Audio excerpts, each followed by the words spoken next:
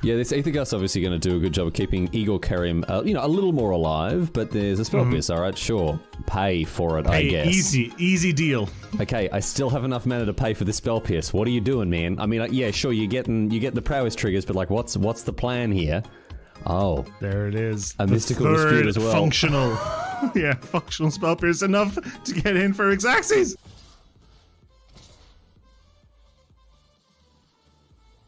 Settle the wreckage. I'm glad you asked. Oh my god!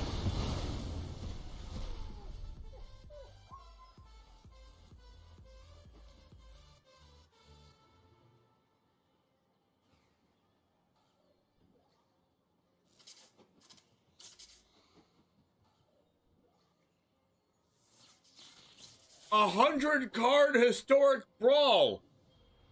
Settle the wreckage in hand after I called it. Riley, here we go. Nothing ventured, nothing gained here. Seasoned Pyromancer can let you ditch your hand in this case to draw 2 cards. And we need exactly 2. We need Bone Crusher Giant and an untapped red source.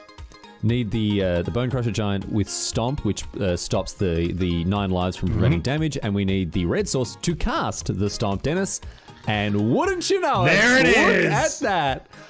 I've always maintained, Dennis, I've always maintained that Magic is a very skill-testing game indeed, and Charizard James is showing us just how skill-based this game is, ripping the actual perfect 2 off the top here, and is going to win the game on the spot because of it. Yo, what's up, Titan Smash? Oh no!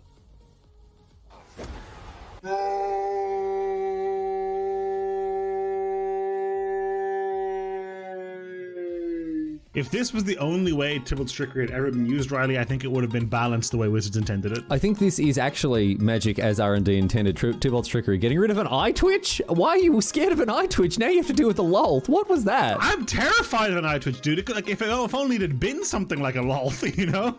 Raise the alarm. We found their win con. We didn't know what it was, and now we know. I've now found their win con. I don't like it. You fool didn't play around Triple Tithe. Listen. My opponent had Sky Tether main deck and then boarded out of all the bad cards and boarded in good cards like Memory Lapse and Teferi. How am I supposed to win if I know that? Their tempo play of 2 soldiers are going to win them the game. Oh, it hurts. Oh, it hurts. It hurts. I can't look. I can't look.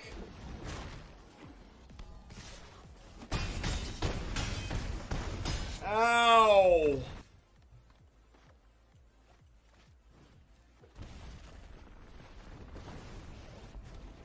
Man, Valkmir is a problem. Nope. Oh no. Wait, what just happened? Why was this 5 mana? Oh no. It came in tap. Oh no! It came in tap. Oh my god! Did we do it? Yes! I attack! Holy shit! I attack! I attack! I attack! Everyone's clenching right now. No! Oh, he lost! He lost! I attacked! No! No! What? Oh, he lost! Oh no! Oh man! What? Okay, I want them to kill this first. So I play this first. And I want these 2 to cast my other spells. No! Stop, opponent! Stop it! Please stop. Please stop. Please don't do it to me. Don't cast another land destruction spell. Please, oh my. Let's go! Not distortion! Yeah! Feel the power of the 6 mana black sorcery. Not distortion, come forth! I summon the winged dragon of Ra!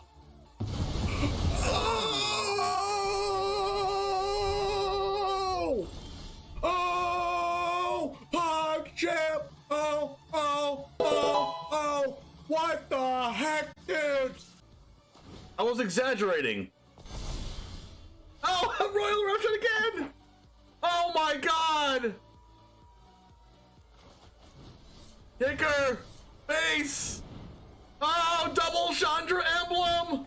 Oh, is this... Yes! Oh!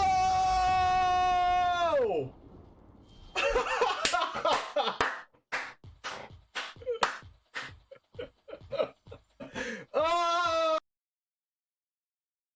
I guess I should just use this anyway.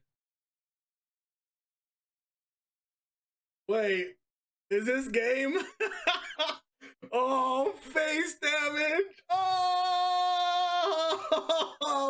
No freaking way!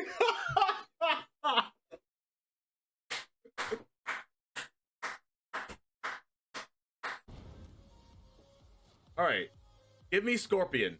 Off the top, right now. It's just too good to be true!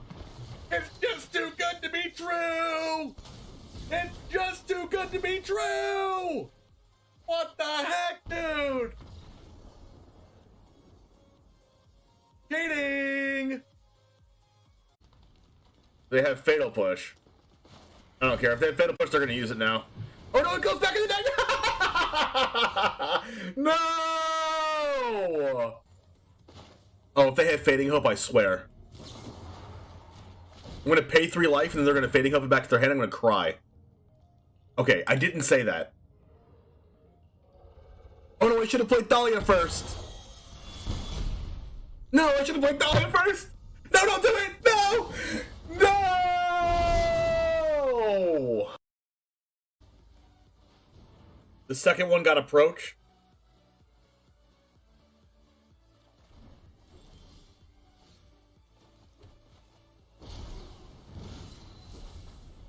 Wait, that still counts as casting, doesn't it? Wait, what? That's the worst possible.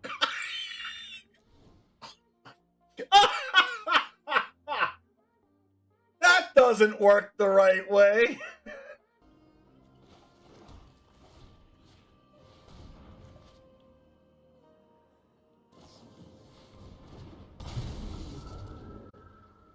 Riley, does your opponent ever make a play that doesn't seem to make sense on the surface, but then over time starts to kind of come together a little more? Yeah, this Aether Gust obviously going to do a good job of keeping Igor Kerim, a little more alive, but there's a spell piece, alright, sure. Pay for it, I guess. Easy deal. Okay, I still have enough mana to pay for the spell pierce. What are you doing, man? I mean, yeah, sure, you get the prowess triggers, but like, what's the plan here? Oh. There it is. A mystical dispute as well. Functional. Yeah, functional spell pierce enough to get in for Xaxes. What is up, gamers? See, you thought I was lying, but I just wanted to have you finish that last clip first. I don't want to go live mid-clip. You gotta watch the whole clip. Duh. What's up, Firedust Streams? What's up?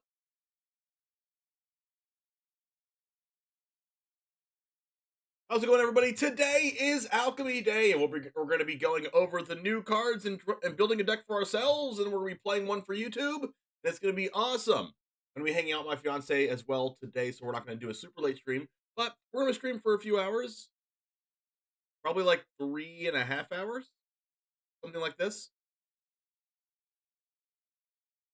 But we're going to figure out some cards that we're going to play with, and we're going to go over all of them right about now. Once I get this set up here, so we'll look at this screen. Okay, guys. Let's look at the list. By the way, just want to let you guys know, I'm super happy to let you guys know that I made my first $100 ever on YouTube. Let's go! The crowd goes wild. I made $100. First time ever. Yesterday, it hit $100. So thank you guys for your support and watching the YouTube channel. If you haven't seen that already, we do decks every single day. And !YT in chat to get there. But first of all, I do want to give a little bit of a shout out to our sponsors of the stream today. Number 1, we're sponsored by Ultra Pro, the standard in safe storage. I have some Ultra Pro deck box is right here next to me. You can click that link to support the DGen gaming community. If you want to see all the DGen gaming creators, type in !DGen in the chat. Also, you can get 5% off of Ultra Sleeves by typing in code DGen at checkout. You can get your favorite content creators on top of your sleeves. So you can do CGB, Eldrazi, MTG Nerd Girl, etc. And you can get 5% off by using code DGen. Speaking of 5% off, you can get 5% off of CoolStuffInc.com. Anything in stock. Cards, deck boxes, sleeves, whatever you want. Everything in the store is 5% off if you use code DGen5 or James5 at checkout. You can also battle against your friends for money at TCG Showdown, and you can also get all the decks, packs, and cosmetics and more at Grey Vikings Games. Okay, now that we have that out of the way, let's go ahead and get that clipped up, and then we are going to go over these cards right now. While we get that clipped up, let's start out with the white mana. Johnny Fresh, what's up? Mike Lamb, profiting. Can we get the WotC profit money here? Can we get all the WotC profiting emotes here for the alchemy portion of this? Who's profiting? Wizards is profiting. Which cards are we going to buy anyway? These cards. Let's freaking go. Actually, the profit emote is actually a good emote to spam whenever I'm doing the shill, right? Whenever I'm doing the sponsor thing. That's funny.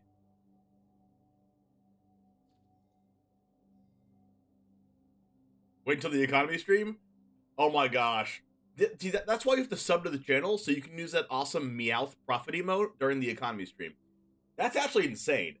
If you want to do that, you should subscribe to the channel. Because you can't use the emote if you don't subscribe.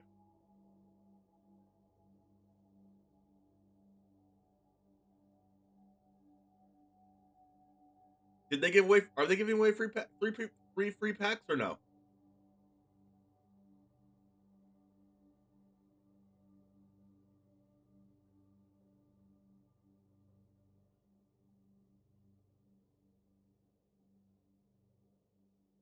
But that 3-digit profit.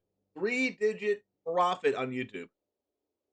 Okay, so let's go ahead and go over the white cards. We can build a deck out of whatever you guys want me to build a deck out of.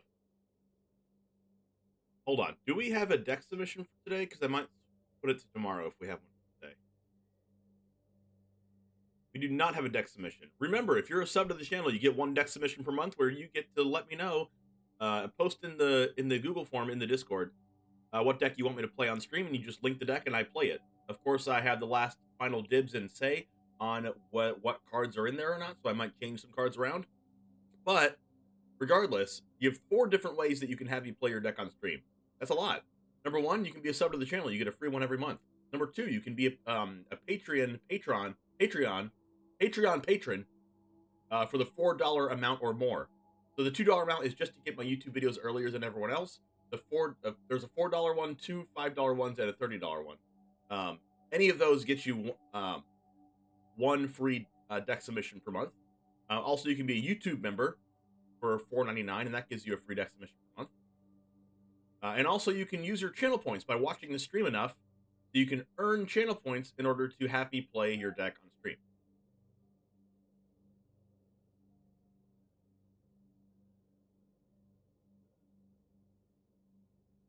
So yes, there is a free-to-play option, and that one is the most economically friendly, of course. If you don't have money, all you have to do is watch.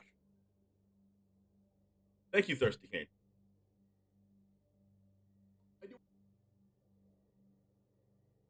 You are the best.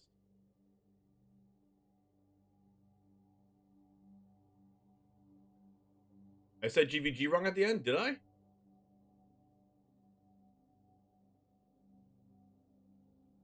I said Grey Vikings Games, didn't I?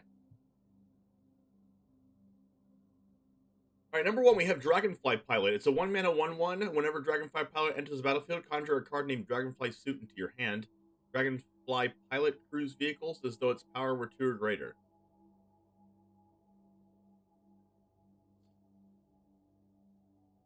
And the Dragonfly Suit is, if I remember correctly, is a 3-mana 3/2 flying through 1, right? Can I see the backside? Can I see your backside, Dragonfly Pilot? Can I see behind you? Guess not. It's a 3-mana 2/1 or a 2-mana 2/1? The pilot. The Dragonfly suit.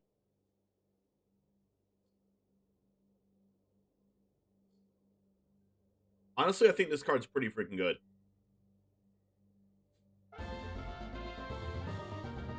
Spice Lord, thank you for the 14 freaking months. Brewing Jund Super Friends in Historic.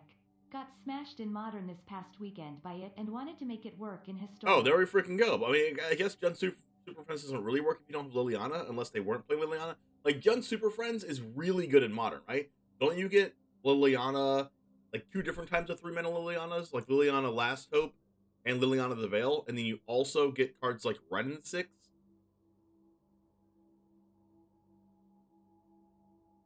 I was right, it is a 3-mana 3/2 token of green draw. Okay, sounds good. Hearth the Lion. Like, Jund Super Friends would look so different in Historic than it would in Modern.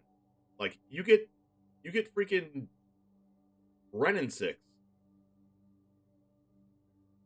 Like, Karn package? Interesting. Yeah, I'd be happy to play something like that. I'm only gonna do like one or 2 Historic decks a month. Honestly, for YouTube. So if I play that deck, it just wouldn't be for YouTube, maybe. But maybe it would be, depending on how long it's been since I made a Historic deck, because people on YouTube don't really respond to Historic content. I'm very good against Rakdos artifacts. True.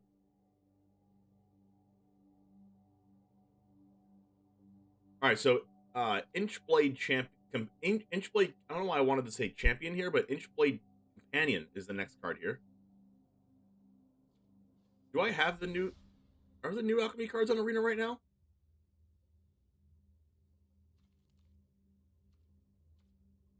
Should be, right?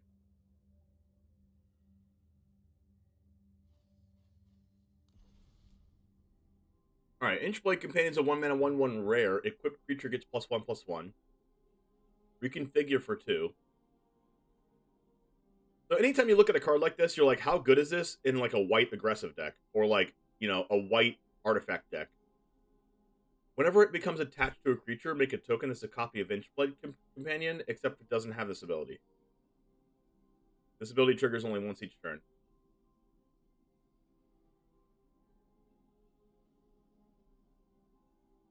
So you make a token that's an Inchblade Companion, except for it doesn't have this ability. But it still has equipped creature gets +1/+1, reconfigure 2, and 1/1.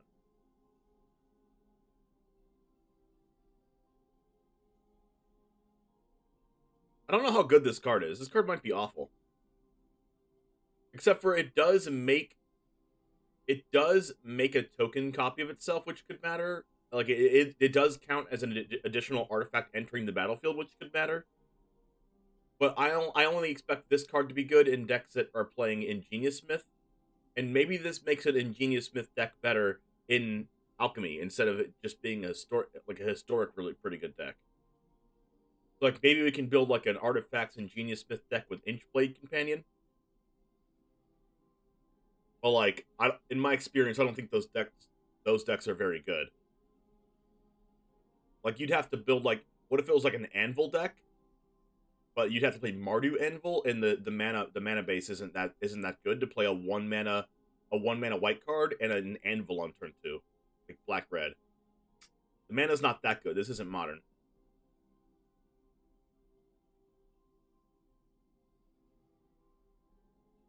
Economy of Transmutations, 2-mana 2/2 rare. When Economy of Transmutation enters the release of the battlefield, choose one. Each permanent in your hand perpetually becomes an artifact in addition to the types.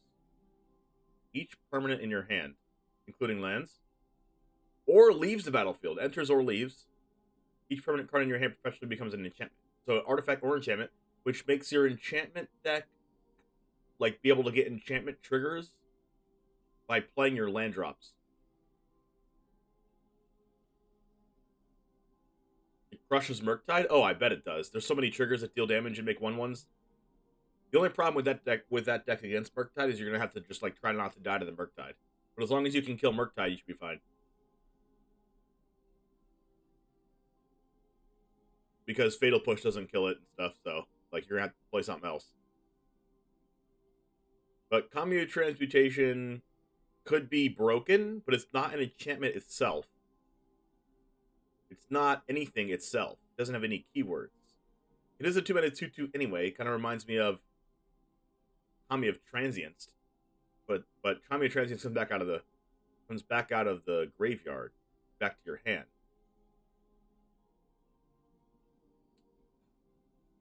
I mean, it's good for artifact and enchantment decks. I don't know how I feel about this in Alchemy. It's probably insane in Historic.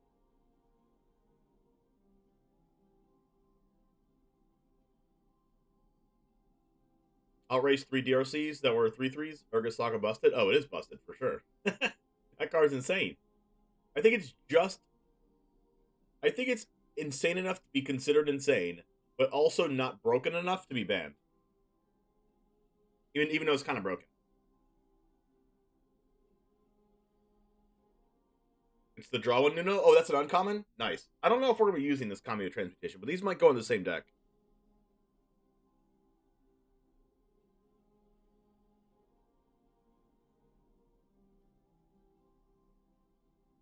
But, like, Commune Transmutation can come back to bite you, right?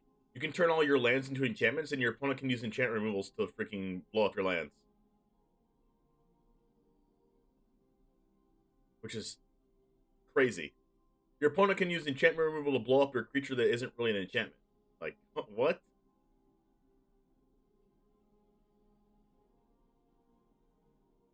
Fragment Reality is a 1-mana instant, exile target non-token artifact, creature, or enchantment. What?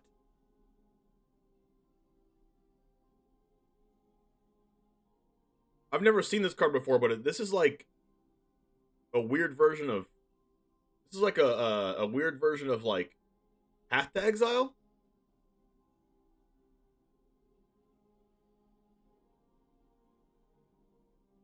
You could have artifact and enchantment normal creatures. That could help Delirium in Historic, which is crazy.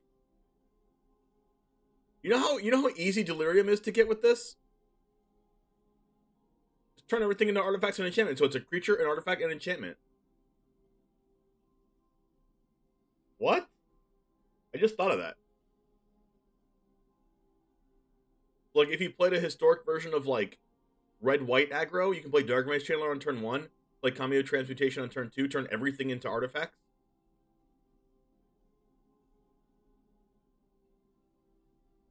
Or turn, like, everything into enchantments, and then anything that goes to the graveyard just counts as 2 Delirium. You don't even, like, you can turn your, like, random cards into enchantments. So, like, you can put a land in the graveyard off, like, a Faithful Looting, and it can be a land and an enchantment for Dragonfly Pilot. Yeah, exactly, Matsy. Fragment Reality could be insane, but it also could be, like, garbage. But honestly, I think this card could be way better in Historic than it is in regular Alchemy. Because, well, actually, this card exiles tokens for free. Because there's no like creature with less mana value than a token. It also exiles 1-drops for free. Oh my god. It also doesn't say non-land permanent. So you exile lands for free? Oh, it says non-token artifact creature enchantment. Okay. So you exile any 1-drop or any, like, creature land, or any, like, you can exile a 2-drop and turns into a 1-drop, but that's not as good. I don't know. But, like, it's also good against, like, your control decks playing Celestis. Because, like, they're not going to be playing any creatures with mana value 2 or less. It's also good against control decks playing Hullbreaker, Horror, and Leer, because they're probably also not playing any other things. It's good against Goldspan Dragon, because they're probably not playing a 4 or lower creature unless they're playing Golden Egg, or whatever it's called. The Dragon Egg.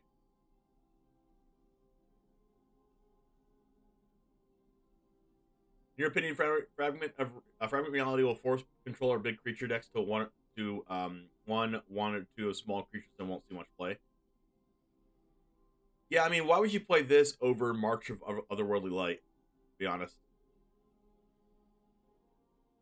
Like, this seems like a historic only card. Maybe it's not even played in historic. It does exile too.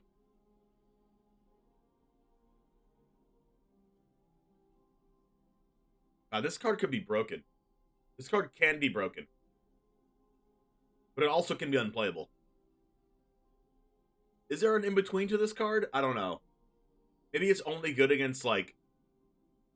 Maybe it's only good against, like, aggro decks that you just hit their one-drop.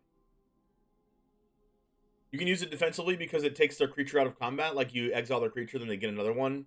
It makes Enter the Battlefield... If this card becomes popular, it makes Enter the Battlefield creatures really strong.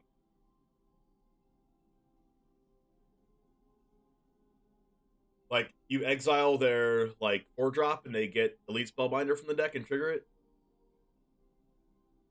Oh, you can use it on your own creature. That's interesting.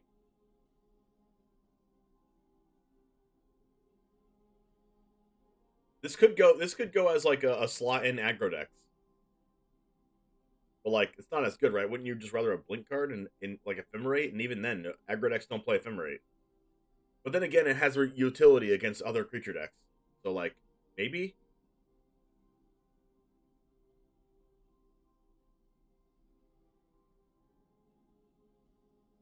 I don't know. This is an interesting card.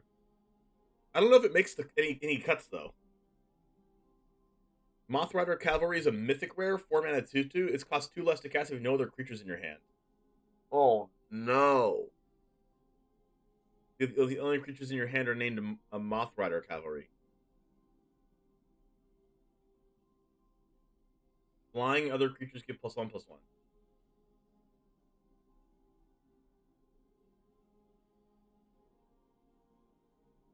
Let's aggro remove Hullbreaker. I mean, so does Fateful Absence, though. Well, like, yeah, you give them a draw. And plus, if your aggro deck if your control opponent has time to cast Hullbreaker Horror and you didn't already Elite Spellbinder it or whatever, then you probably already lost the game.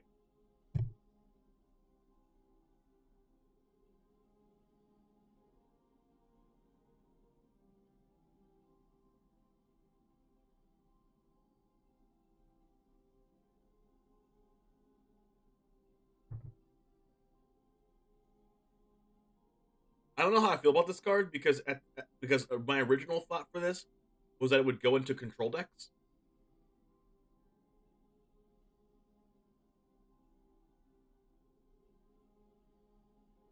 Oh, a tokens deck with this. Interesting.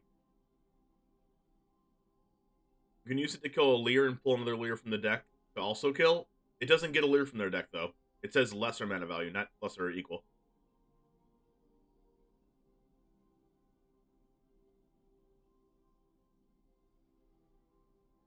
It didn't go very well? Dang it. What if we build like a Mardu tokens deck with this? And also play like Reflections of Kiki Jiki. This being 2 mana is broken.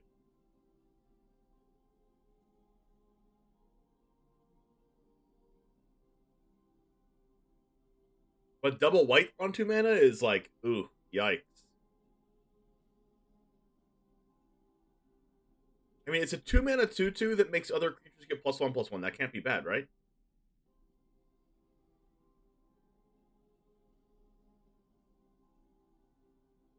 I mean, it could just you could just play your 2-drop random creature on turn 2 and then turn 3 play this, or you could just play this on turn 4. Like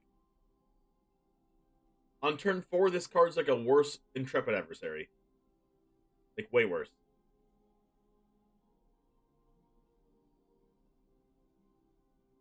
Be a nice break every once in a while, for sure. I mean, I'm excited to explore with this card, but it's also a mythic rare. Like, it makes me just not want to build this. Like, I have to be careful with my money because I don't have a job anymore. Unless, like, you guys are super freaking generous. Or, like, you really want to see Alchemy content. Like, yeah, I'll build it for donations and stuff, but, like, I can't afford this many mythic wildcards.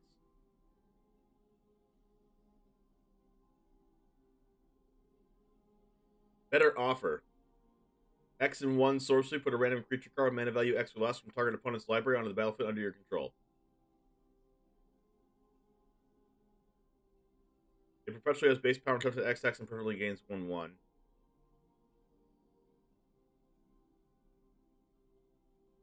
I mean, this could be good against, like, other aggro decks because you have a sorcery you can play on turn 2 that just gets you a creature to block with. It's terrible against control decks. You have to pay 6 mana to get their Goldspan Dragon.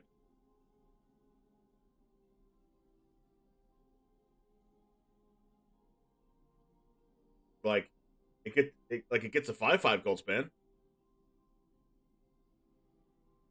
with Ward 1. Like, you can pay 5 mana to get a 4/4 to get like a Hanada with Ward 1. This card might be just too random, but it could just be like a fan favorite. Rewards knowing your opponent's deck. There's no way to know your opponent's deck in a random tournament. It's probably way better in a freaking open decklist tournament, though. Imagine paying low to get a low drop out of your deck with a better stat line. Target opponent's library. Like, you can't get one out of your own.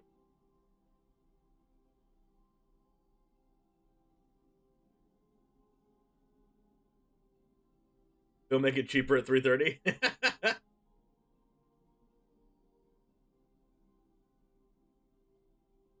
It buff creatures to XX, so it could be very weird results. Yeah, it's weird, right? It could also nerf your opponent, your opponent's cards. Like, you pay 2 mana, X equals 2, so you pay 3 mana for this, and you get like a Thalia, and it's a 2/2. Like, yeah, that's better, right? But you could, you know, you could get like a worse statted card somehow. Siphoner is a 4-mana 2/2. It costs 2 less to cast with no instant or sorceries in your hand. When it enters the battlefield, return an instant or sorcery from your graveyard to your hand. If it would die, shuffle it. Dead. So you're incentivized to use all of your instants and sorceries, and then cast this. And then this, for 2-mana 2/2, it just returns an instant or sorcery from grave to hand, and then it shuffles back in when it dies. I don't know how good that is. Like, it seems broken, because you're like, oh, Snapcaster Mage! But, like,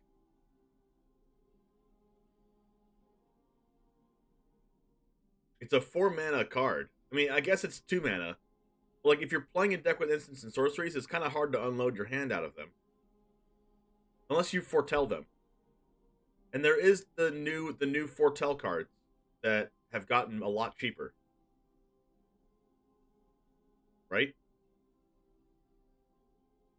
You technically play this in a foretell deck.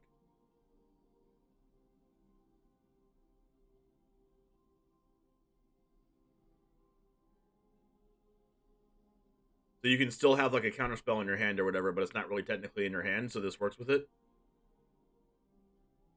Experimental Pilot. Or you can have like flashback cards that this works with, because they're in the graveyard technically. Experimental Pilot is a 1-mana 1/1, Ward 2. Wow. Pay 1, discard 2 cards, draft a card from the spellbook. It crews vehicles as though it's power 2 or greater. Whoa. Experimental Pilot. Draft. Experimental Pilot MTG Draft Spellbook.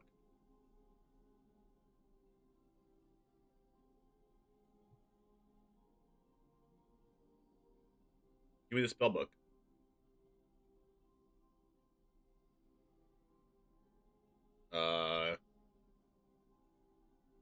Is it going to give me the Experimental Pilot spellbook? Okay.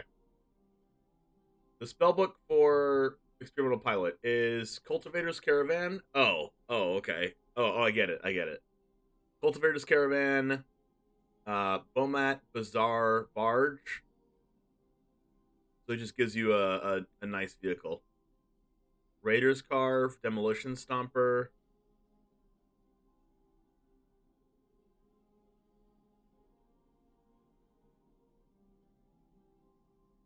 Oh my gosh, you know, I just had an idea. Demolition Stomper plus a Sararak. A Sararak crews this. Crew 5. But it's 6 mana. You have to, like, cheat this out somehow. And it's a 10 power card. That can't get Vanishing Burst.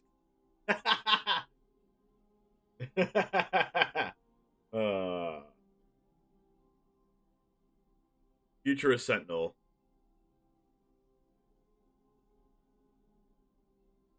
Mech Titan Core.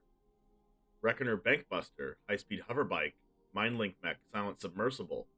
Remember when I thought this card was good? Mobile Garrison. Untethered Express. Oval Chase Dragster. Trample Haste is a 1 toughness. Jeez. Daredevil Dragster. A Velocity counter? Thundering Chariot. Wow, you can't even get Looter Scooter with this? What if they put Smuggler's Copter in Alchemy, but you could only draft it?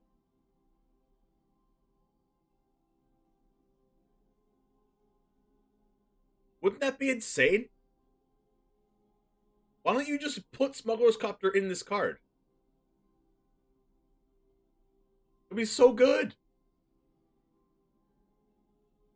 1 mana 1/1 War 2 is like kind of crazy though. You have 3 Moth Riders in your hand right at the moment, and they're all worth 2 mana. That's broken. Wow, so you're gonna have a bunch of 4/4 Moth Riders? Yeah, they put other broken cards on spellbooks. Just why not put Smuggler's Copter in there? Like you can't even cast it until turn 3 anyway with this. You have this on turn 1, and then you on turn 2 you pay 1 mana, discard 2 cards, and you draft. Turn 2 you just on turn 1 you play Experimental Pilot. Turn 2 you just play a land and pass. Turn 3, and then when on your opponent's end step, you use this, discard 2, draft the Smuggler's Copter. Turn 3, cast Smuggler's Copter and another 1-drop, and then turn 5 or turn 4 you get to attack with Smuggler's Copter. That's fair.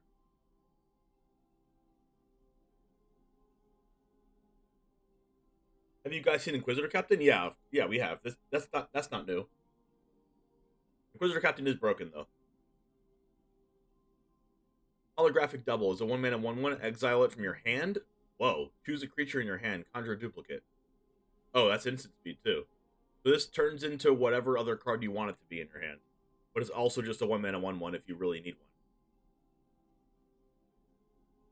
That is weird. I don't know if that's good or not, but that's probably not good. I mean, it's good if you have, like, the zombie amalgam card and you want, like, another copy of it.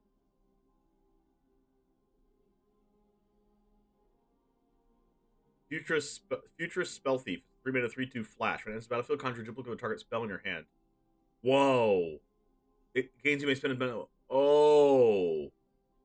It doesn't actually counter the spell, though, but this reminds me of Spell Queller. 3 mana 3/2 flash, and then you get any spell. You can even get your own spells. You can even get creature spells. You can get your opponent's Inquisitor Captain. You can get your opponent's...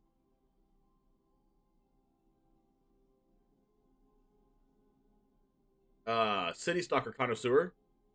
This card plays around City Stalker Connoisseur. This card is perfect for Mr. Steal Your Deck. Yeah, it is. It really is. What if your opponent goes City Stalker Connoisseur and then you flash Futurist Spell Thief in response, get their Connoisseur, and then their Connoisseur discards your copy of Connoisseur? So, like, this saves your hand from that card, technically, and also attacks profitably into that card. But technically, this card always is a flash 3/2 that draws a card. Why are all these cards rares? They did not have to make every one of these rare. It's look at how many rares there are. If you want to build this deck, you have to craft like 12 rares. That's so stupid. How could they be so greedy? Columbo, how can you put the $ there and not use the profit emote? Use the profit emote, it's there for a reason! It's brand new, use it!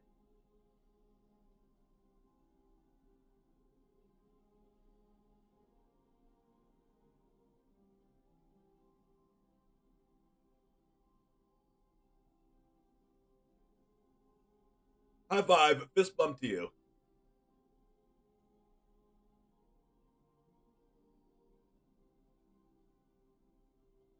Okay. Futurist Spell Thief is a card that I really like. It's a 3-mana 3/2 that draws a card and has flash. The problem, though, is that it's a rare! Again! 3-mana 3/2 flash that draws a card as a creature. Semblance Scanner.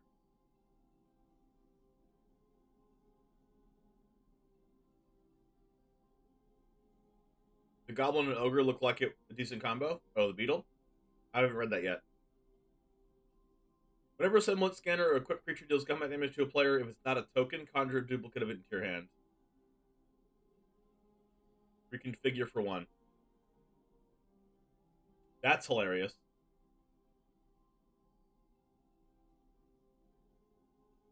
It's an artifact. Its reconfigure cost is really low. It's colorless mana. It works well in... It's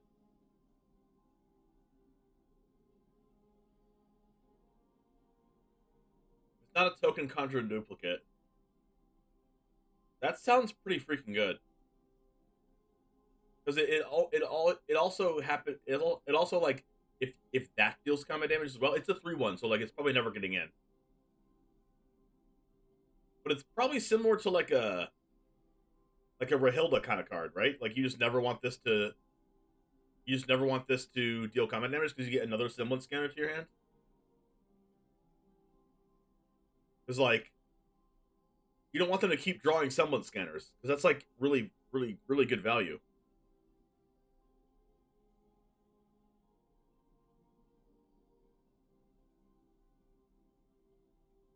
Patchwork Enthusiast Semblance. You can keep getting... You can go Patchwork on turn 2, Semblance Scanner on turn 3, but you don't get a copy of Patchwork on turn 3. You get a Patchwork on turn 4 if it deals combat damage. Artillery Enthusiast. What is that card again? I feel like I read that card. Where's the card? Oh, it's red. I don't know how I feel about Semblance Scanner, to be honest. It's a 3-mana 3/1. It's probably not getting in. There's a lot of white. There's a lot of white and white-red aggro decks. There's the Gruul deck. There's like Thalia in the format. Like this isn't getting in with this. It's good with menace creatures, but like casting a 3-mana 3/1 and also have a menace creature and also have it not die is a lot to have go on.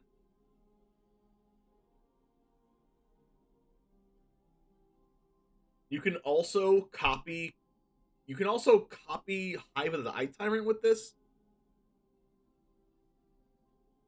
You animate the land and then you reconfigure onto the land and then you deal combat damage and then you get another land and then you play it. It's good with Hive of the Eye Tyrant. It hits your land drops for you. But that's probably a lot to have go on, right? That's a lot to have happen. You gotta really work around this.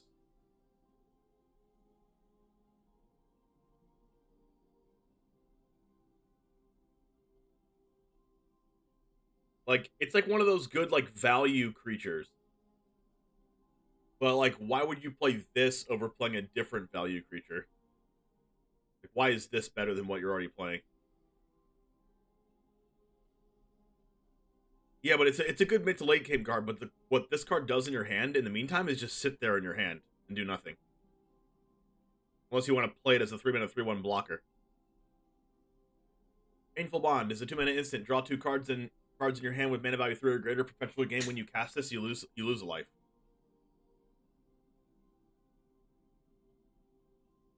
Draw 2 cards at instant speed for 2 mana.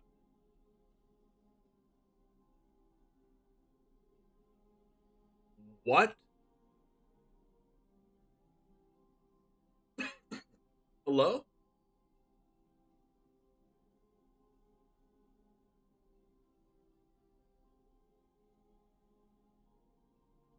How is this not a sorcery?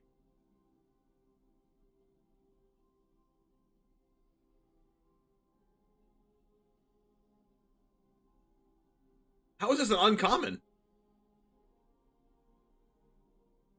Okay, so you're telling me that you're gonna make Futurist Spell Thief, Holographic Double, and Semblance Scanner as rares, and you're gonna make Painful Bond an uncommon? No. Please blow up the chat. We need more chatters in here. If you have access to fingers and access to a computer or your phone keyboard, type something. All right, I know Twitch chat's gonna type the word something. Okay. No, your Twitch chat.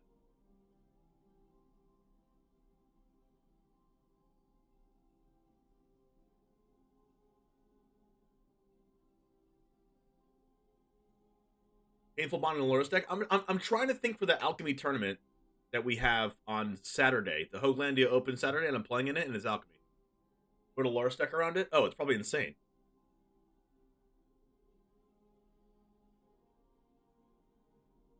Anvil, yeah. Draw 2, then cards in your hand with mana value 3 or greater. Perpetual game. When you cast this, you lose life. I'm trying to figure out a way that you could just play this even though your hand has mana value 3 or greater cards in it.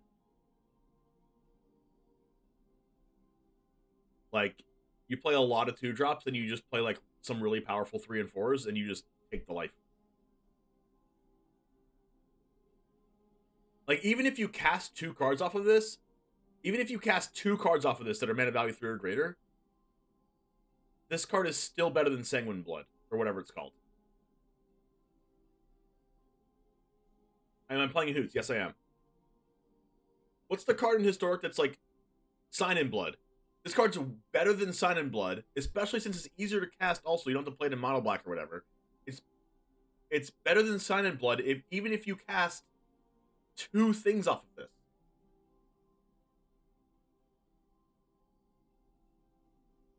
And if you cast anything less than 2 mana, it's freaking free. Is this the best draw spell in Postmodern Magic? Probably not. Best draw spell in Postmodern Magic is probably like... Wait, Postmodern? Postmodern, you mean like in Alchemy and Standard and Historic and Pioneer? Is that what you mean by Postmodern?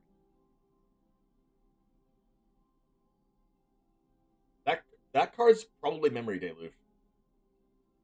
The best draw spell? It's like Memory Deluge or like the 4-mana red card that discards a card and makes 2 treasures. And also Expressive Iteration's insane.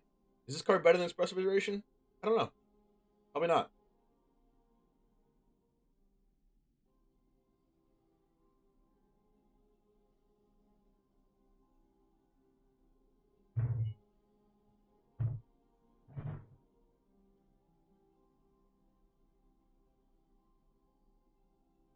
One second. I'm going to message my fiance real quick.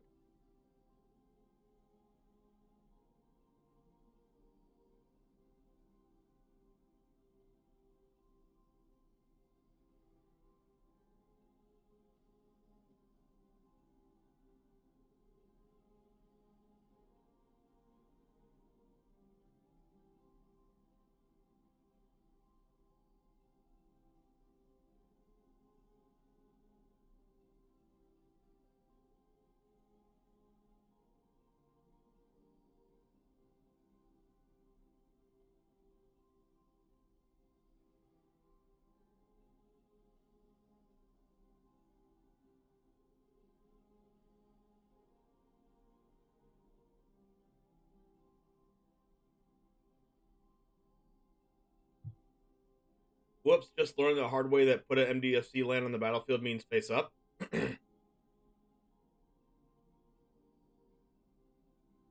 Wait, what?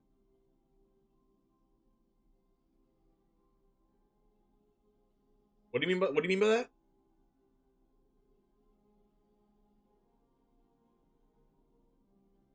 Oh, like, wait, what card does that? Are we playing with Painful Bond? The green Kami will put the MDC and land on whatever is the front side of it.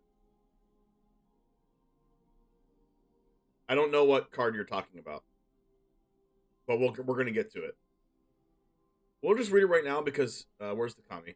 Kami of Bamboo Grows? Oh. Yeah, because it doesn't count as a land card in your hand.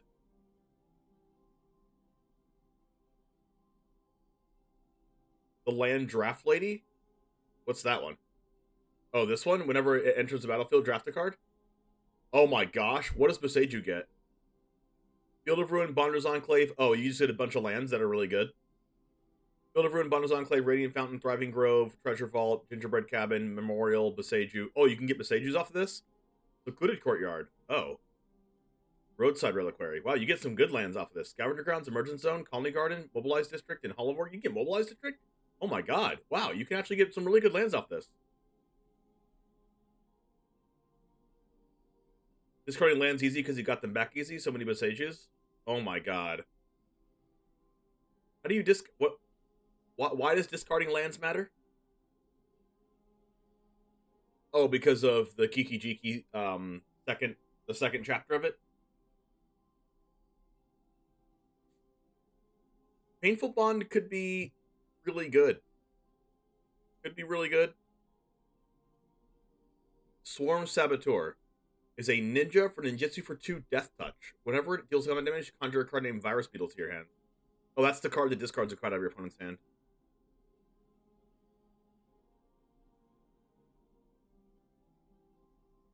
Kami of Mourning, 3 mana, 3/2. Whenever it enters battlefield, target creature you control or creature in your graveyard perpetually gains. Whenever a creature you control with greater mana value than this card dies. I think this card is too situational.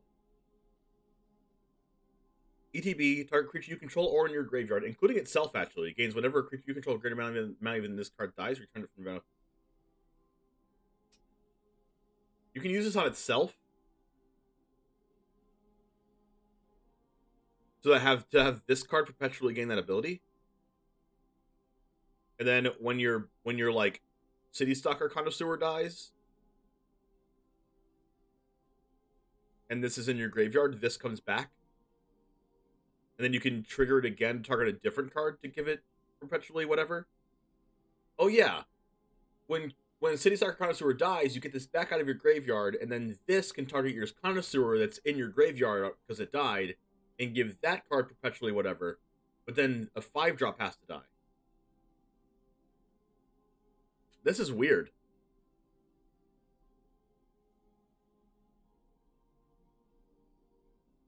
Kami of Mourning on turn 3 after you cast like a... What's a good turn 2 black card? I don't know. Let's just say it's Rahilda. Rahilda on turn 2. Kami of Mourning turn 3. Target Rahilda. And then they kill Rahilda. Not on the stack, but they kill Rahilda like the next turn with Blood Chief's Thirst. And then, whenever Kami of Mourning dies, Rahilda comes back down.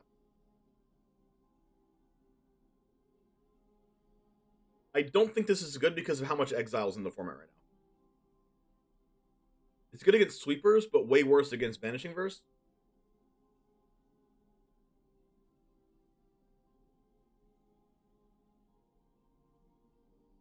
And also way worse against March of Otherworldly Light. Like, you could play this in your deck to get, like, some crazy, like, you know, death trigger deck with Deadly Dispute or whatever. Like, this is obviously the best in like, Deadly Dispute and Skullport Merchant and stuff. Maybe, like, this is good as, like, a 1 or 2 of in the Anvil deck.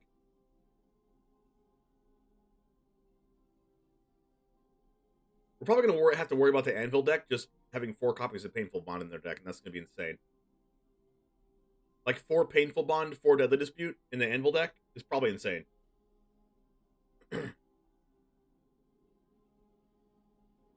Undercity Plunder, 2-mana sorcery. Target opponent discards a card, then they may discard an additional card. If they don't, conjure a duplicate of a random card from their library into your hand. If it perpetually gains, you may spend as mana as though, blah, blah, blah. This card good?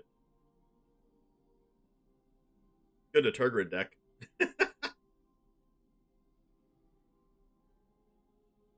Gosh, is everything going in Mr. Steal Your deck? I'm gonna have to like put 12 rare wild cards into Mr. Steal Your deck. They don't conjure a duplicate of a random card from their library into your hand. Like, it could be a land. Like, the odds of you getting a land from this is so strong. It's, like, so high. Like, you get a land from this deck, like, 40% of the time.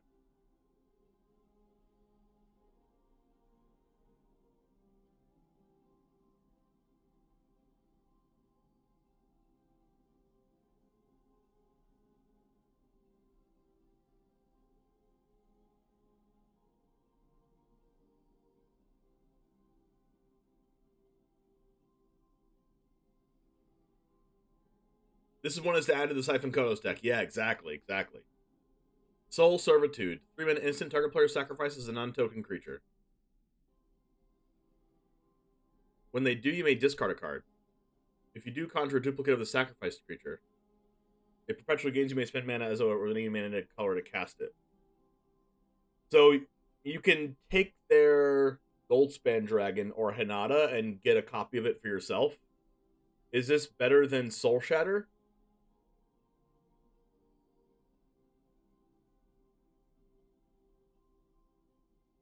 Like, Soul Shatter automatically takes their best, most expensive creature.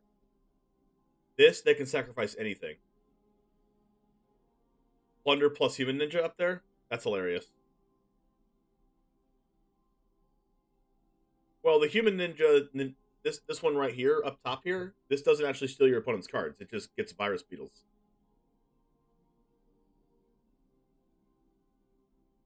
Consuming Oni's a mythic rare. 2 mana 6/6 Flying Menace. Beginning of your end step, it's 4 mana. Beginning of your end step, a random non-land card in your hand perpetually gains when you cast this spell, you lose 3 life. What?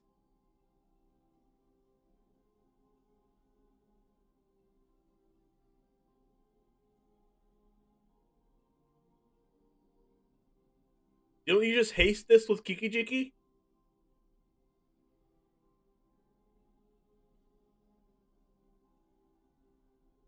The player that forces a discard. Oh, that card. Oh, yeah.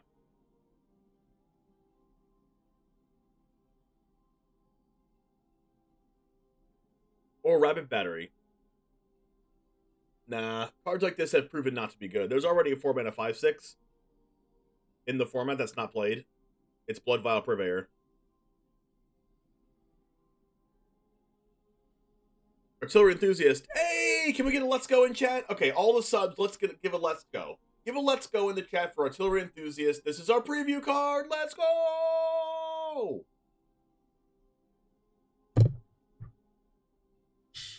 Or the Goblin Samurai, true. Anything that gives haste. Oh, crap! Turn 3 Reckless Stormseeker, turn 4 that, attack with a 7/6 with haste. 7/6 haste Flying Menace 6/6. 7/6.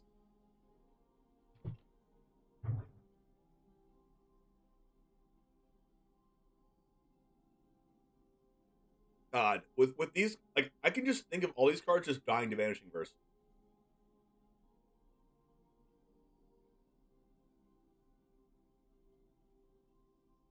Jund and just go Partners.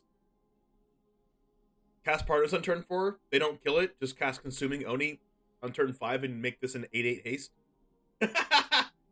8/8 haste Flying Menace. Hit you. Go. That'll be hilarious. We're gonna build that for the memes. The thing that this card lacks is like other interaction. And it also his downside is huge. Honestly, you could just play anything in this spot and it'll be better. Like, if you play the Rakdos Dragon, the 3/3 that gets +1/+1 when it taps, and you can save it, it's just much better than this card. Like, why would you play this when you could just play that? Like, 6 damage in a huge chunk is not really much more than 4 damage. Because you can just do 4 damage and it, like, also kills your opponent if they can't deal with it. It's also harder to deal with and also exiles their stuff.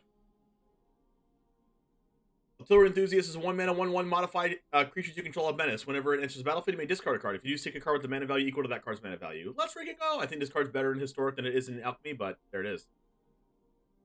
It's for the memes, not for the ranks. True. True that.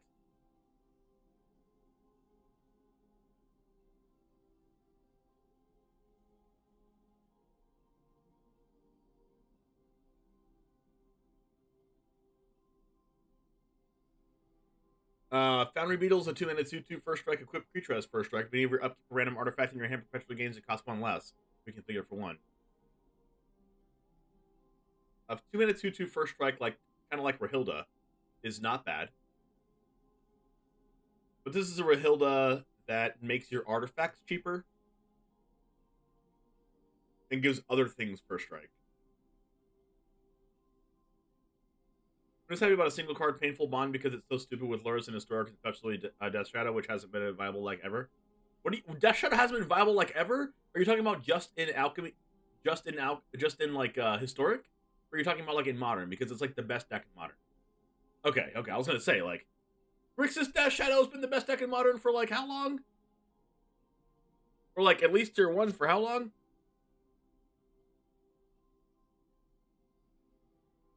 I don't think this card's actually good.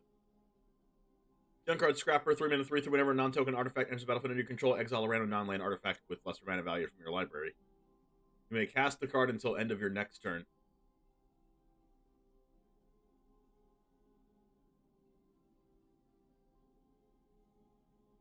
I can see this being a very playable in Historic. As in some kind of combo deck. You can play a lot of artifacts and have like the 1/0 mana artifact that you care about, and then you just like get the card. And you cast it for 0. This can like search up your Tormod script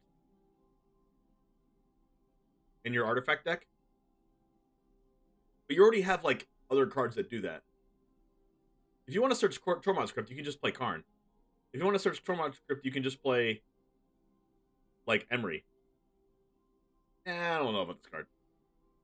If you want to search Tormod script, you can just play like the Goblin that just like pitches an artifact and you just get it back. Yeah, I think Enthusiast is good in Madness, and weirdly enough good in Phoenix. Bell's Breath Ogre, which I call this Intense Kavu. 3-mana 3/3, starting intensity 1. Whenever it attacks, it deals damage equal to its intensity to any target, then perpetually increases its intensity by 1. I don't know how good this card is because it's only good if you can give it haste. It doesn't do anything when it enters the battlefield, so like I don't know, it's an ogre shaman, so like it's good. I guess it's good in shamans, but like not really. It's an artifact creature, which could be a thing. I don't know why this is an artifact creature though. Okay, this is why, but I don't think this is good. Like it's good when it attacks. Like, but a rare though. Molten Impact is 2-mana sorcery. It deals 4 damage to target creature or planeswalker. If excess damage is dealt this way when you cast your next instant of sorcery, it deals damage equal to this excess to target creature or planeswalker. I think this card's busted. Like, yeah, it's a sorcery. Yeah, it doesn't exile. But, like, holy crap, is this insane. Yeah, that's where the profit emotes come through. How do you rate the not Snapcaster? It's okay. It's a little bit above average. But, like, it doesn't cast the card. It gets back to your hand. And, like, you're not guaranteed to have it as 2 mana. It could just be 4 mana. Like, it's kind of good because when you have 4 mana, you can, like, when you have 4 mana and 3 of them are blue, and you don't have any instants of sorceries in your hand, you can go, like, snap that in, grab your counterspell, cast your counterspell, which is, like, good, but only it's only efficient enough if you don't have any instants of sorceries in your hand. It's good when you have, like, Foretell, and, like, turn 2, like, here's the game plan, right? Turn 2, Foretell, counterspell, right? Turn 3, Foretell something else. Now, turn 3, like, I don't know. play a land and pass, and then like bounce their creature with Fading Hope, and then play your counterspell. And then turn 4, flash that in, add back your bounce spell, cast your bounce spell, or like turn 5, cast that, add back your Saw It Coming, and then play Saw It Coming. Like, I don't know if that's good enough. Like, it's kind of Snapcaster, though, because, like, Snapcaster, you still have to pay the mana for it.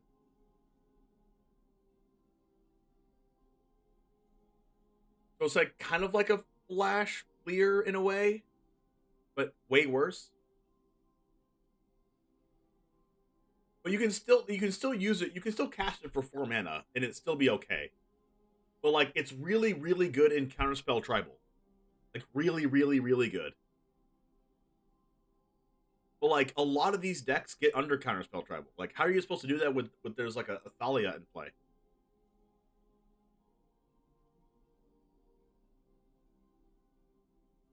Or, like, I don't know. Like, the card's, like, pretty good. But, like, also Graveyard Trespass was a good card in this format. So, like, I don't know. Also, those cards are kind of expensive when it comes to City Stalker Connoisseur, so they will, like, probably always get discarded.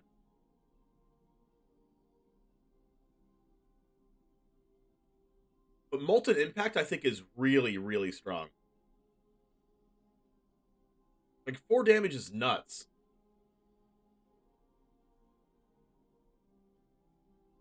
I might actually build Mardu. Like, Mardu Alchemy, and just play that. Instead of, like, play with fire or something. Forgeborn Phoenix is 3 mana 2/2 flying, equipped creature has... Of course they'd make a Phoenix, why not? Mythic. Reconfigure for 1. How's it going, Mike? Whenever a Forgeborn Phoenix or equipped creature dies, it perpetually gains whenever a equipped creature you control deals combat damage to a player. Or Planeswalker, return it from your graveyard to the battlefield tapped. Oh. Wait, what? When it dies. When Forgeborn Phoenix or equipped creature dies, it perpetually gains whenever an equipped creature you control, any equipped creature, deals combat damage to a player or Planeswalker. Return this card from your graveyard to the battlefield tapped.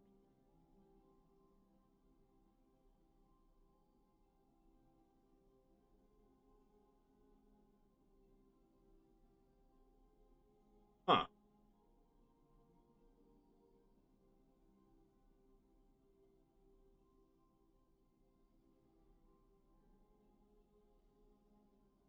This is really good in a reconfigure deck. Like, really strong. It's especially good with cards like City Stalker Connoisseur. That, like... You just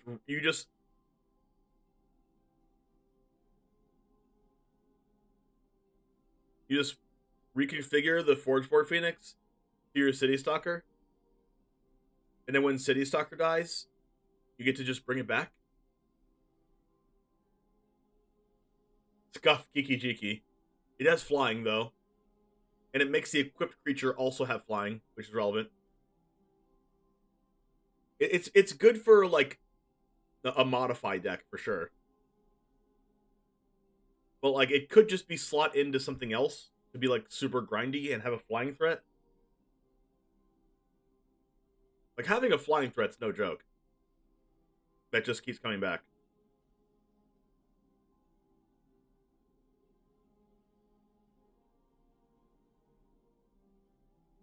I might just... I don't know, it's double red, though. Hami of Bamboo Groves is a 1-mana 1/1. Oh, this card I love. ETB, put a land from your hand in the battlefield tapped. Sure. Mike, 50,000 channel points. Thanks for watching for that long of a freaking time.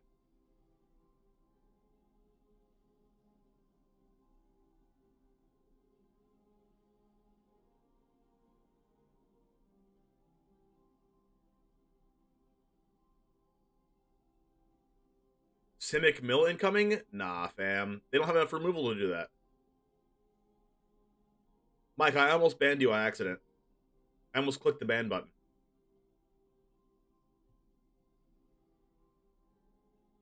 But welcome back to Jamestown! This card puts land on the battlefield tapped, and when you like top deck this late game, you just pay 3 mana, discard it, and then conjure 2 cards named Forest. So you just like get land drops. Really, really good. One of the problems with like landfall decks is that you draw your Arboreal Grazer too late in the game and it doesn't count as a land, so it's just like awful. But this you draw and you still get your land drop. So like really good with, really, really good as like a Felidar Retreat card. Really, really good as like a one of those. Gask, thank you for the 5 gifties. Bloofies, Ryman, Jim Davis, Minus and Apoth. Thanks for joining Jamestown. Welcome, welcome, folks.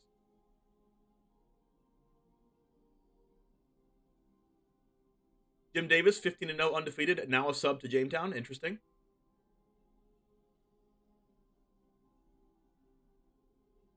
Let me know, Gask, if you want. Let me know, Gask.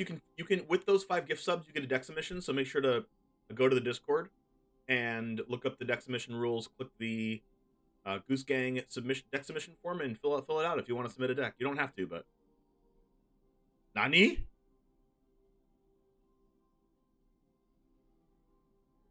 Really good in a Felidar Retreat deck. Really good in a Landfalls Matter deck for sure.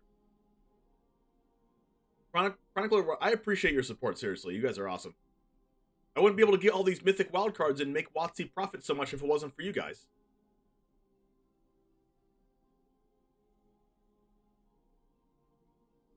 And honestly, all you new people in chat, okay, you guys get the profit emote as well, so let's use that profit emote while we're talking about Alchemy.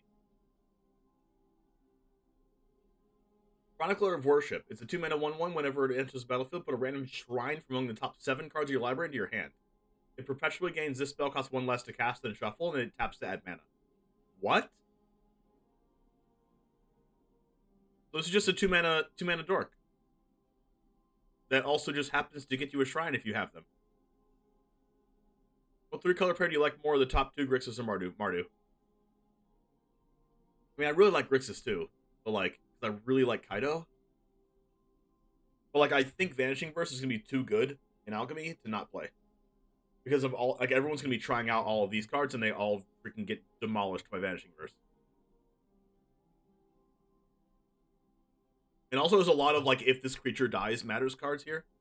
The Seiju Pathlighter, this is a card Crokeyz was playing and copying it and stuff. ETB draft a card and you just like draft a land. So like this automatically hits your land drop and it can also get creature land. Do I like Grixis or Mardu for standard? Oh, Mardu even more. It's a lot closer if you talk about Alchemy. Spartacus, thanks for the follow.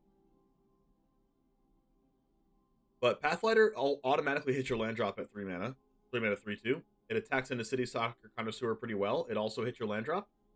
Did I say it hit your land drop already? Could be good.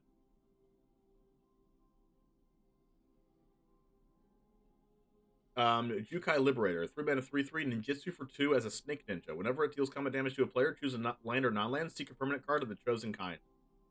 That's interesting. 3 mana 3/3 ninjutsu for 2. So you can be attacking for 3 mana on turn 2 and you draw a card. This is an auto-include for mono green aggro. Only if you have a mono green aggro 1-drop.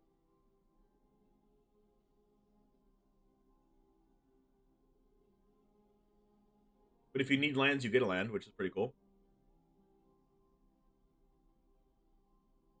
Does mono green need more 2-drops? Ascendant Pack Leader or Tenacious Pup? Oh, that's true. I forgot about Tenacious Pup. But this doesn't work on turn 2 with the pup. Oh, you get the pup back. So then the pup becomes a 2/3. And triggers again on your next turn. Runaway Growth is a 4 mana starting intensity 1. Enchant land. Whenever enchanted land attached for mana control adds additional amount of green equal to the Runaway Growth intensity. Perpetually increase its intensity by 1. I think this card's awful because it's 4 mana. Like, yeah, it gets you a lot of mana later on in the game, but not fam. Wait, unless you go infinite with it. Unless you like play this on turn 5 or turn 4 if you have a mana dork, and then you go turn 4, give the land intensity 1, tap the land, and then you untap the land, and then you tap it again. And that taps for 2. And then you untap that land, and then it tap it again, taps for 3. But, like, if you don't have a way to untap this, it's bad. And you have to have the way to untap this, and also have this card. Forceful Cultivator is a 4-mana 2/3. It costs 2 less if there are no lands in your hand. When it enters the battlefield, search your library for a basic land, put it in the battlefield, tapped, and shuffle. This card's broken. So, like, we're playing 19 land mono green now? Because this card just is a land? Where do you post a deck list submission? In the Discord, under the deck submission tab, read the rules, fill out the form, and then I can play your deck. Not today, but...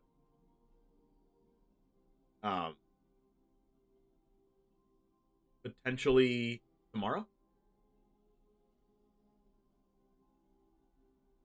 I don't do deck submission the day of. I usually do it the next day, unless there's like an additional tippage going on. Forceful Cultivator. This card might be insane. Imperial... Is this the only multicolor card? 3-mana 2/2 double strike whenever a samurai or warrior you control attacks alone. Draft a card from the spellbook.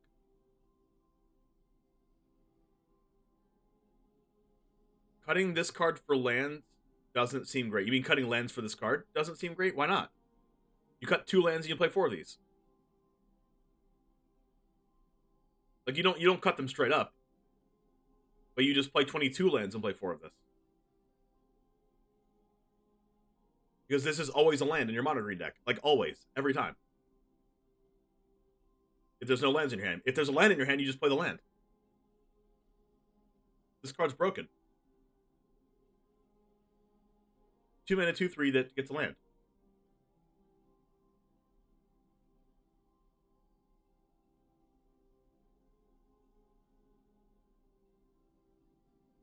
I don't know how this card isn't broken. Unless you cast Chariot on turn 3. Or whatever other 4-drop you have. Not only does it get a land, but it ramps you.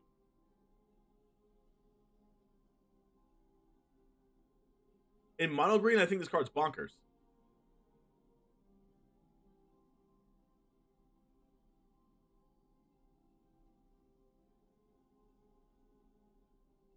Like, this is probably a better turn 2 play than, like, Werewolf Pack Leader.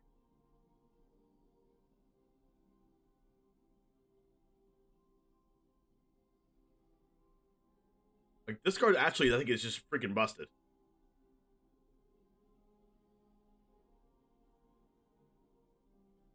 It doesn't have to be a forest, yeah, but if you're playing on turn 2, you're probably playing mono green. Interesting that it doesn't have to be a forest, though.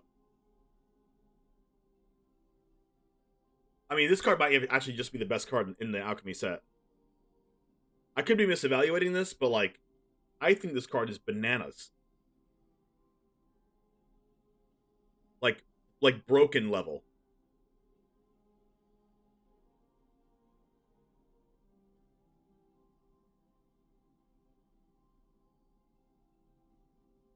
If you have this in your hand, you keep it to... Yeah, you keep it to lander. Yeah, of course.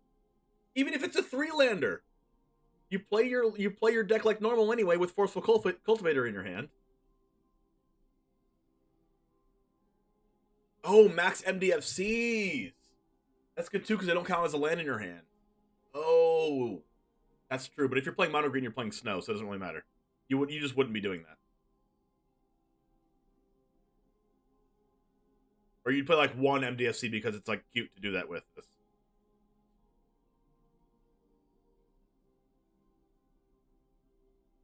But my point is, on turn 2, you play Forceful Cultivator. Even if you have another land and you don't play this on turn 2, you play it on turn 3, and now you have 5 mana next turn for Ren or whatever. Or like, 4-drop plus Snakeskin Veil. Or 3-drop plus Snakeskin Veil if you miss your land drop. Like, this card is broke. I'm telling you, this card's insane.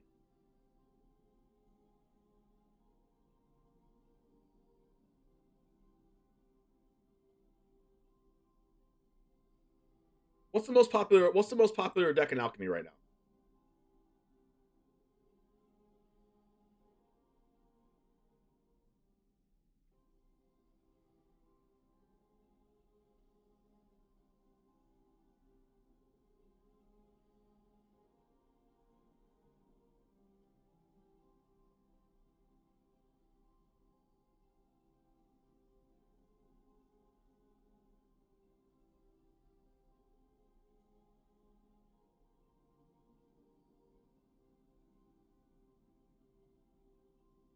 Its floor is Quandrix Cultivator, so if ramp is good, this card is nasty.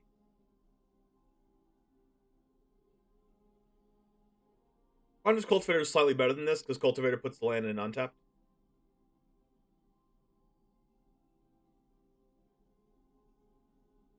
It's good because there's no actual other ramp cards. Well, there is, but they're just mana creatures. Right? Like Tangled Florahedron and like the other snow mana creature that untaps a basic untaps a snowland. Which they already play.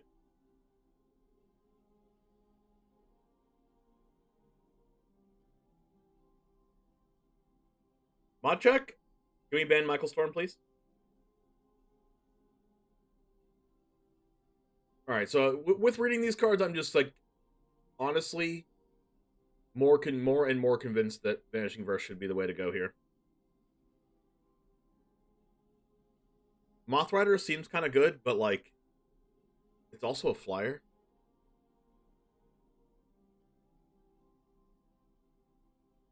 Thank you, Nuno.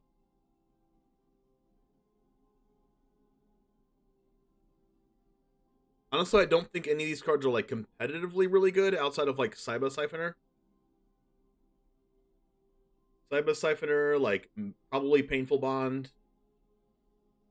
Probably Soul Servitude in like the sideboard.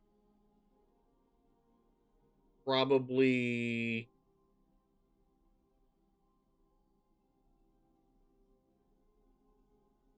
Forceful Cultivator if Mono Green's good.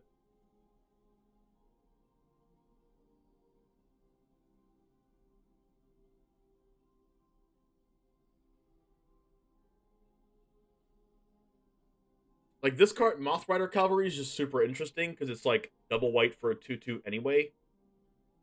If you have no other creatures in your hand, or if the only creature is Moth Rider.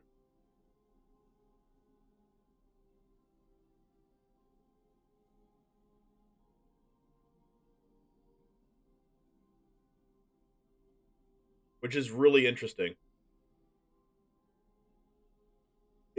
But the question of this card is it also good as a 4-mana 2/2 buff? Probably only in mono white. Because why would you play this instead of playing like Wedding Announcement if you're not just playing mono white? You just play Wedding Announcement over this card every time. Or you just play this in your Wedding Announcement deck.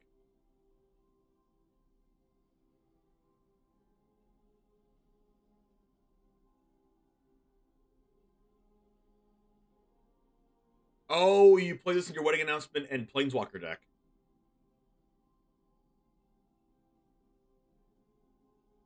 So you just have Planeswalkers that make creatures in your, like, black-white aggro deck?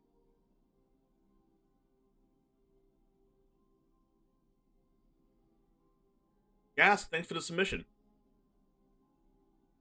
Let me check that one out.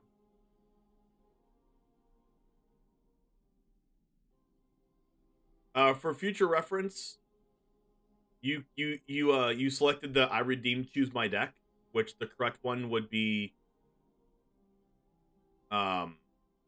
tip donation, and then in the donation amount, just type gift subs.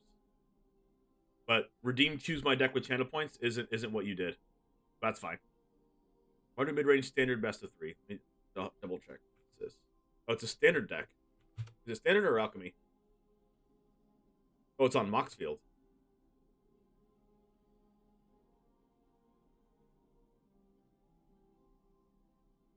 Sorin Wandering. Okay, so it's not standard, it's alchemy. Oh, so it's the adventure deck. It's Mardu Ventures with Fable. Seastalker, Spellbinder, Intrepid Adversary, Liaisa, Skyclave. Oh, I think this deck's like probably competitive. This is based off of the black-white Adventures deck, Splashing Fable. Unless that deck also played Fable. 2 to rest, 2 march, 2 power word, 2 vanishing verse.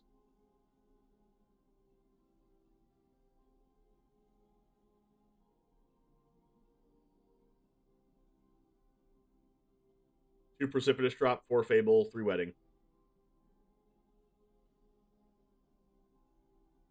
This deck's probably competitive.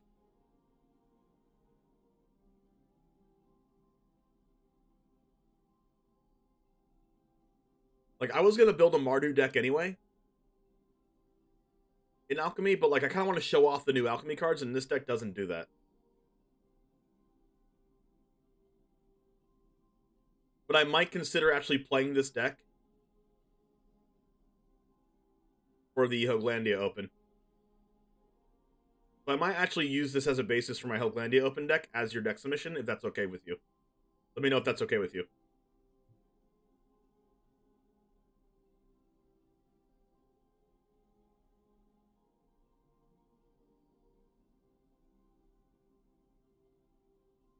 Alright, so what deck are we building?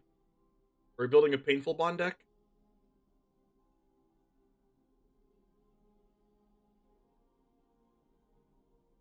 Are we building a green deck? What if we just build Forceful Cultivator? God, it's a mythic. Crap. It's 3,000 gems for how many packs? 15 packs?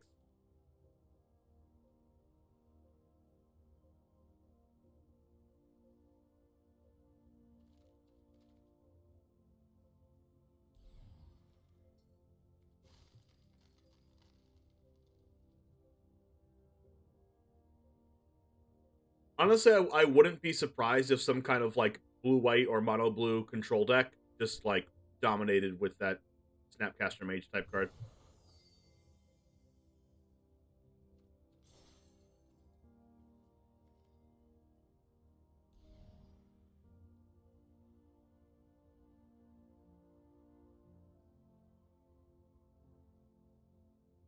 I see we're reviewing the cash grabs. I mean, new Alchemy cards. Excuse me. I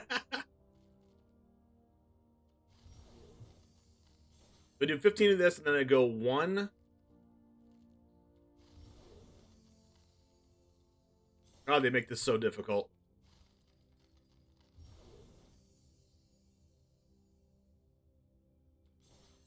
They make it so hard on purpose to get multiple packs from gold.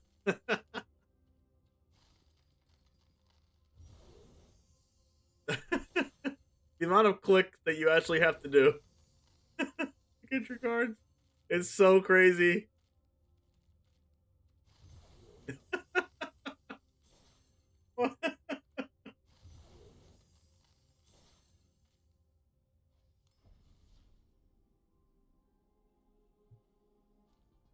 Did you mean to send me the Alchemy one, or did you mean to send me the standard one?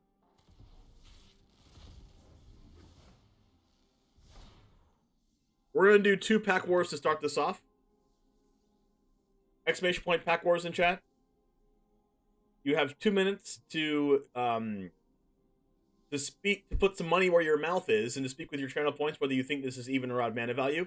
Please guess in the chat as well. This is an also thing. What rare or mythic you think this is, and if you get it right, you get a gift sub. You can't guess rare or mythic wild card or gem. Let's go!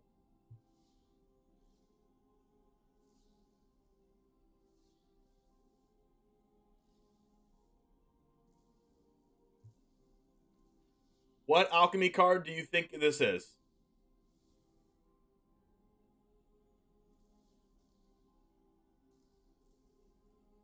It's Forceful Cultivator. It's the Moth. It's the Flying Mythic Ogre Oni thing. Alright, any other guesses?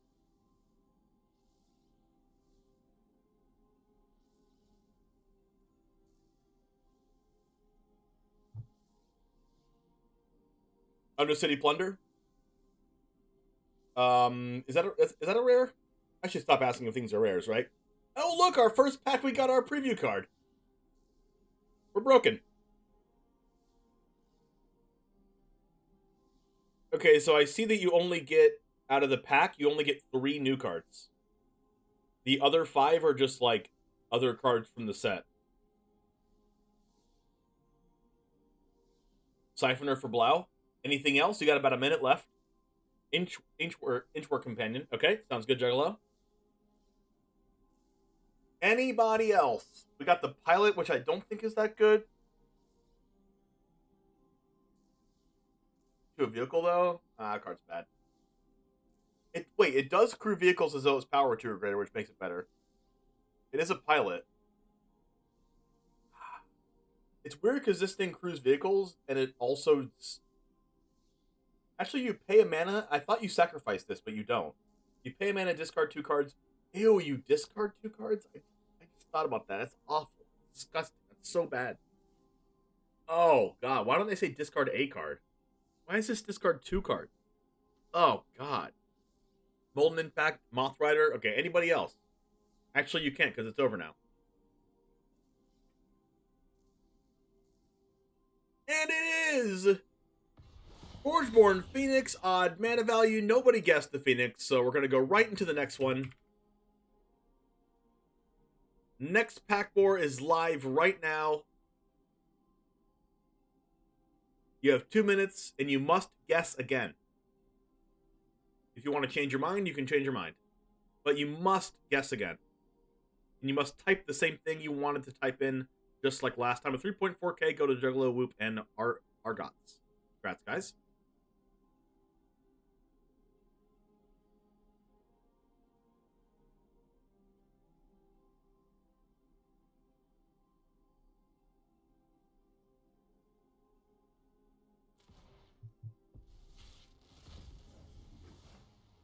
You must guess again if you'd like. We got a Painful Bond. We got another pilot. Why is it giving us the pilots, chat? Why is it giving us the pilots? Got a minute left. Molten Impact, Undercity Plunder, Forceful Cultivator. All right, anybody else? This is the last one we're doing before we open all 20 of these packs.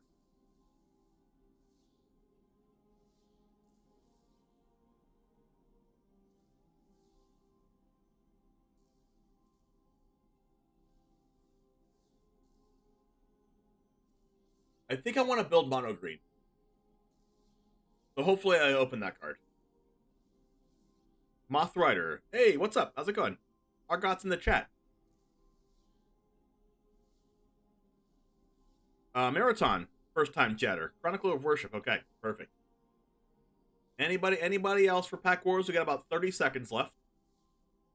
Guess what rare or mythic you think this is. If you get it right, you get a gift sub.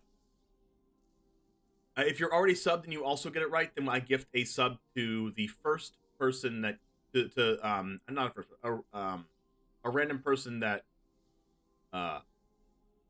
participated. So make sure you participate. Siphoner. Got about 5 seconds. And we have Junkyard Scrapper, which is odd mana value again. Nobody guessed Junkyard Scrapper, though, because it's not popular, I guess. Hey, we didn't win this time, but there's also other opportunities in the future to win. Usually when we get a pack, we usually do a pack war, so other opportunities will be on the horizon. But 20,000 channel, 28,000 goes to Marathon and 3 others, so congrats, guys. And then we're going to open these next 20. Ouch, my points. Soul Servitude. What's up, Magic Gathering stuff? We got a Forceful Cultivator. We're broken. We got a Soul Servitude. We're broken. We got Futurist Spell Thief if we want to play the Mr. Steal Your deck again. We got Beseju Pathlighter as well. I see it's using the correct copy of Field of Ruin. Open the next 10.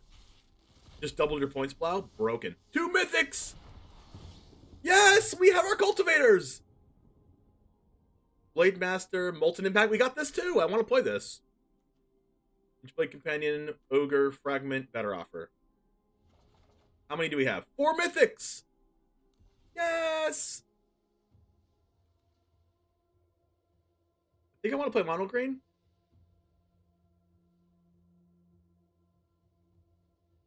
You just blew 2 Choose My Decks. Oh no. You did? Did you?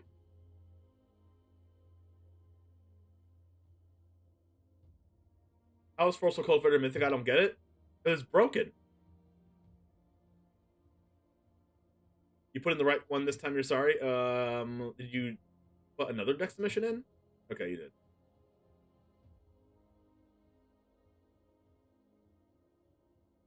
Here's the right one, okay.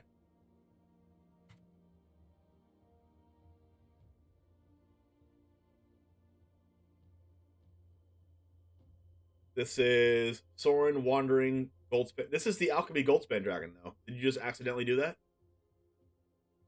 Archon, Shambling Gas, Spirited Companion, Amaria's Call, Rite of Oblivion. Deadly Dispute, Vanishing Curse. Fable, Meat Hook, Wedding. This is very, very different from the Alchemy one that you posted.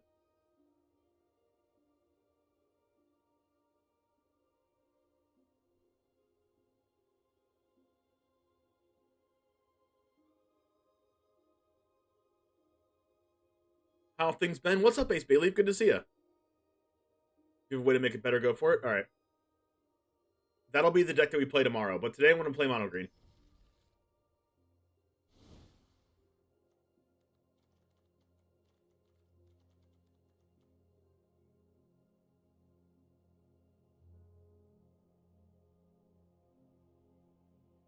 I don't really... Because, like, what? If today's Mono Green means tomorrow's deck is Mono Green, which is Friday, and then Saturday I'm playing the Hooglandia Open, probably playing Mardu. So, the Hooglandia Open will be up on YouTube with a Mardu video on Sunday, and then the Monday's video will also be Mardu. So, like, 2 Mardu decks in a row is kind of like overkill on the Mardu for my YouTube audience. But like, it's 2 different formats, so we might be able to make it work.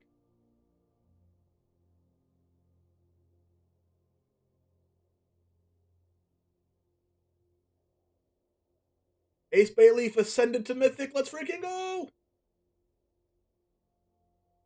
Used Tempt Fate, playing 4 Cursebound Witch, 4 Shambling Gas, 4 Deadly Dispute, 3 Infernal Grasp, 3 Go Blank, 3 Soul Shatter, 3 Nighthawk Scavenger, 3 City Stalker, 2 Lulth, 3 Invoke Despair, 3 Blood and Snow, 2 Professor Hunter.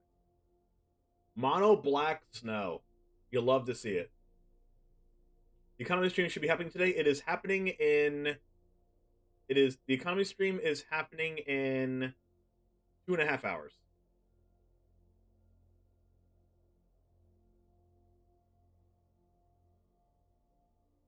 I have a Grixis list I can send you if you want to do that one for me instead. Yeah, let's do Grixis. Let's do Grixis, if you don't mind.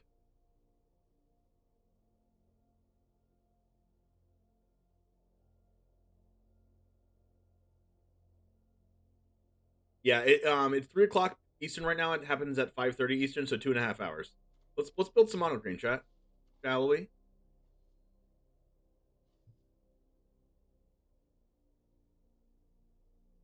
We want Beseju. We want Lairs. This one's best of 3. Is that okay? Yeah, I might transform it into best of 1, but it's fine.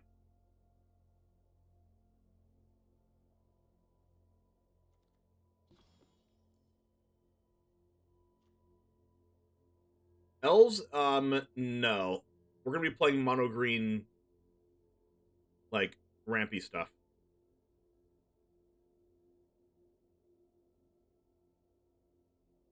Beseju, Lair.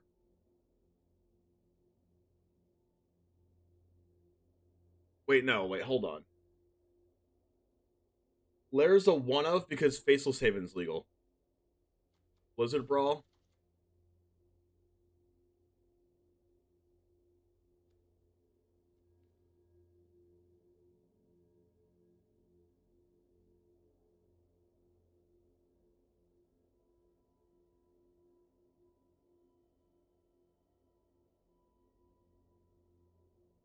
Tenacious Pup. Cameo Safekeeping. Is the green Invoke card any good? I think it is, but I don't know if I want to play that or not.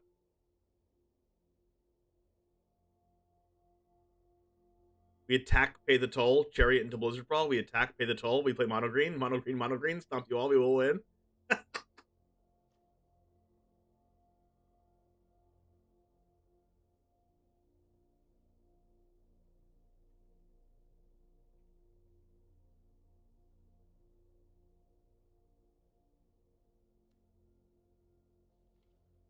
What else we playing, chat? What else goes in this deck? Do we need, like, Jaffer in here to tell me?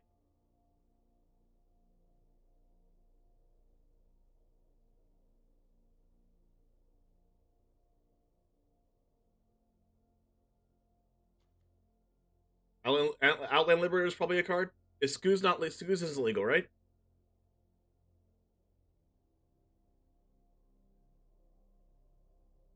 Is this a card you play?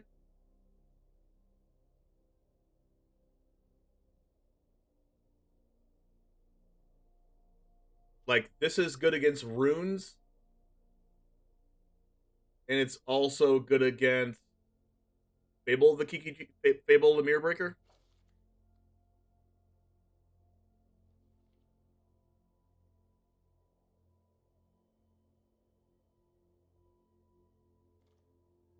Ranger class.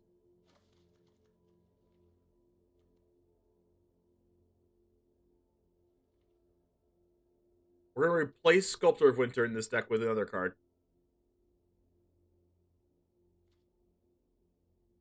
We're going to play Snow Basics.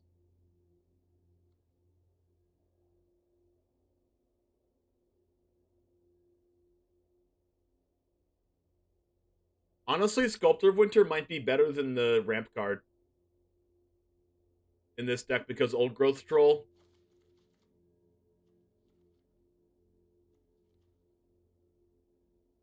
Is a card that you can untap the land with, but that probably never happens. Where is Old Growth Troll in this? Am I missing that card? Do I not own that?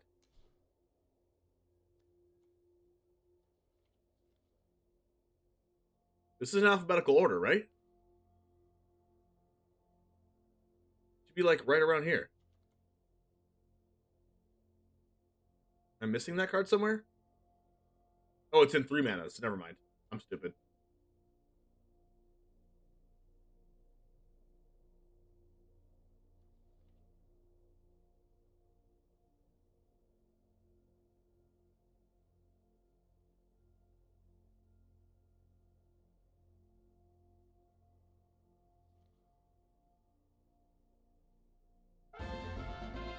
Vamos! Thank you for the 2 months. Appreciate you coming back. My wife is really mad at the fact that I have no sense of direction. So I packed up my stuff and right.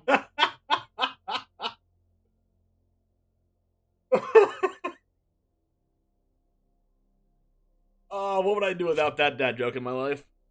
Oh, I don't even know what I would do without that. Oh my god. That was so good. That was so good. I'm crying. Are you playing Grizzled Huntmaster in this deck? Is that what Mono Green plays? Do I need to ask Rumty? This is probably actually insane.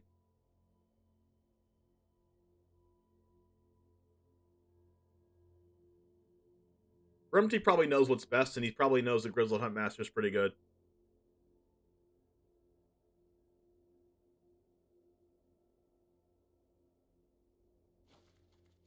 You get to trade your creatures away for other cool creatures in your sideboard, plus it's best of one.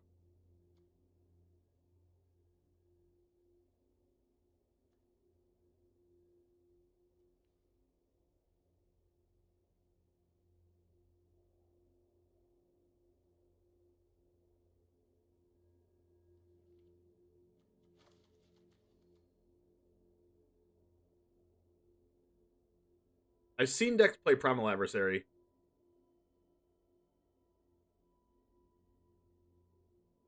When I start to look as deep in thought as you are right now, my brain gets injured. My brain's already injured. I play Magic the Gathering every day.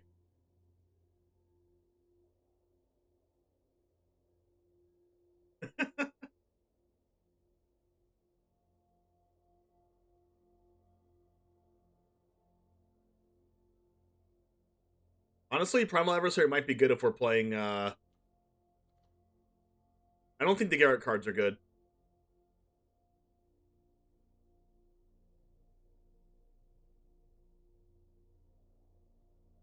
We're going to play 20 lands, right? 22 lands. Because we have...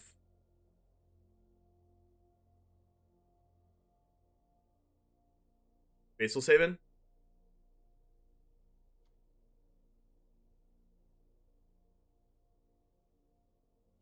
One, two, three, four...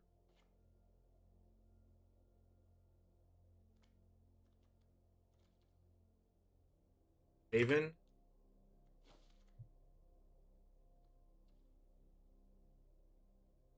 Jen Human, thank you very much for continuing the gift sub that you got from Gogoli. I remember you got the gift sub from Gogoli during the subathon, so thanks for hanging out during the subathon too. Appreciate it. And then we have 2 minutes to continue to start Hype Train. Hype Trains are hype chat. Let's keep them hype. Also, if you're new to the channel for now, we got a brand new emote as of a couple days ago. It's a profit emote, so since we're building an alchemy deck, it's gonna be the extra profit. What else are we putting in this deck? Are we playing Chariot? Is Chariot good enough?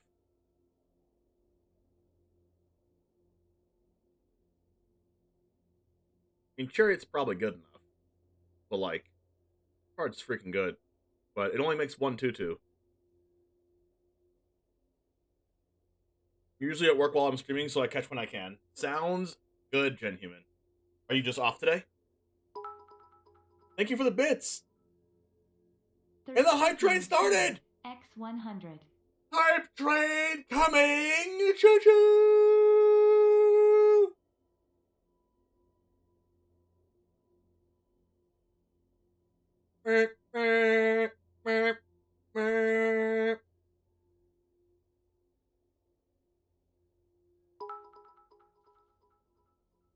Yo, Spartacus, thanks for the 100 bits! 2,433 Fucking crew with 2. That is true. It crews was Ranger class, Allen Liberator, Werewolf Pack Leader. Sure. That's a thing that can happen. Do you play IRL? Who is your commander? I do play in real life, and I have 2 commanders. Number 1 is Tuvasa, the Sunlit. Number 2 is Kenrith, the Returned King. Ace Bailey, thanks for the 50 bits. My Kenrith deck is like higher powered, but not CEDH. It's more of a big mana Blink deck with some Blink synergies and a Blink win condition. But the goal isn't to find that win condition. The goal is to Blink cool stuff like Archon of Cruelty and Agent of Treachery to like wreak havoc on my opponents. But my more CEDH deck is Tuvasa the Sunlit, which is an Enchantress deck that wins the game by casting Bloom Tender or another card that makes additional mana, and then untapping it with a card like Hemon's Aura that you can pay 1 blue mana to untap the creature that's attached to, and it's an aura, so you also get to draw cards from it. And then you tap it, you tap Bloom Tender for extra mana, and then you pay a blue mana to untap it, and now you have infinite mana, and then you cast a big old Walking Ballista. So I have that win condition, and then I have the Walking Ballista plus Heliod win condition in there as well. And then I also have a win condition that casts Sonia, I think it's called. It's a Selesnya creature that looks at the top 7 cards and adds an aura to your hand. But the cool combo with it is you can combo with a card called, I forgot the name right now, but it's a white aura that it makes a 1/1 when it attaches to something. When it attaches, it makes a 1/1, and then the Siona card says that when a creature enters the battlefield, you can attach the aura to it. And then when you attach the aura to it, you make a 1/1. So when you do that over and over again, you make a 1/1, attach the aura, make a 1/1, and you do it over and over again, so you get infinite 1/1s, and you can attack your opponent that way. So 3 win conditions, 2 of them are Walking Ballista in my CDH deck. Don't forget to switch my lands to snow lands. Yeah, I won't forget. But in this deck, what else am I playing? I love the Sorin Ulamog combo. Just discard Ulamog and -10 Sorin for instant win. What? How does that work? It will still copy Cast, Old Growth Troll, and any other tokens, like I say, like Ren. Yeah, that's true. 4-drops are better in this deck than they were before, because we're going to be playing the ramp card. Ballista Heliod is a must-have if in white. Yep. Am I playing less copies of Ranger class because I'm playing Grizzled Huntmaster? Am I playing less copies of Tamio Safekeeping?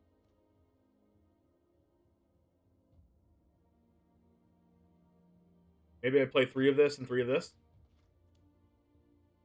Flush Donkey, how's it going? What's up? Can I get a streamer shout out for Flush Donkey, by the way? Are you playing in a Stream League, by the way, or no?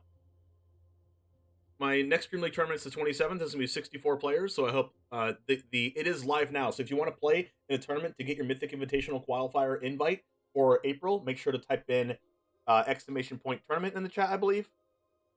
Can we update that if the command isn't from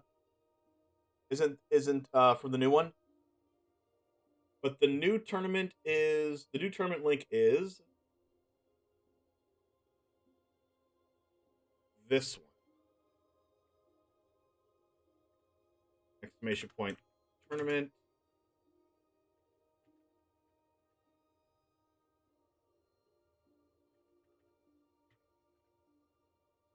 Yep, that is updated. Okay, perfect. If you want access to playing in Stream League for your Mythic Invitational April invite, make sure to click on that and join the tournament if you'd like. We're trying to go towards half content creators, half not content creators. It's an open tournament, so make sure you sign up as soon as you can because the slots will run out. There's 64 players. The top 4 players get their April qualifier invite for Magic Arena, and then there's $1,000 of CoolStuffInc.com store credit given out to the top 8. And also, if you're in 5th, 6th, 7th, or 8th place, 5th and 6th place get 3,000 arena gems, and then 7th and 8th get 1,500 arena gems, respectively. So that's in addition to the CoolStuffInc.com money. And that's in addition to the Mythic Invitational qualifier invites. It says March 6th. It is not March 6th. It is March 27th. I don't know why the link says that. Second. It says the 27th in my link.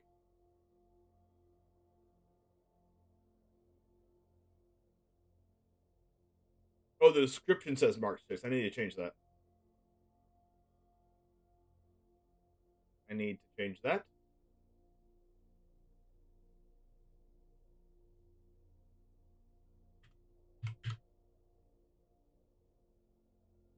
Okay, it's updated.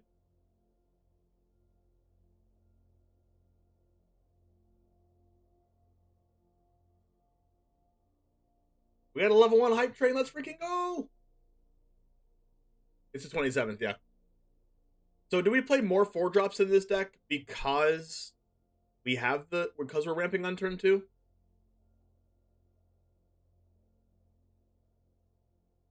Or is Gnarled Professor just better than Grizzled Huntmaster?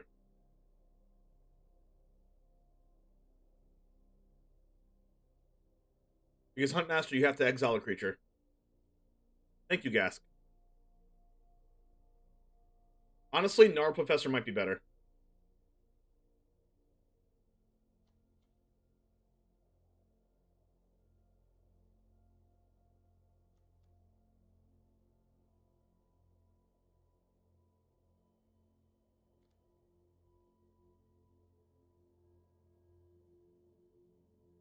I mean, I could also play Professor.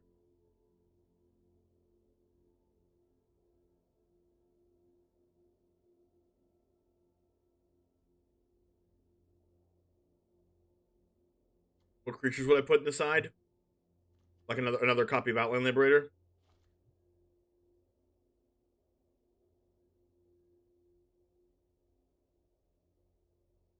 Like, maybe Gnarled Professor? I don't know if I want to play this or not, though. Maybe Ishkana?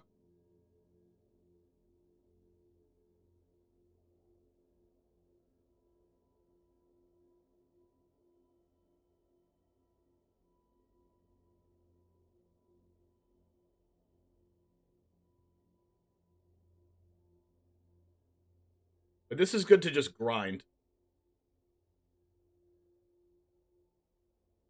Where are the new cards? We're going to be putting a new card in here. I'm still thinking about putting the ninja in. What's the 1-drop besides Tenacious Pup? Oh, Ascendant Pack Leader. Am I playing Ascendant Pack Leader?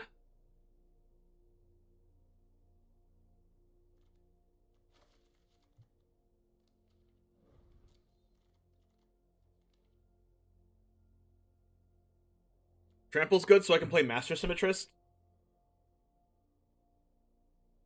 This gives, like, all my stuff trample.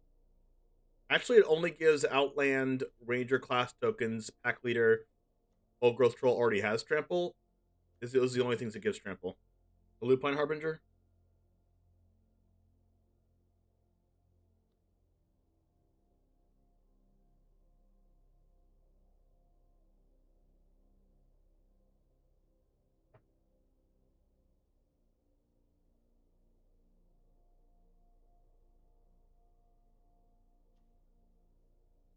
Isn't there another card that's better than Harbinger that's Trample Haste?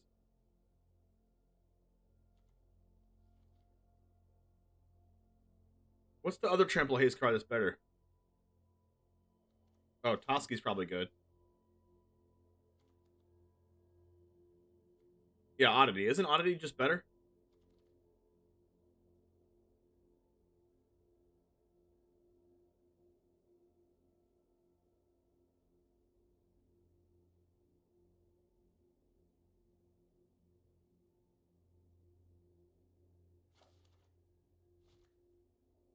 Ashaya is good against decks playing Rival Oblivion, but no decks are really doing that anymore.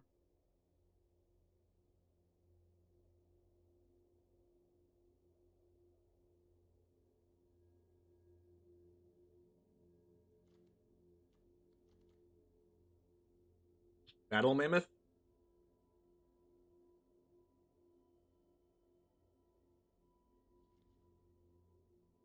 Gigantosaurus.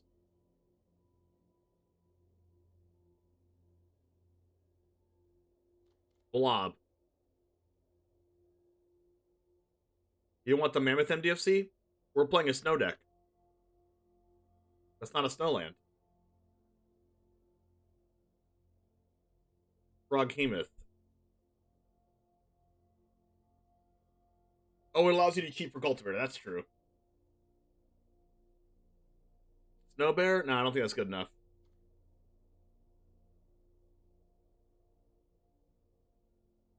Is Invoke the Ancients good?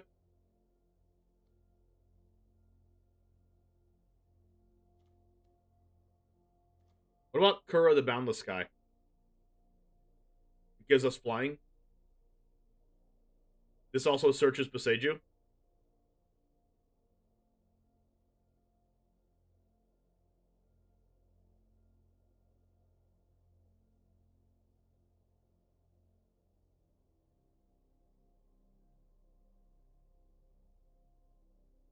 Is this card good?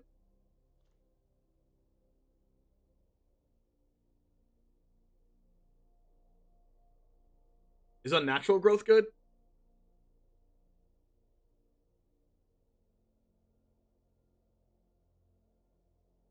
Like, this card's probably good. You know what? The cat card can copy a token and it live?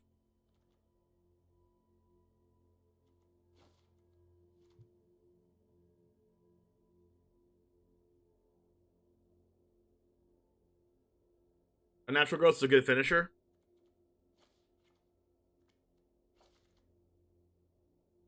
Are we playing this card, though?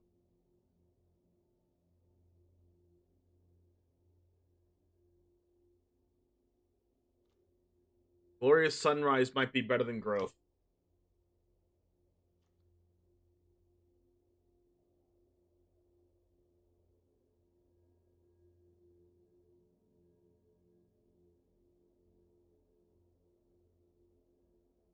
Well, +1/+1 in Trample is a lot worse than doubling.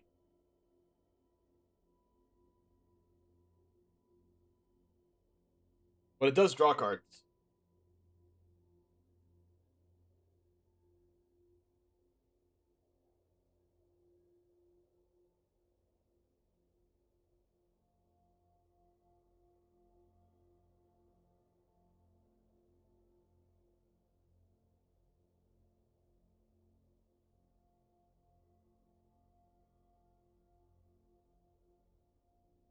Also, I think Vigilance is really important in Alchemy. Because of the Wandering Emperor.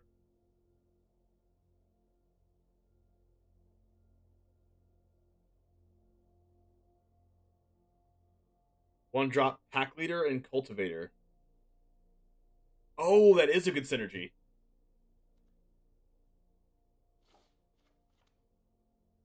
It's a great synergy. That makes me want to play that.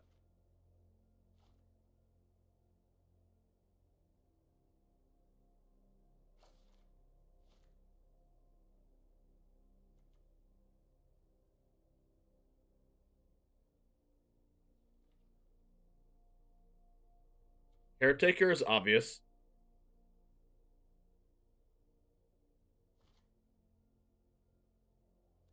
Vorinclex.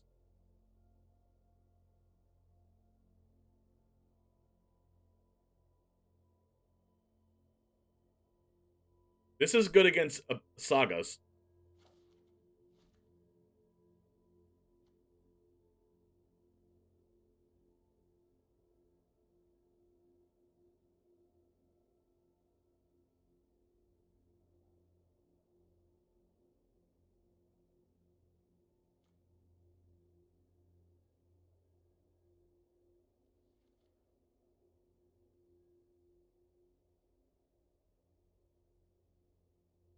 Harask.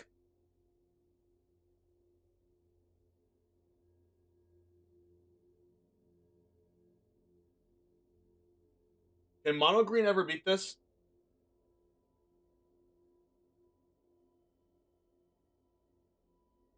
Like, how does Mono Green beat this card? Like in like an aggro mirror match, how do they ever beat this?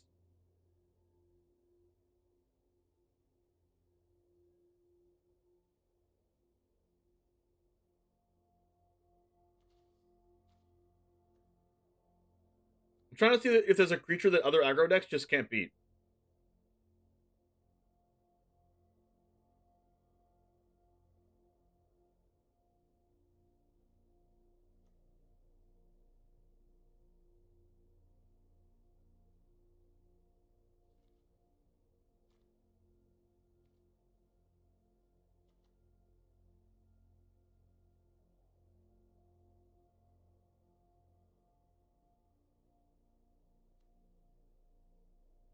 Ice to Death Touch.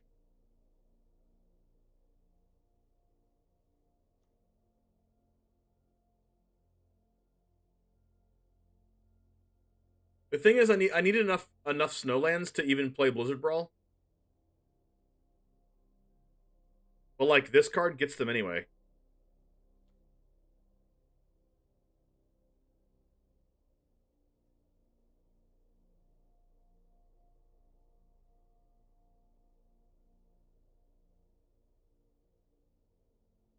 I guess the question is, like, am I playing Chariot?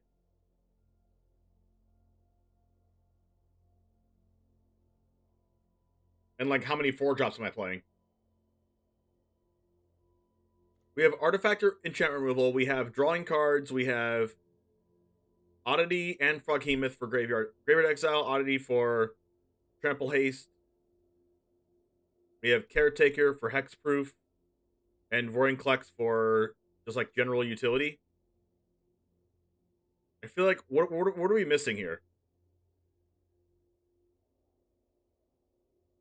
We're missing like another cheap card that doesn't do Outland Liberator things, just to like hit our curve, right?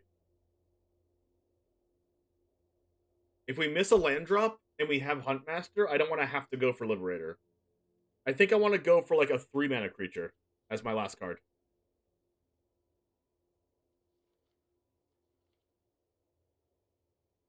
What's the best 3-mana creature we can play?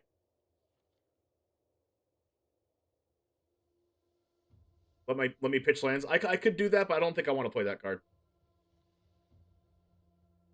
I think the grindy matchup was going to be like Ishkana, right? Yeah, I don't have a grindy card in here, do I? Oh yeah, Toski's my grindy card. But I guess this card gets outed by Vanishing Verse, but so does Ishkana. Skewed Swarm? Realm Walker. Nah. I could just go get Primal Adversary. I mean, I could just get Ornn Refuse. Turn 3 Huntmaster. I don't have a land, so I want to get a 3-drop. Do I get this card?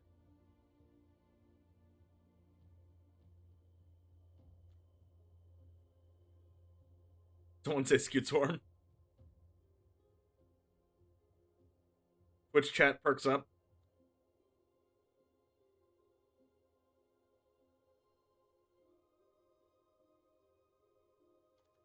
I could get Primal Adversary. Hamlet Vanguard works with Outland Liberator and Werewolf Pack Leader and Grizzled Huntmaster. Oh, that's the ooze you were talking about. Not scavenging ooze. That ooze. Got it. Oh, wait, I can get Mammoth if I need a land drop. And that's a good 3-drop. Deal. If I'm missing a land, I just get the Mammoth. Okay, perfect. And that hits my land drop at least, or just becomes a creature, like, if I draw land for turn or something. I don't know. Seems good.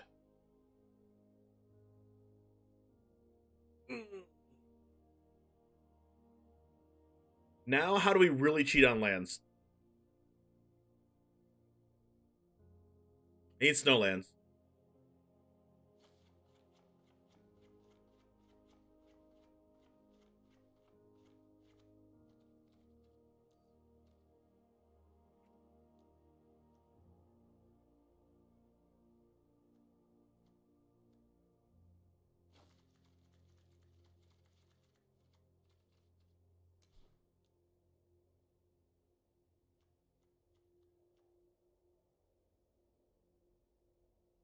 Alright, so turn 2 Cultivator into turn 3 what? Chariot?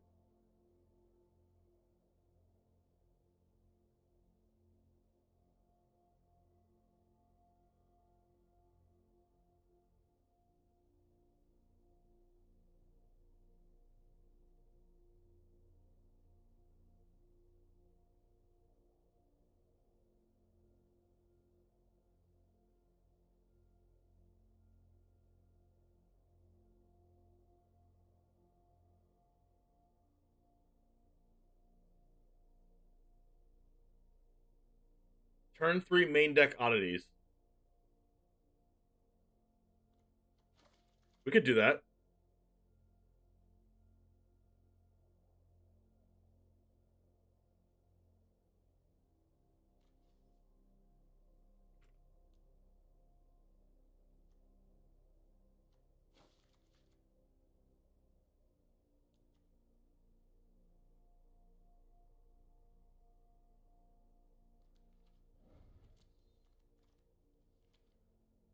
Do we like this or do we like Chariot?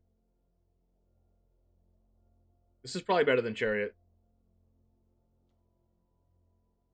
This is also 22 lands.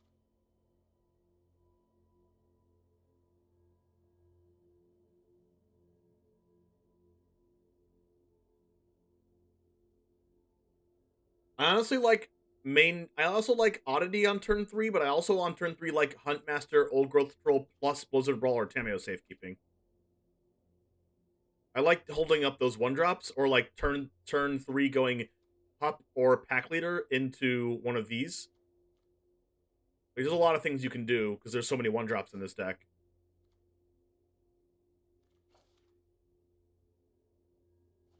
Kami Bamboo Groves is not good paired with Forceful Cultivator. Bamboo Groves is... Oh, wait, am I talking about a different card?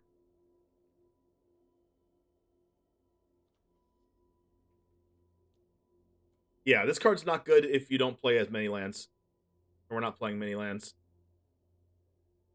22 lands. But it's kind of like 26 lands because we have Forceful Cultivators.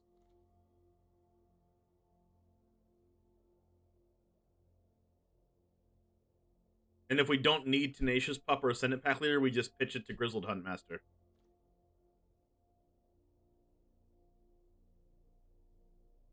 What do we think of this, chat?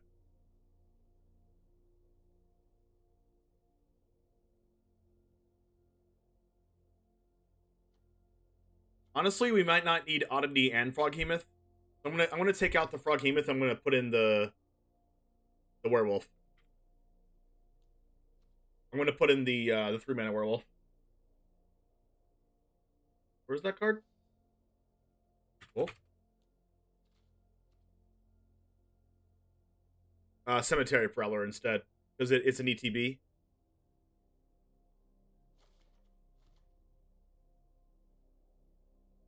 You'd be tempted to swap the Ranger class for Mammoth? Really?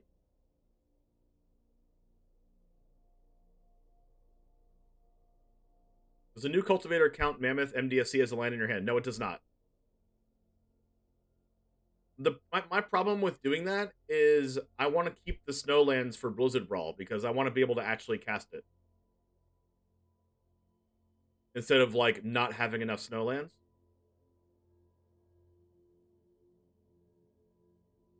Well, like Forceful Cultivator gets snowlands anyway. So like even if I have like Mammoth Land tapped plus Snow Covered Forest, I can still cast Cultivator, and then on turn 2, and then get another Snow Covered, but that's only 2 snowlands in that.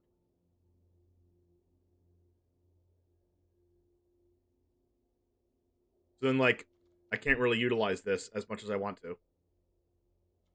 I want to be able to use Blizzard Brawl on turn 3 like every single game.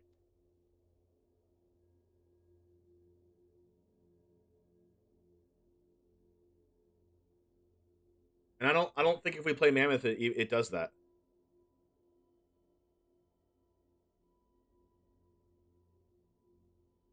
Maybe if I do that I'd cut the lair into Boseiju. Any snow permanent. Yeah. I don't have any snow permanents in this deck outside of the lands. The only good snow permanent is the mana creature.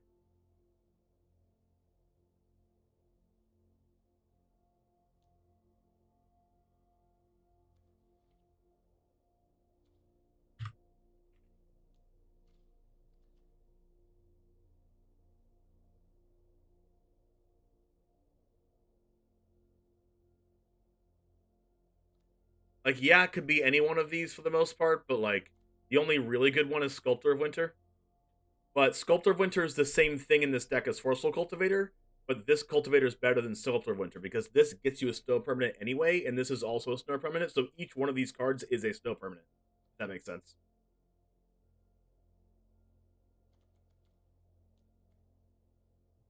So, like, this technically is a Snow Permanent.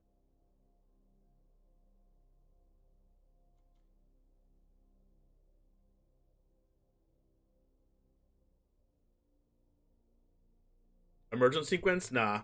I don't think that card's good. We want our aggro deck to have as many creatures as possible. And yeah, Emergent Sequence gets us a creature, but it only gets us like a 1/1 or like a 2/2 at the best. Plus, we're not like really a ramp deck. We're just like having this so that we can do like these earlier than normal. Take a drink every time he says Snow Permanent, Snow Permanent, Snow Permanent, Snow Permanent. You guys drunk yet?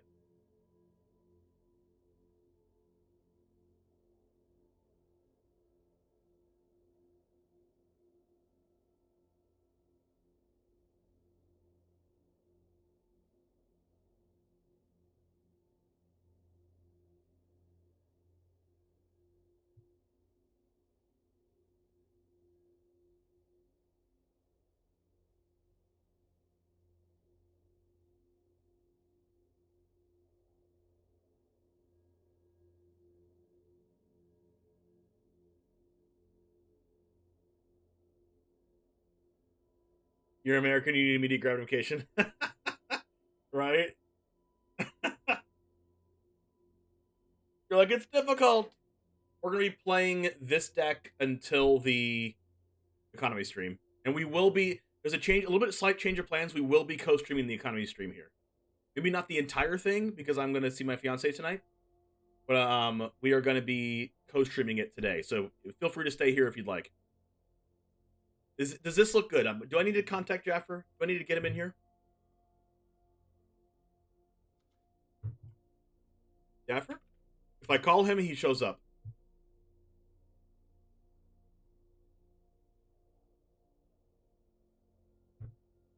If you call on Jaffer, all things are possible. We can mono green like eagles and soar. When I call on Jaffer, he comes into my Twitch chat. So old-fashioned, not living with your fiance. You like it? Smart. It's saving money for sure. But I get to see her. I get to see her a lot anyway. So, Greenleaf Avenger, bounce up, and Cultivator back to hand. What?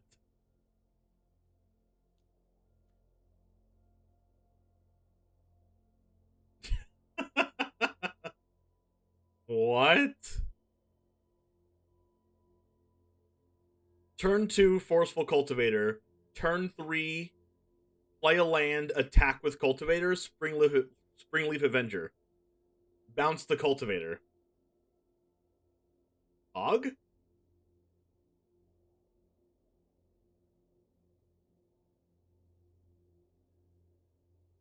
Honestly, when I came to the stream, I didn't expect to hear any Jafarian Rock. Good thing you don't have to look for a house together. Oh my gosh, that's a whole other ordeal. We want Turn Timber Symbiosis to make Cultivator better. It makes Cultivator better, but it makes Blizzard Ball worse. So I don't think I want to make Blizzard Ball worse. I don't think I want to make the best card of my deck worse for the second best card of my deck to be better.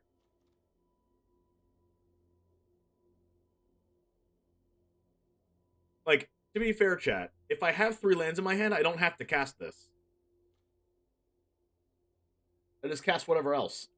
And then as soon as I have no lands, I cast it for 2 mana, and then it's broken. 2 mana, get a land. Hog. It makes Ovenwall Oddity a lot better. It makes Drizzled Huntmaster a lot better. Like, we're going to be having 6 mana consistently. To cast, Transform Oddity, cast Caretaker, Voring Clax. We're going to be doing that, pretty often. With the new Ninja better than Springleaf. Ninja.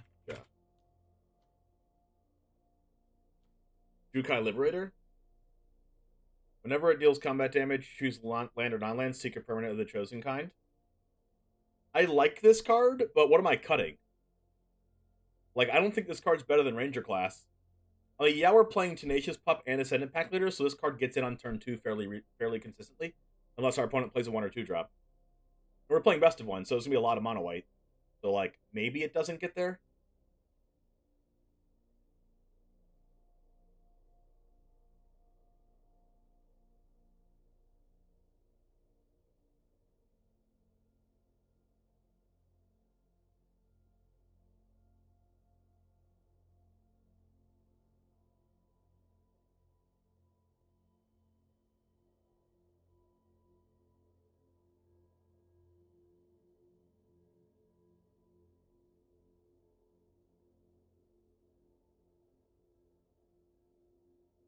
Wait, is Liberator better than Mammoth in the sideboard? What if I Hunt Master for this instead of Mammoth? Mammoth gives us our land drop and a turn 3 play. But you can also cast this card on turn 3 anyway, or just attack with Hunt Master, and then if they don't block, just ninjutsu it and you get Hunt Master back. Okay, I like that a lot better. I convinced myself that this card needs to be in the sideboard.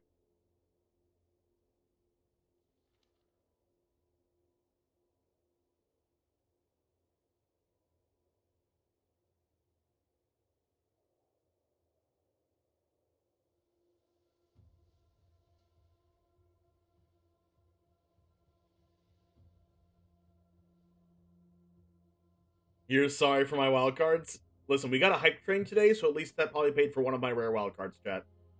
And all 3 mythic rare wildcards, that still didn't pay for it. But it's okay. It's okay. We pulled 2 mythic wildcards from packs. So as long as we can keep pulling them from packs, then we're broken.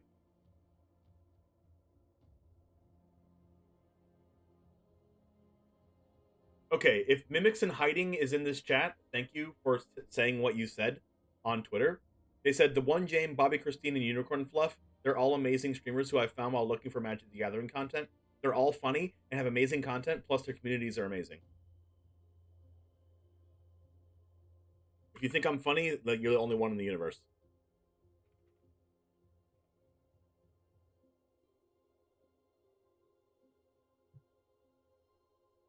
Are we just shipping this? I think we're just shipping.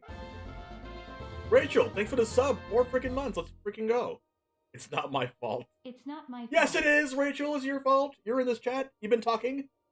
Your fault. I blame my chat for decisions that I make on stream.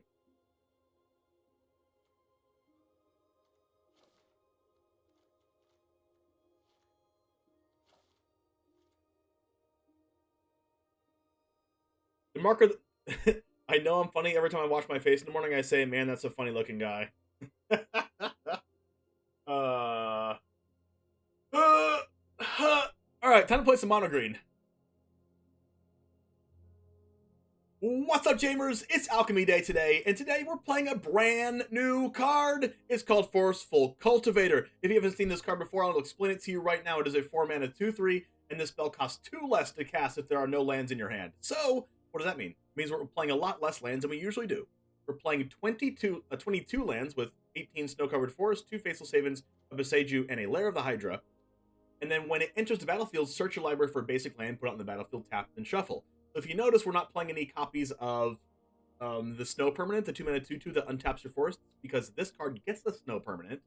Awesome. And it also lets us cast our Even Will Oddity on turn 3. It also lets us cast our Old Growth Troll and Grizzled Huntmaster with Blizzard Brawl or Tameo Safekeeping backup, or go Tenacious Pup into a 3-drop, all on turn 3. Also, Grizzled Huntmaster has a little bit of a package in our sideboard for our best of 1 game plan for a bunch of utility things, and the cool thing about Forceful Cultivator is that we can cast these things ahead of schedule, and more often, like Vorinclex, Alphabrush Caretaker, Ulvenwald Oddity, Toski Barrow Secrets, Jukai Liberator is a new card as well, and I'll explain that in a second. Cemetery Prowler for Graveyard Hate, and just a general really good creature. Vigilance also gets around cards like the Wandering Emperor, and Outline Liberator to kill enchantments and artifacts. But let's go ahead and talk about Jukai Liberator for a second. We can get this card off of our 4/3 Grizzled Huntmaster, okay? Get it to our hand. And then, on turn 4, we attack with the Grizzled Huntmaster. If it doesn't get blocked, we can ninjutsu it for 2 mana, bring the Huntmaster back to our hand, they deal 3, we get a land or a non-land, and then we get a permanent of the chosen kind that we get. So this is a continual form of card advantage if it keeps getting in. And it also bounces our Grizzled Huntmaster back to our hand, where we can actually use that the next turn to get another card out of our sideboard. So, pretty cool utility in that one as well. So super excited for the new Alchemy cards. This is the first step we're playing. Hopefully you enjoy the mono green matches, and it all starts right now.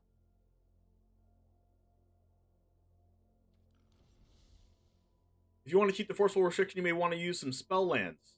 That is true, but if we have land drops, we're going to be playing our land drops anyway. And we're already cheating on lands, right?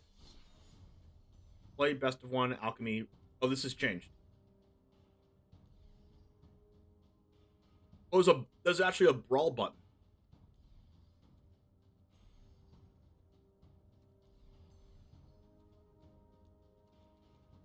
Whoa. Crazy.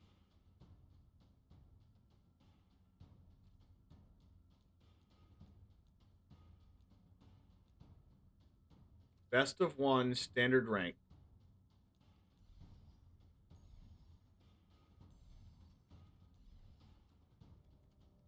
Alchemy rank.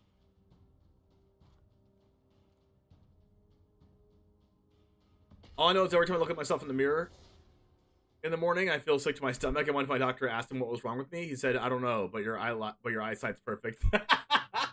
Oh my god, that's so funny.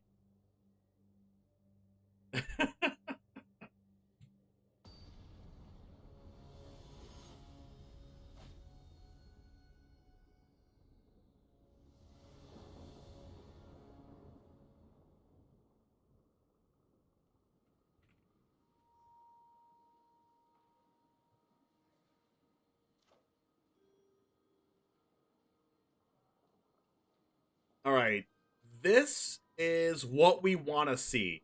Yeah, we don't get the Forceful Cultivator, but we have our lands anyway. Oh, should we even be keeping this hand? I forgot we're playing mono green. We should probably have a 1-drop or 2-drop in our hand. I'm so used to playing mid-range decks. I'm just like, oh, 3-drop, perfect. Frenzy Geist Blaster. They're playing Rakdos, Sorceries, and Instants. They're playing Burn? Ancestral Anger. Target creature gains trample. Oh. Oh, that's not what I want to see at all.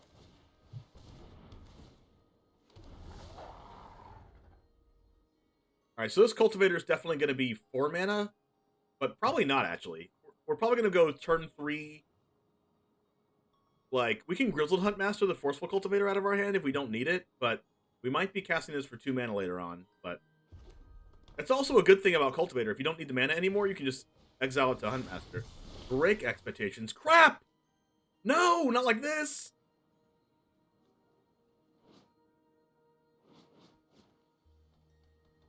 They're playing like Rakdos midrange. What did they take? They took our Old Growth Troll. It means they don't have exile removal. Millstone, Raiders Carve, or Relic Amulet? Probably Raiders Carve.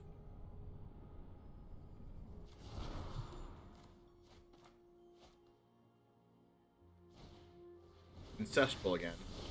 It's a 6/4 trample. I am scared. Oh my god, attacking for 7. Calm down. What format is this? Historic?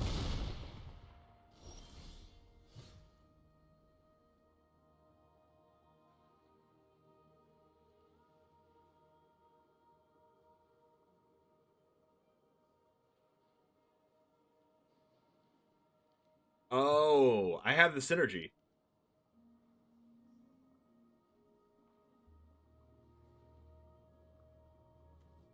Right?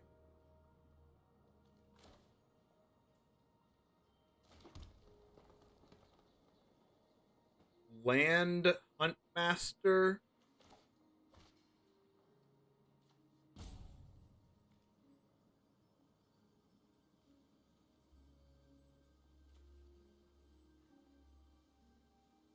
Or do we just cast this? If we cast this, we could die to this.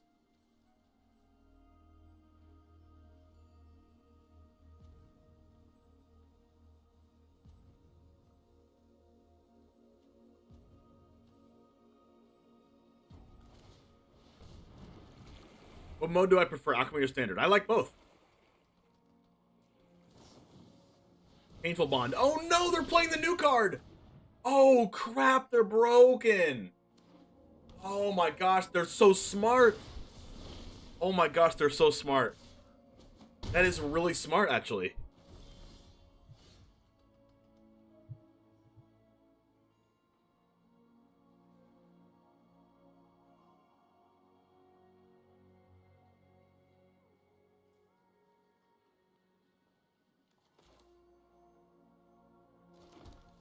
I think I go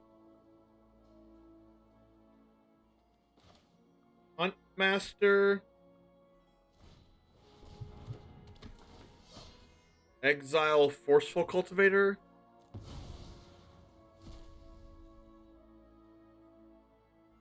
and then we'll get rid of all the other Forceful Cultivators.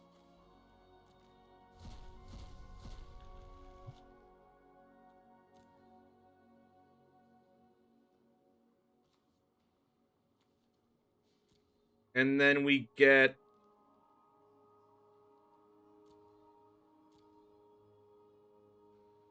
I don't even know, Cemetery Preller?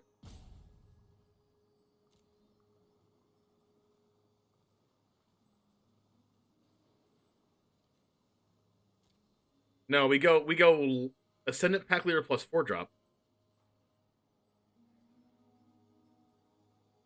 So we get Hosky.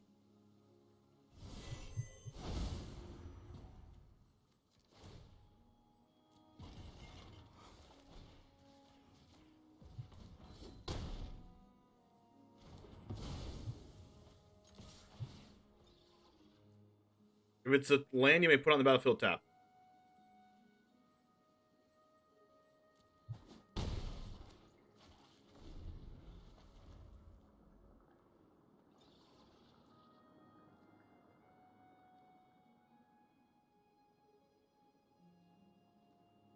Very cool deck for the opponent.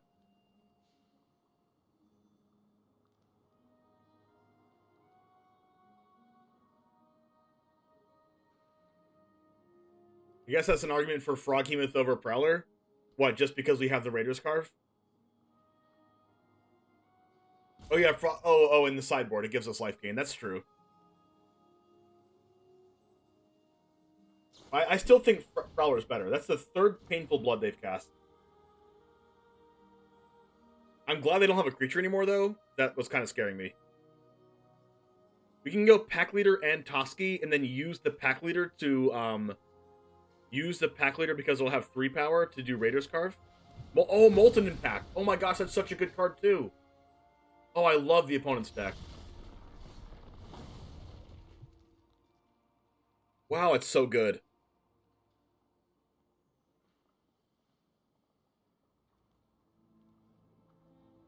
I wish I could cast both of these pack leaders, but I can't.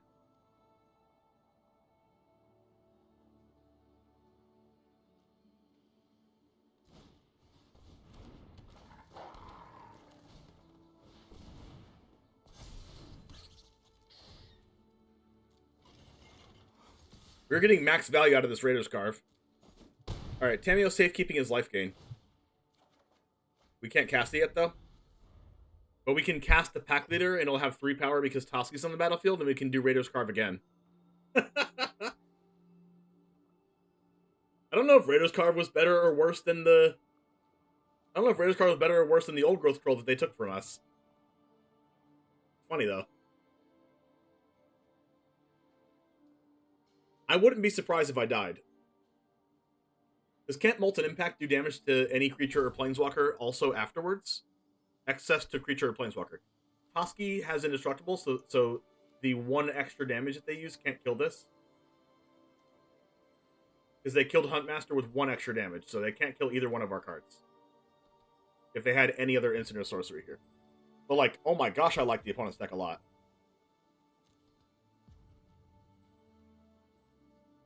But I think we're in a good spot, all things considered. It's like we're at 9 and we're not at like 5. Opponent could Spike Field to kill the pack leader. That is true. And they probably do play Spike Field. But I'm okay if they do that because I have another pack leader. It would be a Whirlwind Slam? Yeah, it probably would be a Whirlwind Slam. Maybe they're thinking about attacking with Hive of the Eye Tyrant and hoping they don't die. And maybe they have like 3 face damage plus the Hive next turn. Reckless Impulse. Okay, so they're going to hope to get... Okay, Frenzy Geist Blaster. That's kind of scary. Especially because I don't have another removal spell. This game is grindy, especially because they have so many cards that draw 2.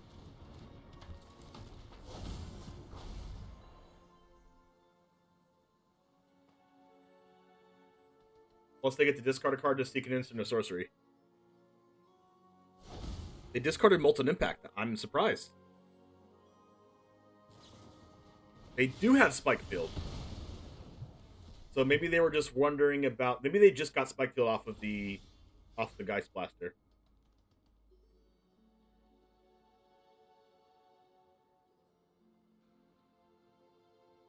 So I can pop...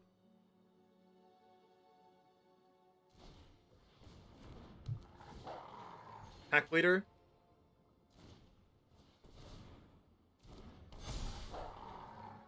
Ranger class.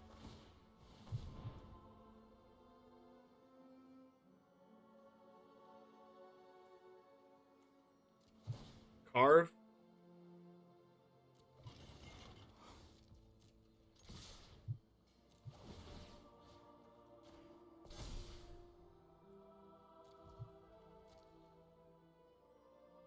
And hopefully they don't do massive trample damage to me and win. I do get to draw the pup, though. That's actually so perfect right now. Because, like, not only do I get to gain a life, but I get to have another blocker.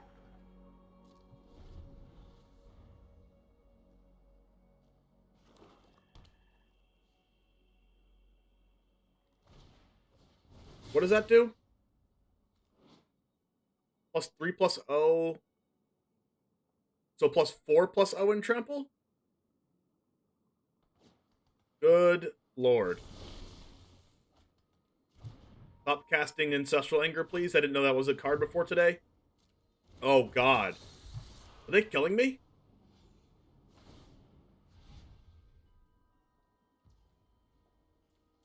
Hopefully this 2 life comes in handy.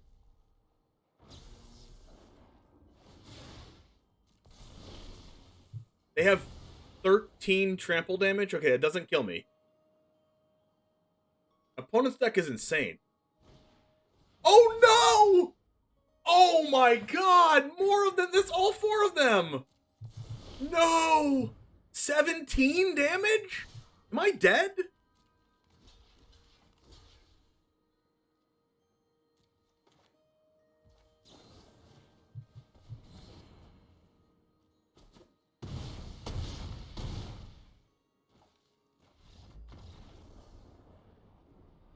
Exacxies, really?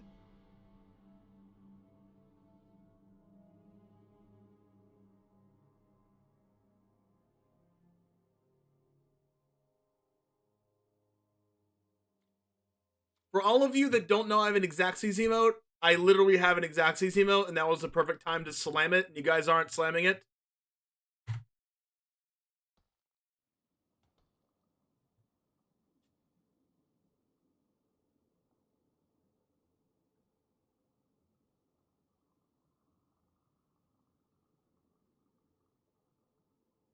Dang, they needed so many of those.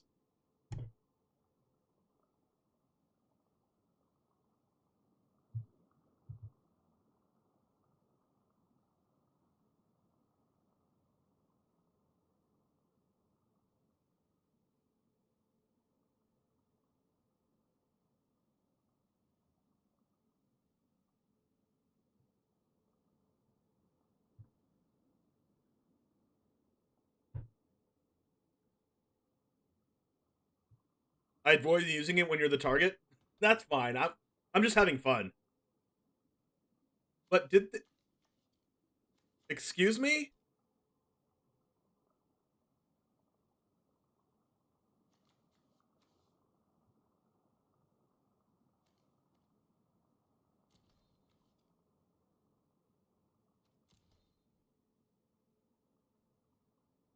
Should I have not attacked with the carve?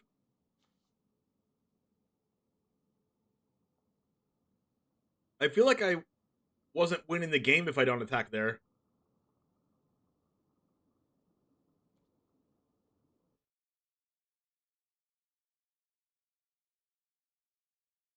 You were half expecting Red Invoke? Oh my gosh, they might even play that. God, that deck was insane. Oh, I should have showed their graveyard. I didn't see your comment until right now, Nuno. Typical big government James dictating our emotes. Listen, your Twitch chat, you should be doing the emotes.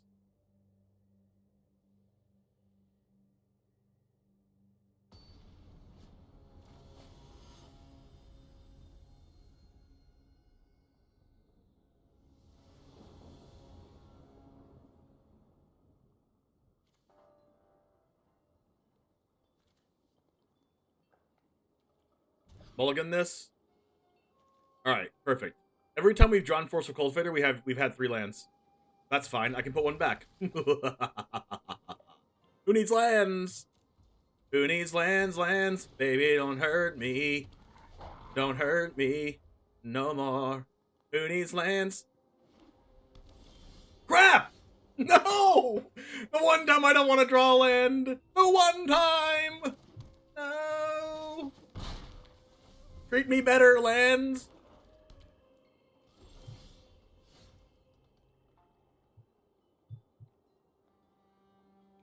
Here we go. Here we go. Let's go. We did it. Combos.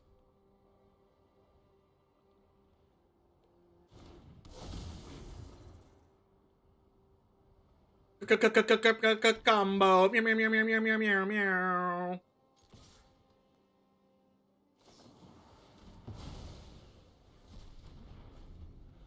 Perfect.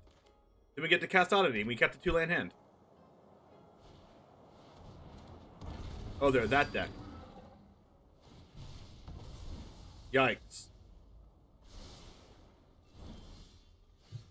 What are lands?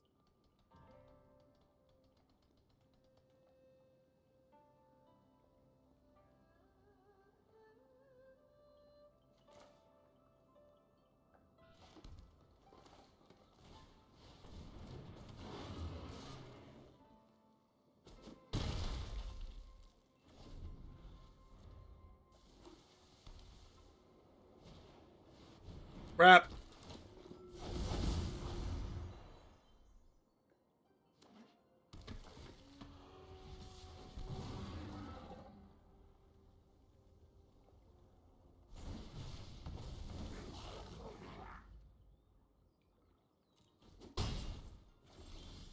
Another oddity. Might not need this Liberator.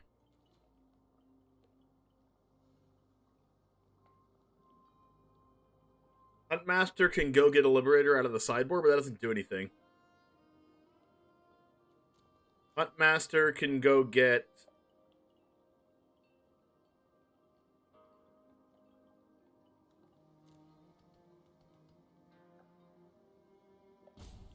the Jukai.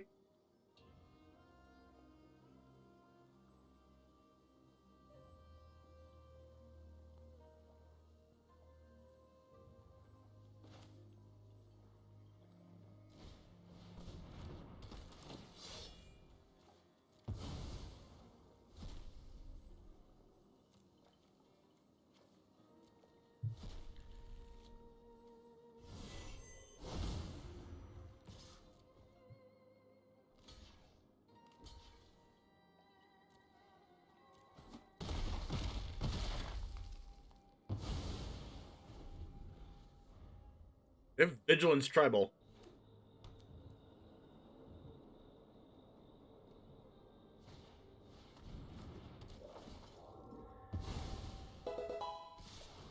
Albert Gaming, thanks for the follow.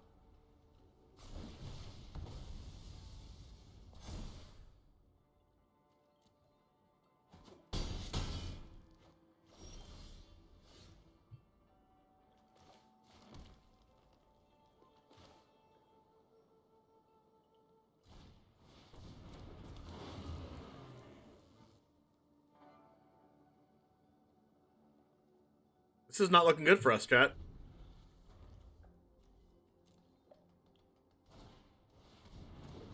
No!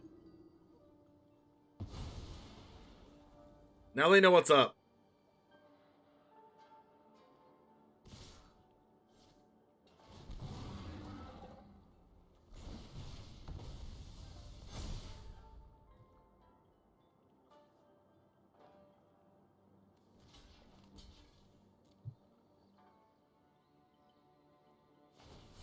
Wow!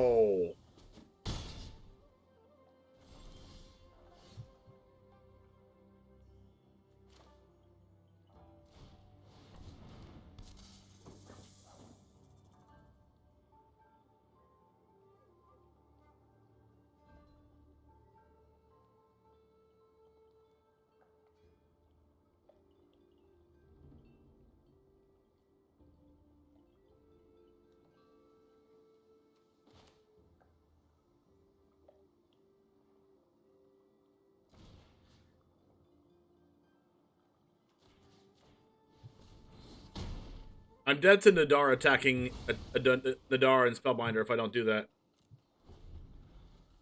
Because they just enter the Tomb of Annihilation.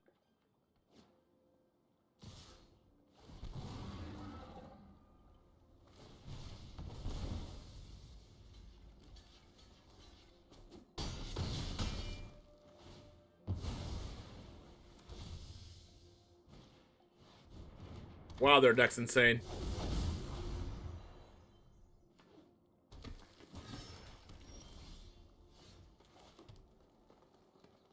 I'm not supposed to be drawing a lot of lands in my 22 land mono green deck.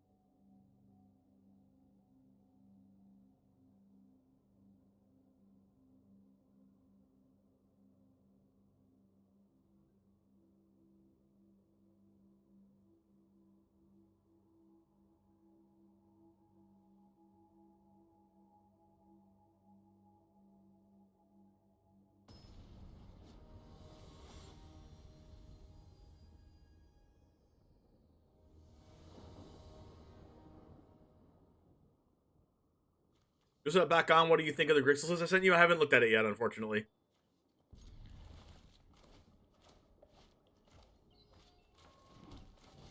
What we were doing with the pack leader in the other game was like really cool. This is a Anduin version.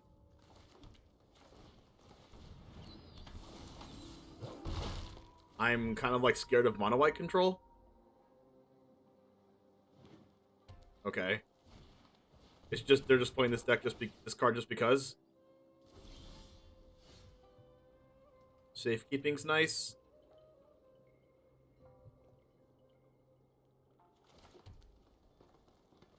I'm just not going to cast anything.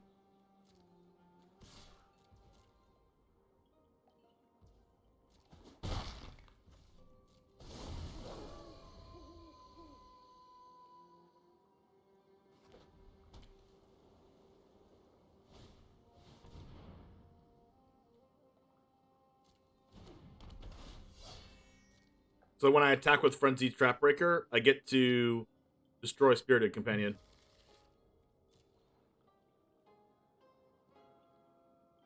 If you weren't running snow lands, I'd say cut some lands to Akazandu. Yeah, same.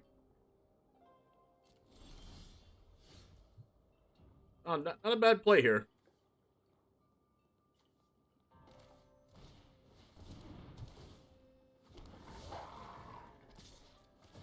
Like, they can't double block me because I just killed this on attack.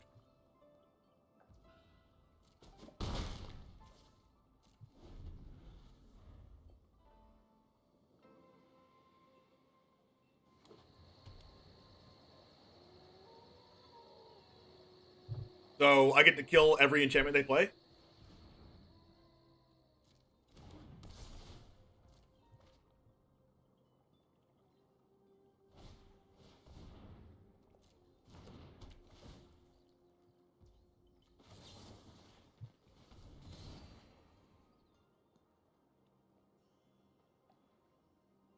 They are going to turn it back to daytime, though.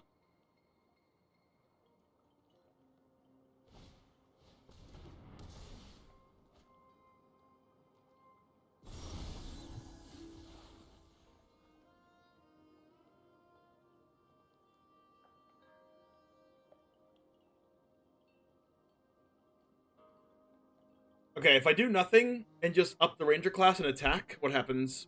No, I just won't attack.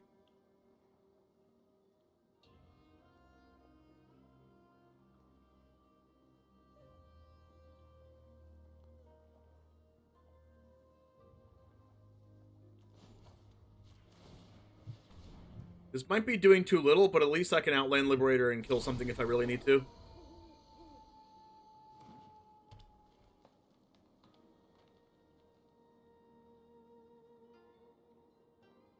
Like, at least I have something to do with my mana.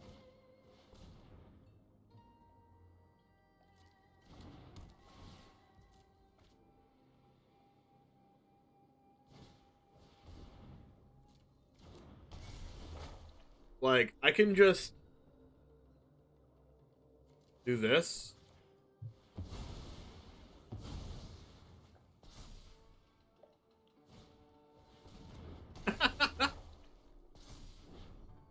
Wow.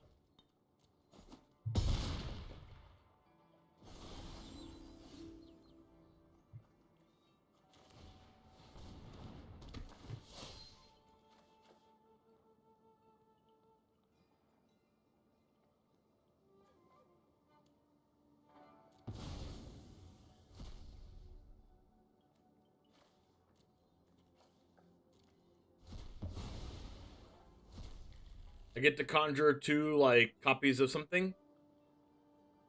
2 more Liberators.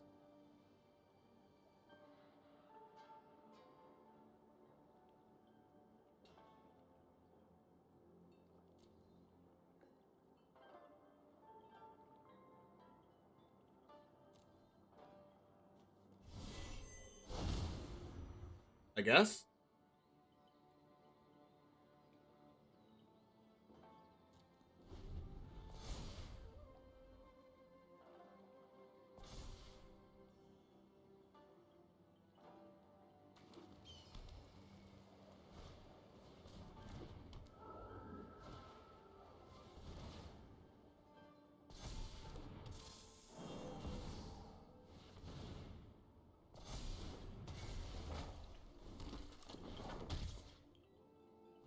Yikes.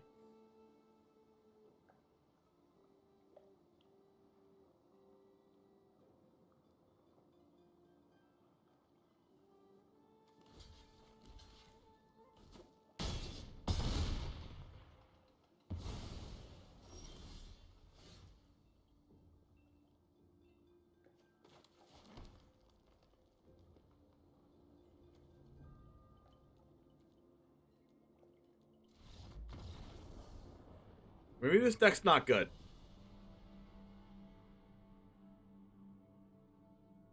Maybe.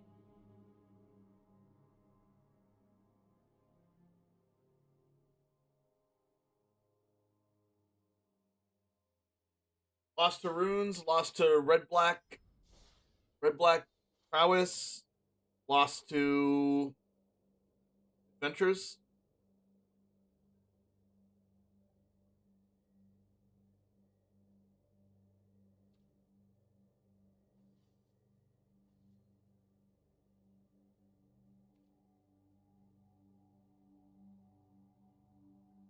Huh.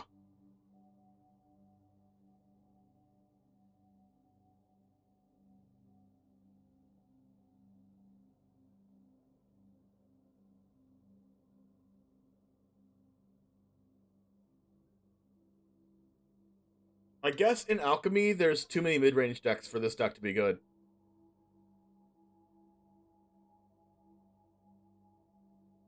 Like, this deck is really good against, like, the red-based control decks. Like, it beats Hanada probably every time.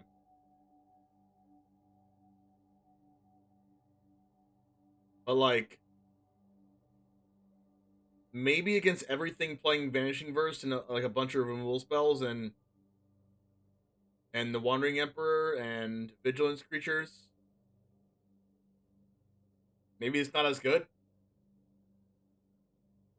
Like, maybe Wandering Emperor just, like, put mono green off the map.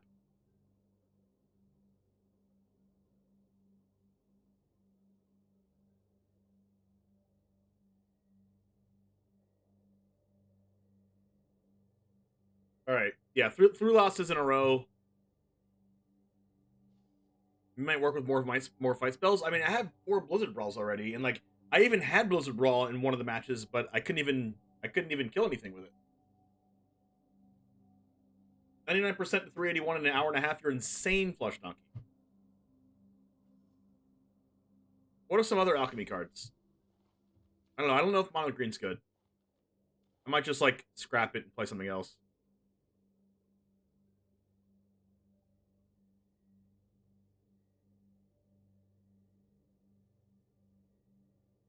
The thing is, I don't have much time before the economy stream happens, and I also have to go to my fiance's house today, so I don't have much time to mess around.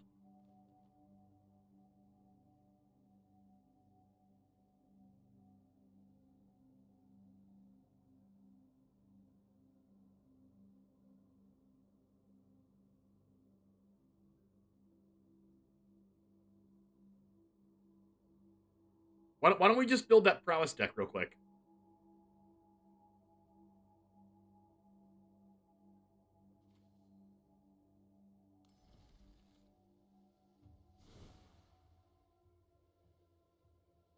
I don't know what it had in it, but I can figure out what they had in that deck, right?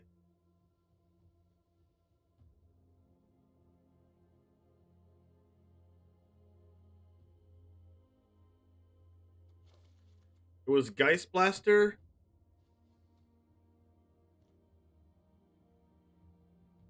It was...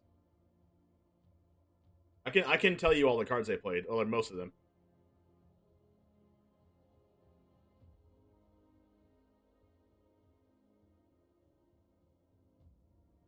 Ancestral. Blood Chief.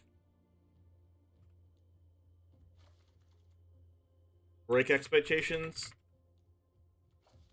Spikefield. Painful Bond. Impulse. Eye of the Eye Tyrant. Haunted Ridge. Pathway.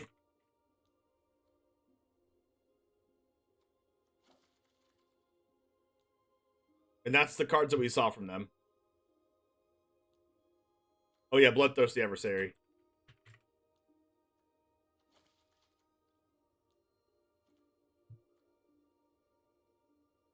Dens. Couple hives, couple dens, maybe?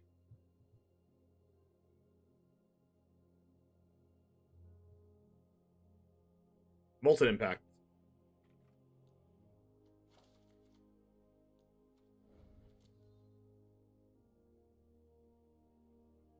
Deal 2, next instant you can draw 3. Oh yeah. What's that card called?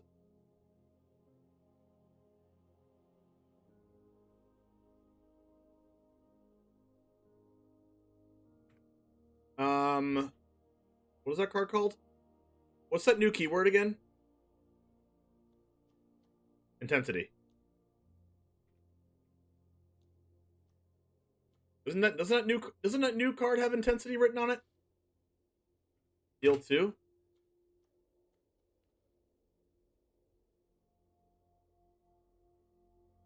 Electrostatic Blast.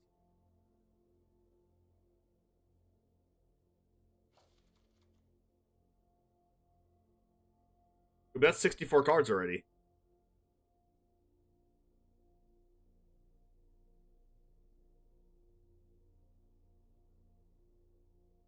Maybe we play 20 lands?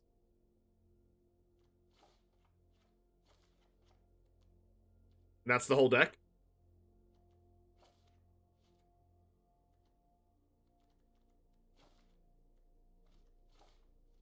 This can't be the whole deck, right? My Blast is in here. You work nights. I don't actually have a regular job, to the pudding. I am a full-time content creator. Alright, so... Rakdos.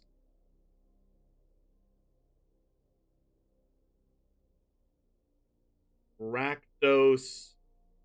Prowess. It does draw a lot of cards. 2 Swamp, 6 Mountain. Oh, it played Shadow Skull.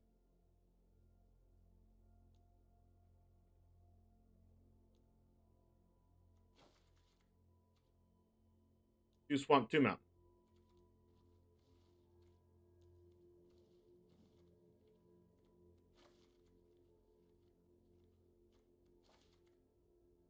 The man works when he wants. You're not wrong. Probably is Sokinzan. And then probably the other one as well. Takanuma. Are you not entertained? Okay.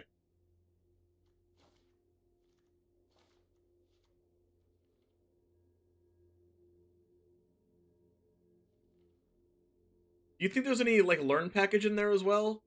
I guess we could play like first day of class. This is a whenever a creature enters the battlefield, you control this turn, put a woman counter on it, and it gains haste, but you learn.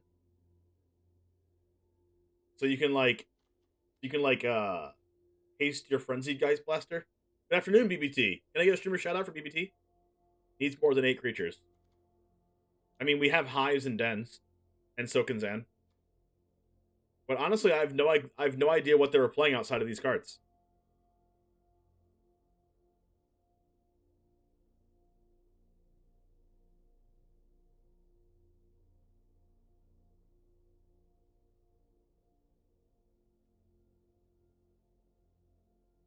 What other creatures could I play? Rahilda? YOLO it?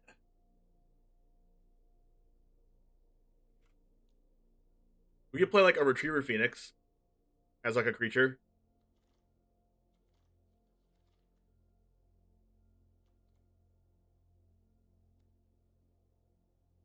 Nah, that's not good.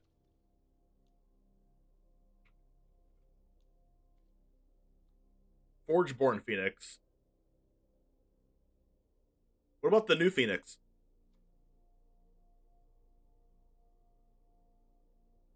Loot card that makes a treasure. We don't have enough artifacts to play that.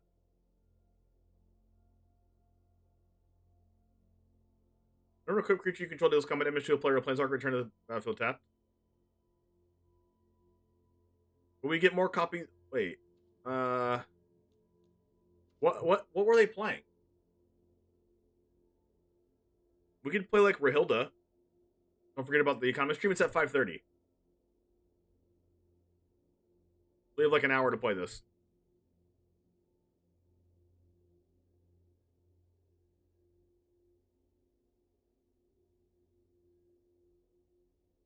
Why don't we play this?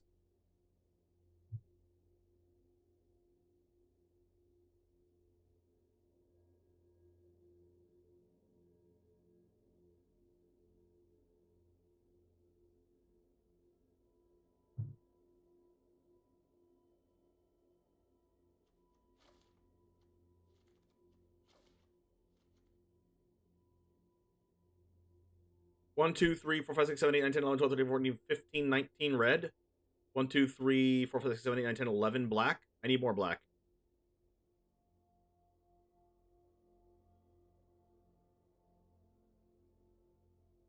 Which means I take out the dens for hives.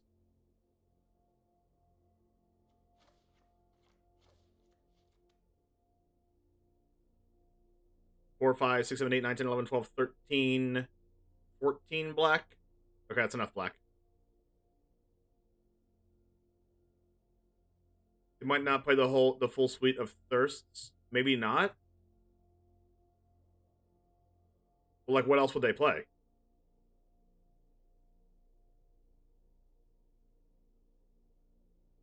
Like, it seems like that deck actively wants 1-mana cards.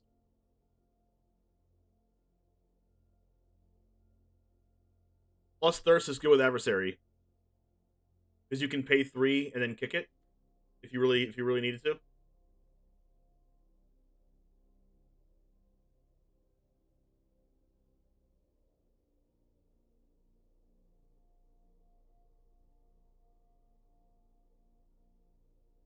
Like, you could play Power Word Kill or Infernal Grasp.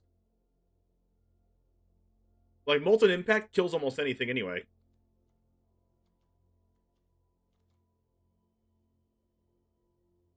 But this is pretty close.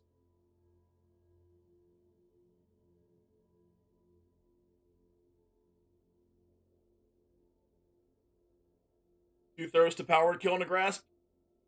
The thing about that, though, Infobond getting nerfed. The thing about the Power Kills and Grasp is that, like, it adds to more 2-mana cards, and I'm already playing like 16 2-mana cards. Like, the point of going Frenzied Geist Blaster on turn 2 is to turn 3 play a 2-drop and a 1-drop. Play with Fire or Face Burn? Yeah, Play with Fire could be good. Play with Fire is probably really good. Like, I'd be inclined to go, like, down Electrostatic, down a Blood Chief, and just play 2 Play with Fires.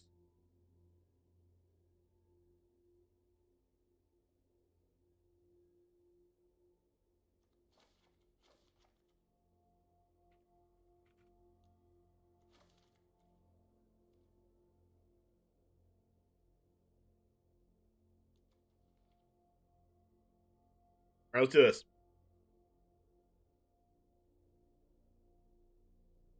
No, wait. Reckless Impulse. Is Reckless Impulse better or worse than Electrostatic Blast? Probably worse. Alright.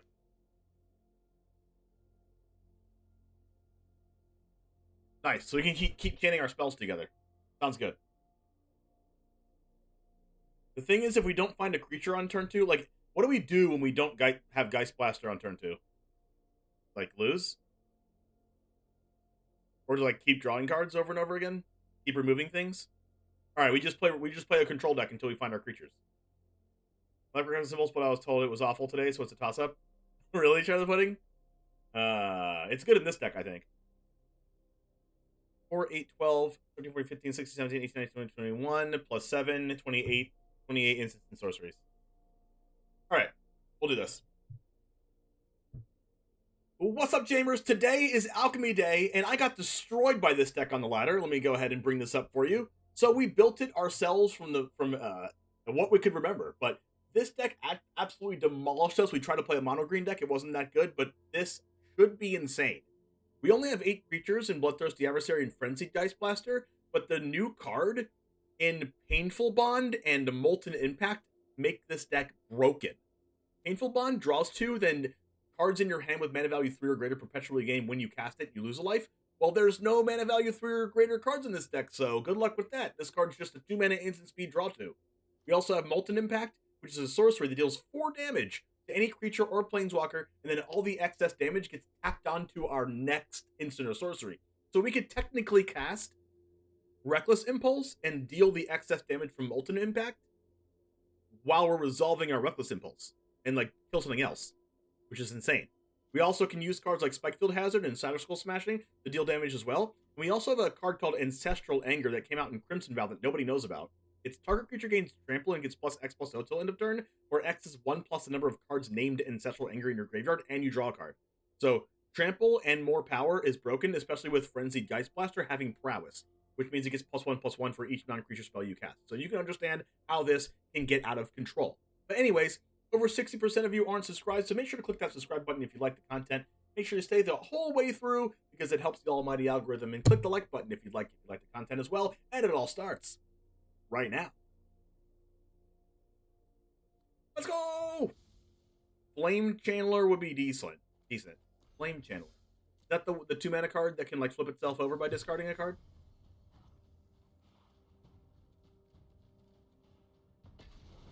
YouTube porn? Exactly.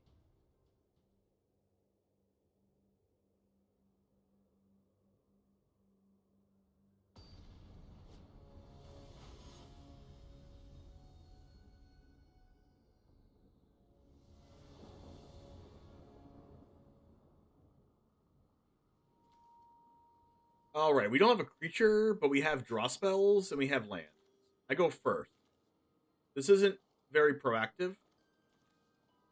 Do I just mulligan until I have a creature?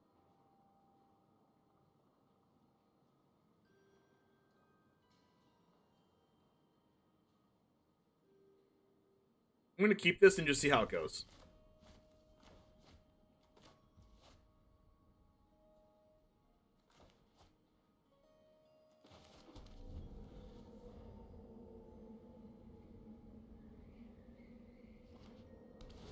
Forsaken Crossroads on green. Untap it. Visitor.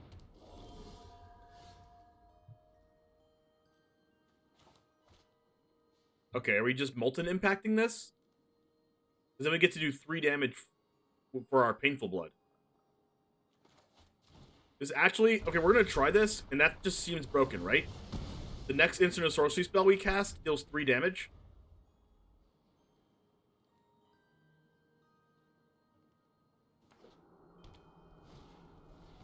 So we can Spikefield Hazard this and kill it?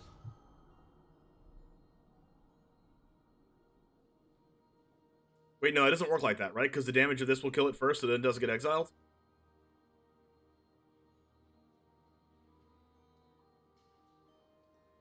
Actually really weird.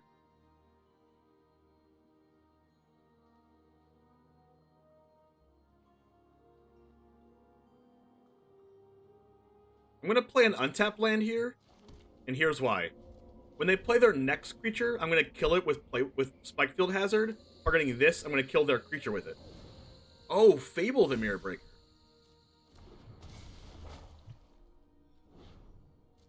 So what I'm going to do here is I'm going to Spikefield Hazard this card. The excess damage is going to kill this card. Then I get to play with fire this. And it gets exiled.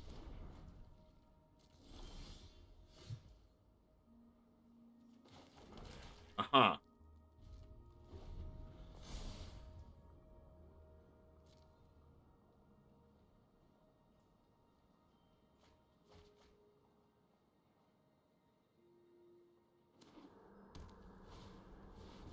Alana and Elena. Whoa. What? Tommy Flare. They're not the deck I thought they were.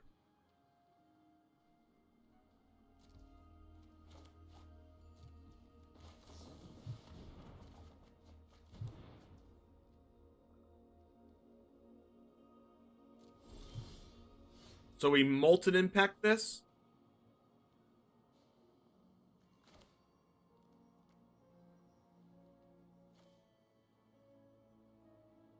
No, not yet. We break expectations them, and then Molten Impact the Halana. I don't want this to do damage. Halana... Oh my... What is this deck?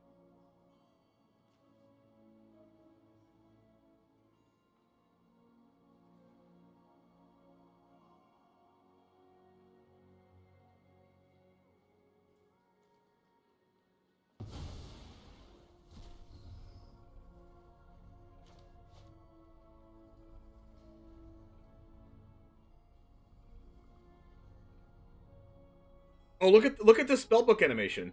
That's new, isn't it? They got a Colossal Plow. So we Molten Impact this. And then our next spell does 1 damage extra.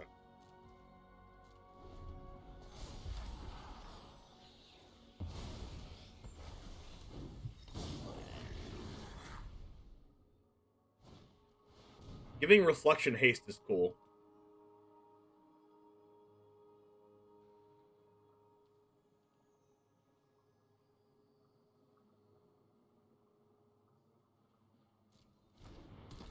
So right now, I play with fire this and kill it.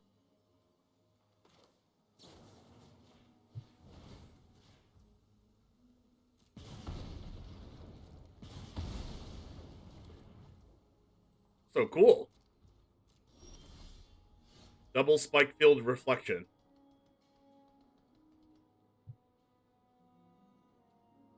Sure.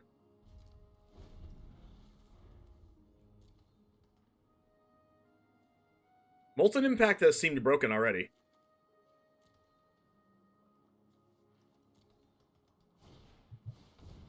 Target creature you control fights. Add red, put 1/1 counters on stuff. Okay, so it's green, red. It's green, red, modify. They're not attacking, right? Because we get to... Oh, they have a Kami Flare, so they're going to kill our hive.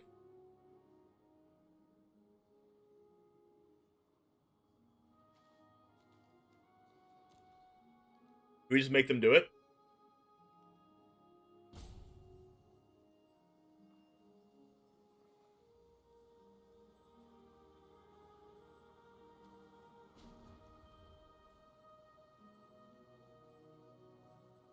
I think I just make them do it.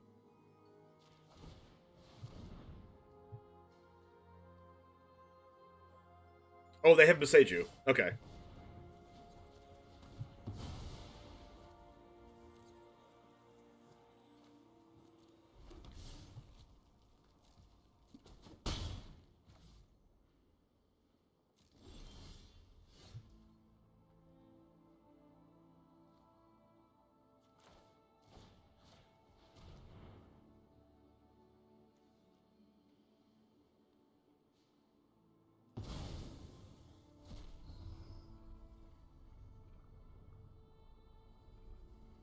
Okay.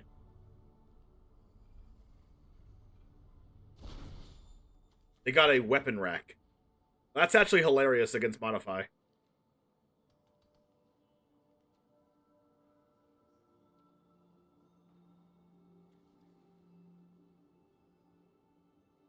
I'm gonna do this now just in case they top deck a... Just in case they top deck a,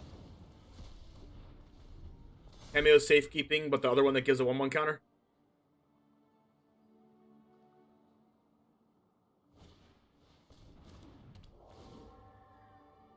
They're playing this.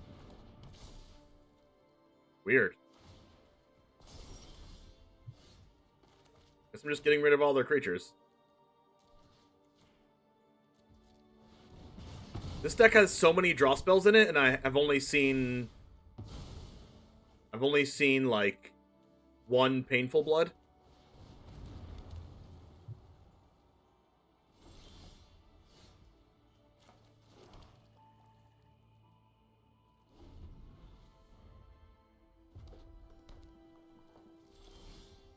Electrostatic Blast. Alright, that gives us a lot of draw spells, right? If we, as long as we draw any instant or sorcery next turn. 2 Electrostatic Blasts.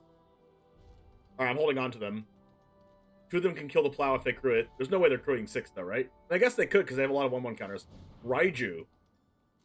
And so as soon as they put a 1/1 counter on this, we can just, like... They go to combat, we double kill it. And hopefully they don't have a protection spell. Yikes.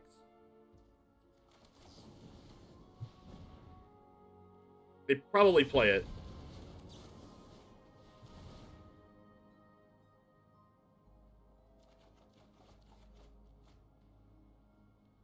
And I don't get to play any of these cards because that's a yikes.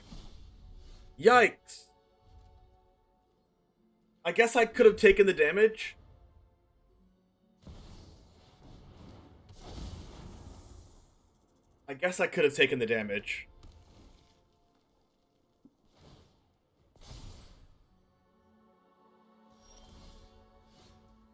The Raiju would have gone to a 5/5. True.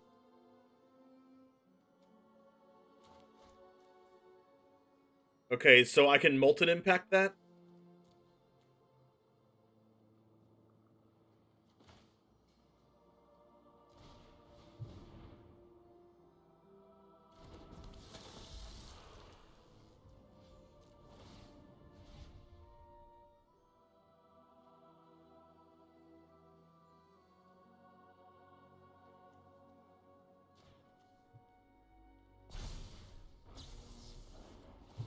An Electrostatic Blast gets to trigger from that second one.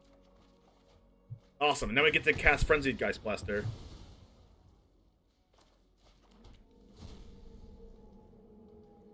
I forgot we could... No! I could have done it with the land I have in hand! Hunt! Hunt, it hurts! It hurts! It hurts! Well, we couldn't use the Geist Blaster anyway, though.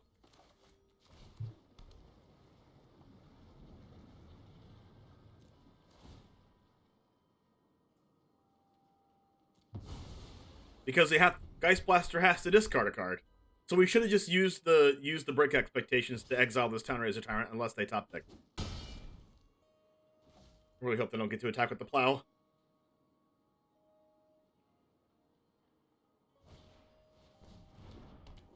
Crap. They're 1 away from crewing the plow. Stop drawing lands!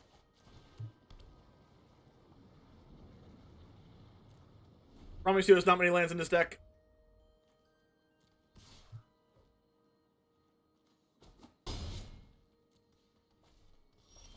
Stop drawing lands! It hurts! It hurts bad! Oh crap, they get to plow me!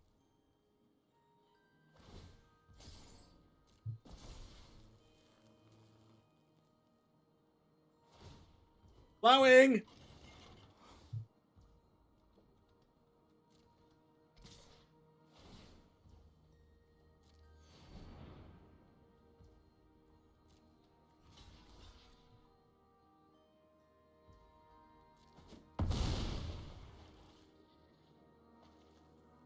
You come back to the Goose Gang?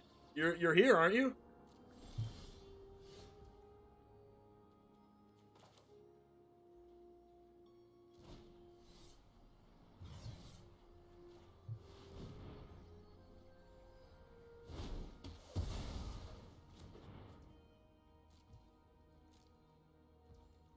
Hey, Tie-Fi is coming back to the Goose Gang. You know why? Because I'm paying for his gift sub. Let's go! Kodama? Yikes.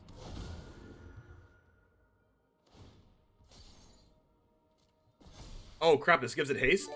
Am I dead?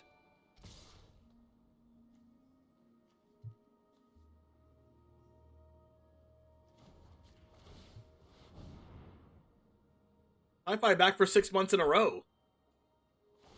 To sage you again? Yikes. They're playing multiple Besajus. I would love to draw a spell that draws cards.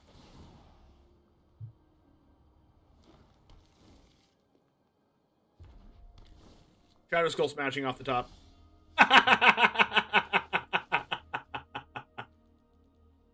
I totally didn't call that. I didn't call it at all. I would never do such a thing.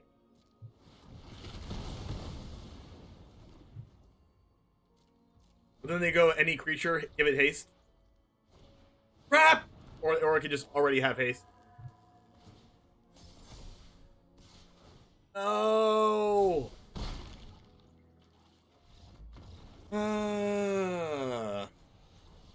Okay, I think we got kind of unlucky with lands there.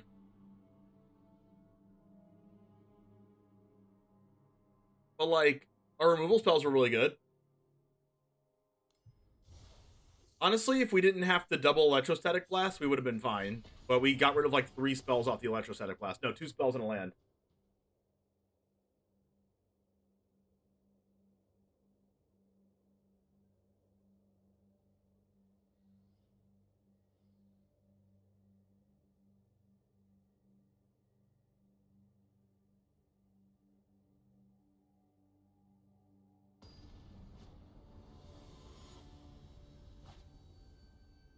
This is Typhus again? Name change?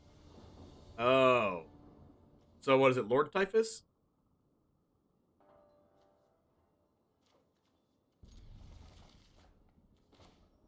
Oh yeah, we didn't draw this Ancestral Anger card yet either. This is pretty cool.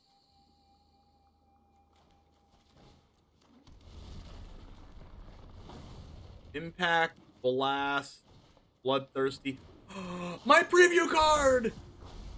We played it! Discard other preview card, search for other 1-drop.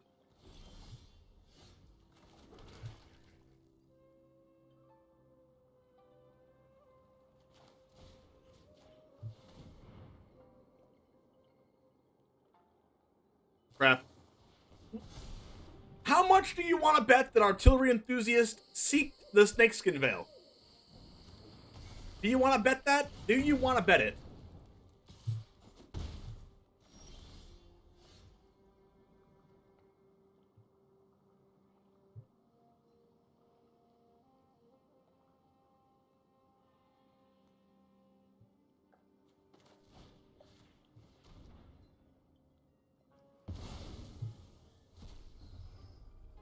This is the second time in a row I'm playing against this deck. Does everyone want to play this deck? Is it the new hot stuff?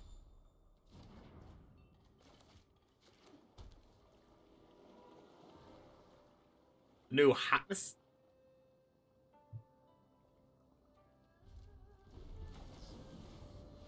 Please don't have another Snakeskin Veil. Thank you.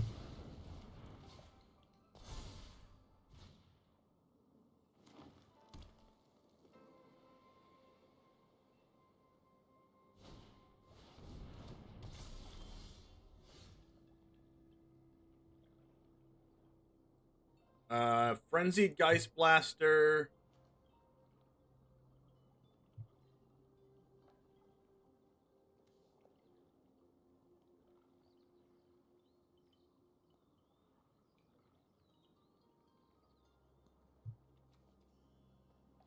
I feel like I want a Reckless Impulse.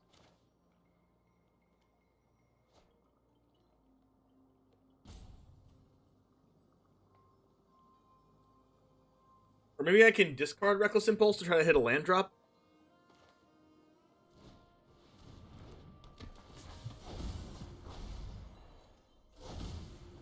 Play with fire.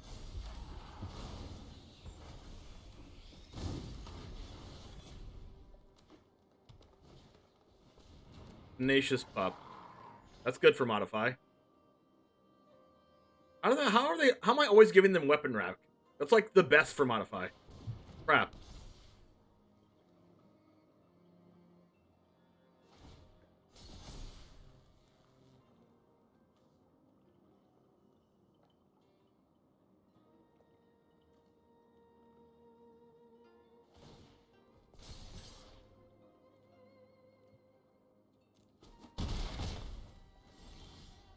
There's the land.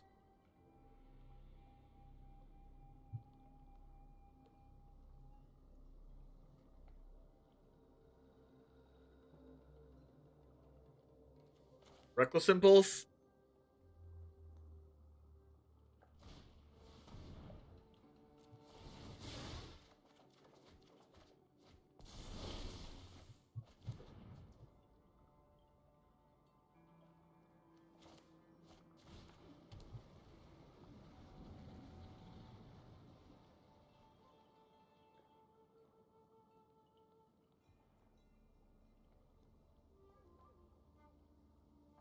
Anger, try to draw Blood Chief.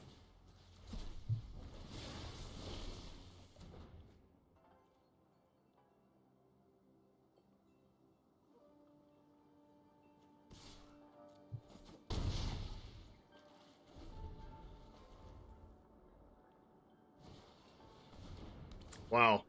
What a great top deck. That was an absurd top deck. Give this haste. I might win this game. I'm getting destroyed. Can I kill them somehow?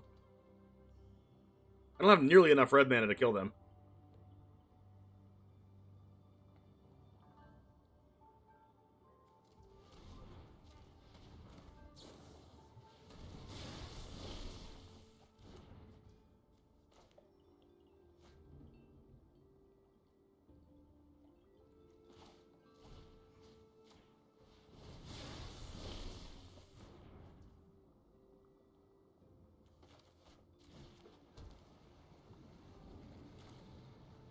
At least I don't think.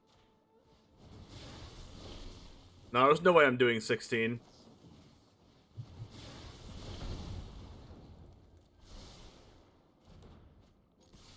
I was pretty freaking darn close to doing it, though.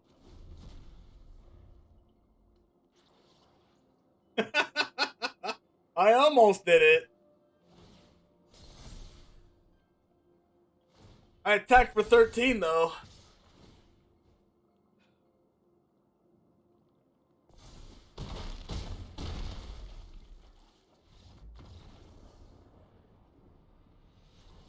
Maybe I do need just, like, generic removal spells.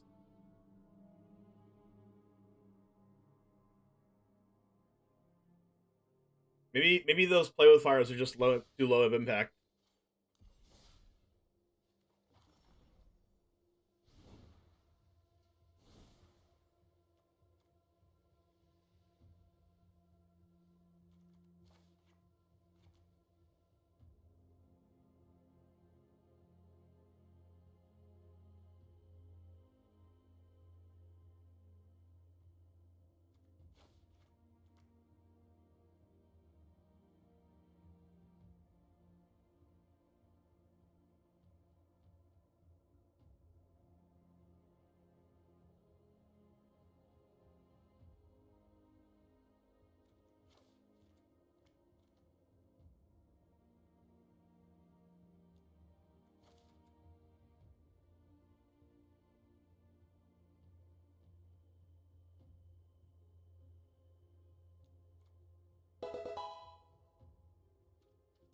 Hey, Raven, how's it going? Thanks for the follow. Did I just play against you?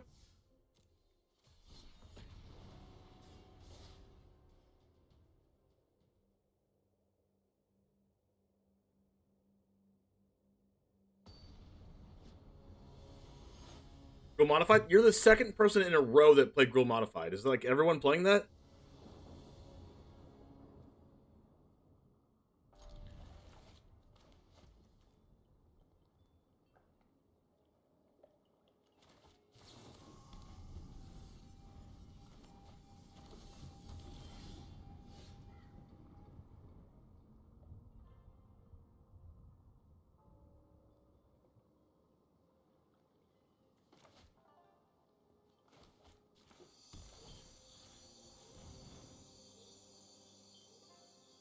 Expedition Supplier, Kargan War Leader, and Kargan Intimidator.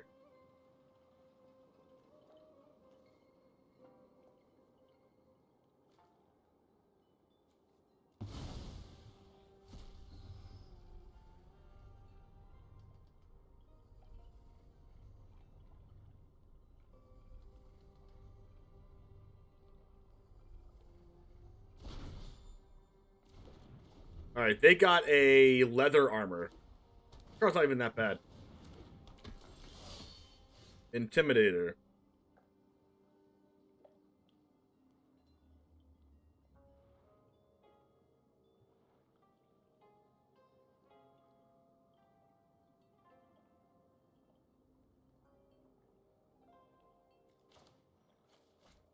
Play this on red.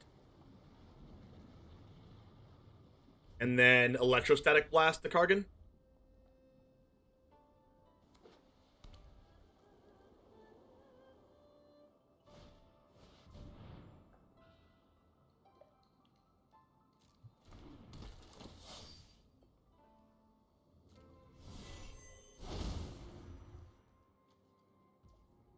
It's +1/+1.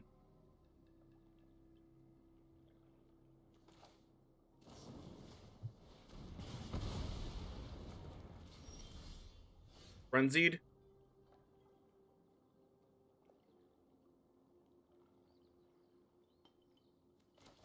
I will get rid of Ancestral Anger. Searching Brick Expectations. That's unfortunate that I didn't do... that I didn't leave my black mana open.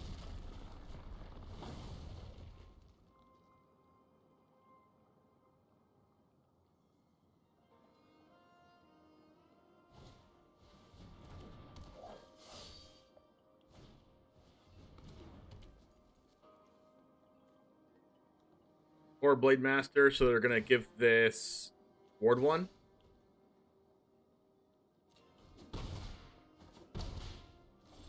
Does Double Strike? Oh, equipped creatures have Double Strike. Got it.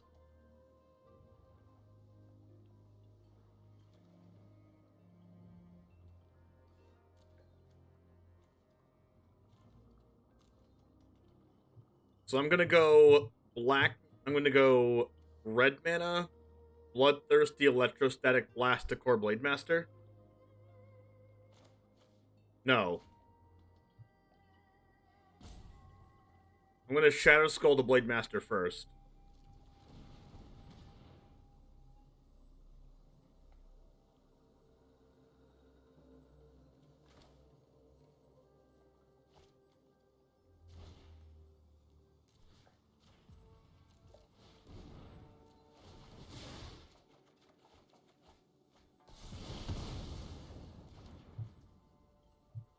And then I Ancestral Anger the Geist Blaster.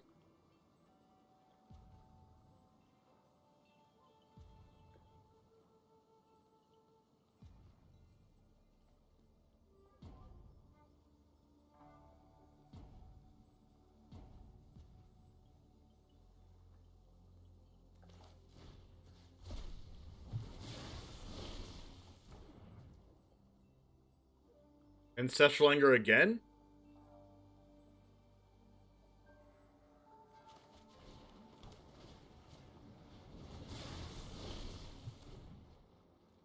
Attack for 10?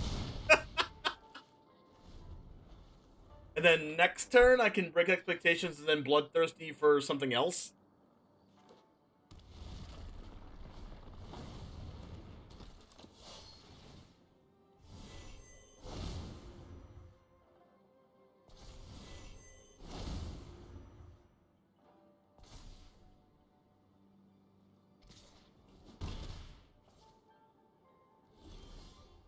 The question is, can we attack through the supplier?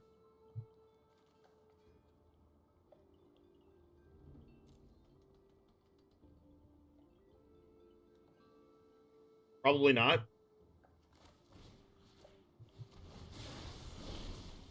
Oh, they don't have anything.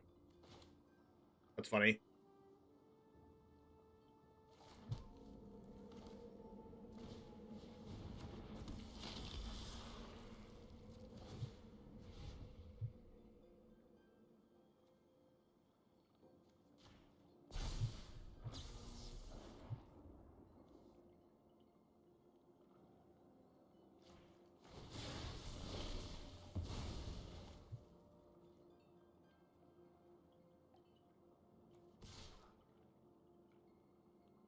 I should have grown the adversary because they would have to block with the supplier if I do that.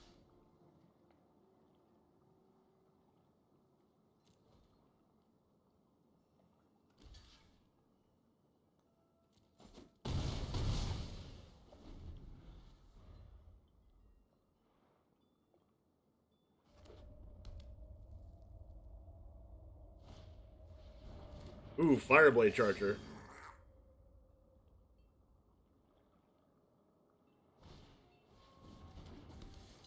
Battery gives the charger +1/+1 in haste.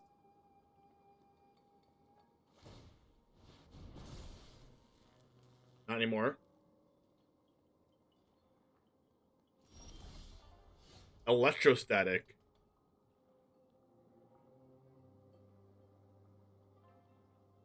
So I can electrostatic blast the Fireblade Charger?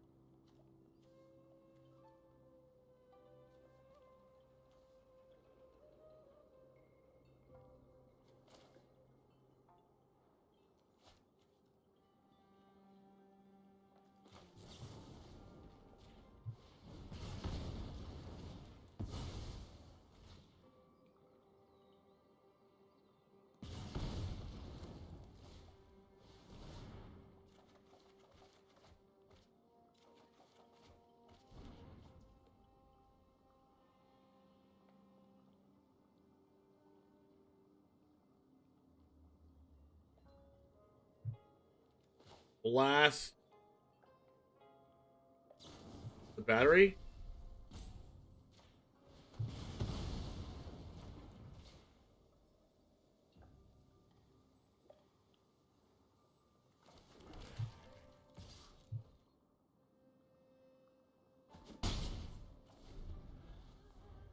And then I can Blood Chief's Thirst plus electrostatic blast triggers. Okay, so the Fireblade Charger gets haste because it's equipped.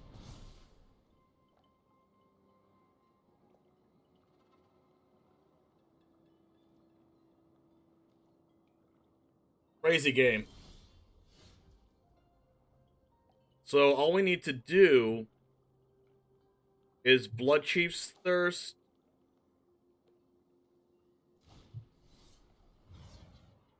This. Trigger this, get a burn spell. Anger.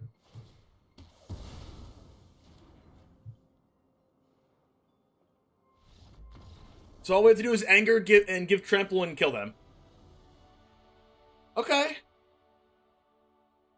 Sick.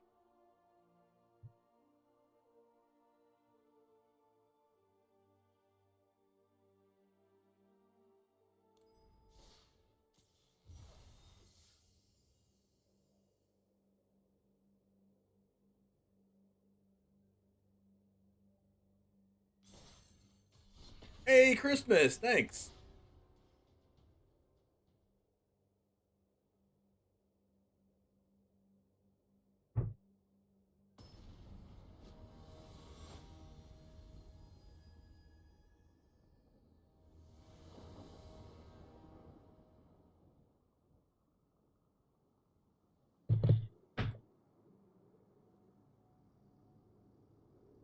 Hype juice located, yep. I go first. Keep. We don't have a creature, but should be okay.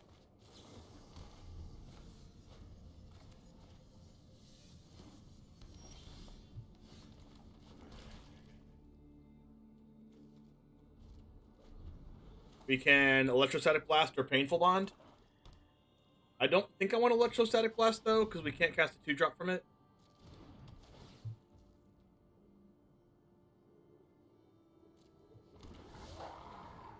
Like, I kind of want to, but then if we cast an instant sorcery next turn, that means we can't cast Frenzied Geist Blaster if we get it.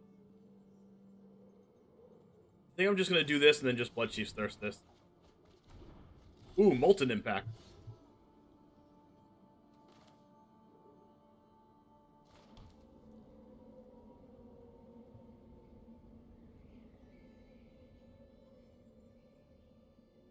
So I can Molten Impact this, and then Ancestral Anger one of their other creatures and deal 2 damage to it.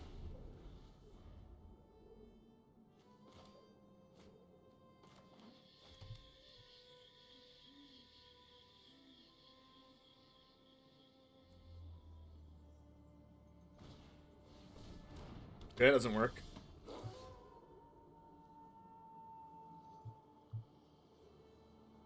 But I can electrostatic blast that. That deals 2 damage to it. I want to Brick Expectation first, though. And then electrostatic blast this. Dormant Grove. Okay, their only creature is Jugan.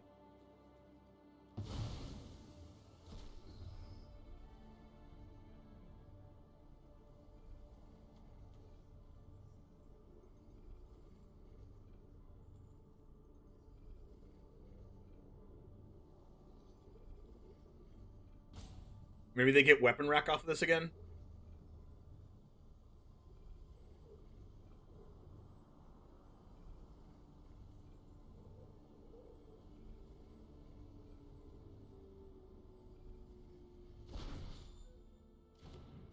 They got a Relic Amulet. Relic Omelet.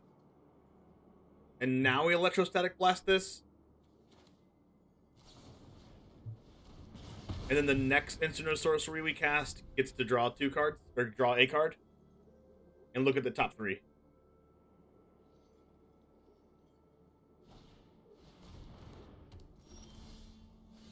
The land. They do get to make a 2/2.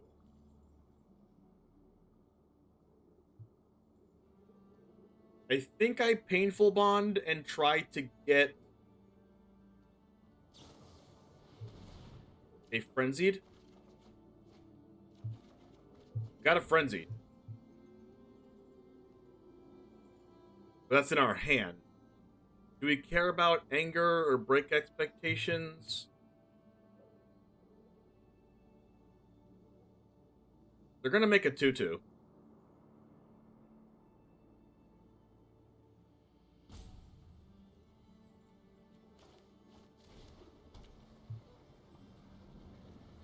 If I don't cast this now, I lose it.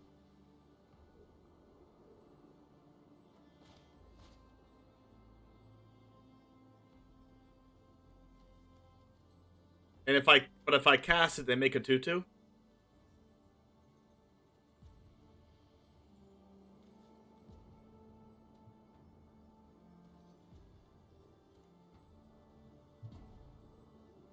Interesting.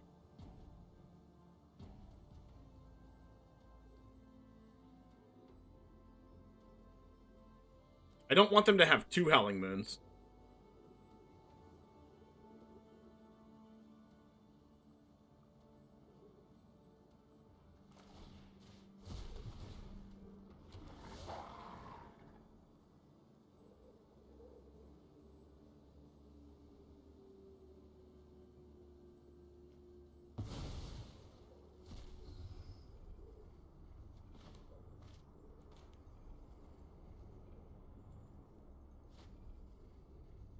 Interesting.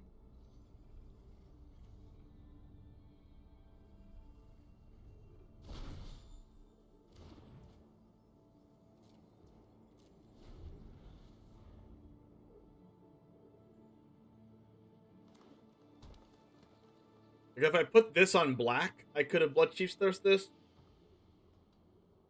But like I kind of want a Molten Impact. Like, this gets +2/+2, they hit me for 4. They don't have anything else.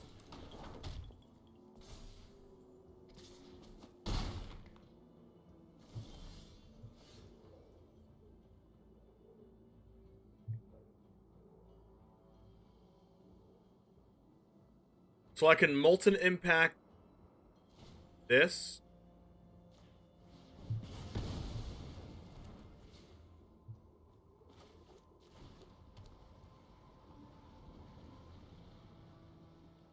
And then Frenzied Geist Blaster?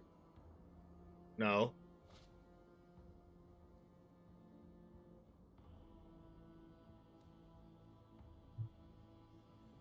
Reckless Impulse kills the 2/2, but then they make another one. That's fine, though.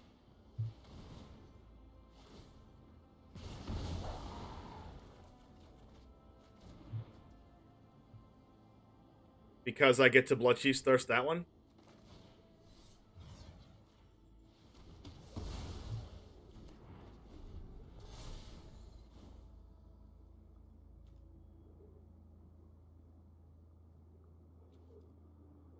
This is going to create a lot of 2/2s for them against our deck.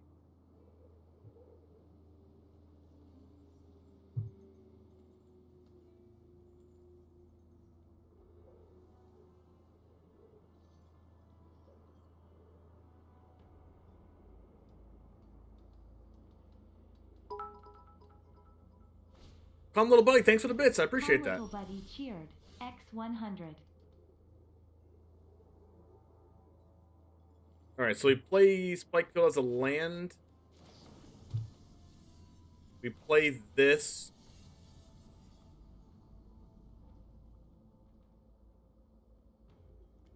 Using the Hive. Discarding Ancestral Anger.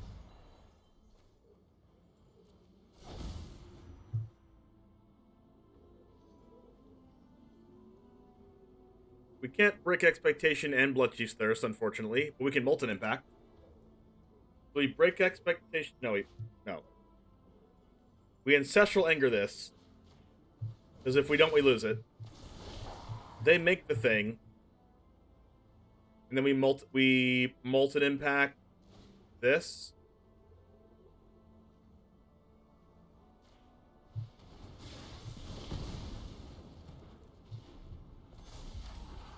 And then they get the Jugan. Remnant of the Rising Star. Creature enters battlefield. When you do, put X/1/1 counters on that creature.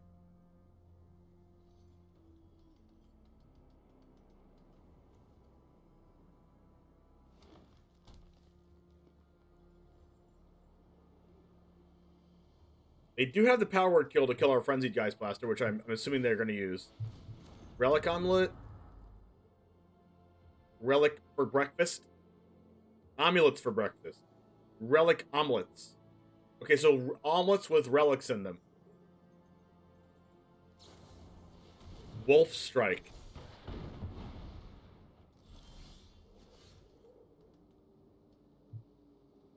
Was not expecting this card. Alright, that is a 3-mana card. We have 2 damage. So we can play Break Expectations and then kill Remnant.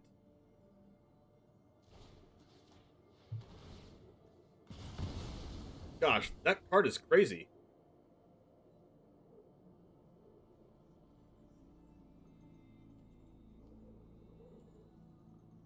And then we take their power kill.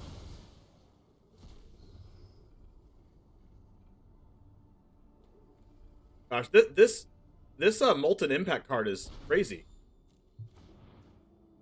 They got a Whirler Maker. Cast Painful Bond. Okay.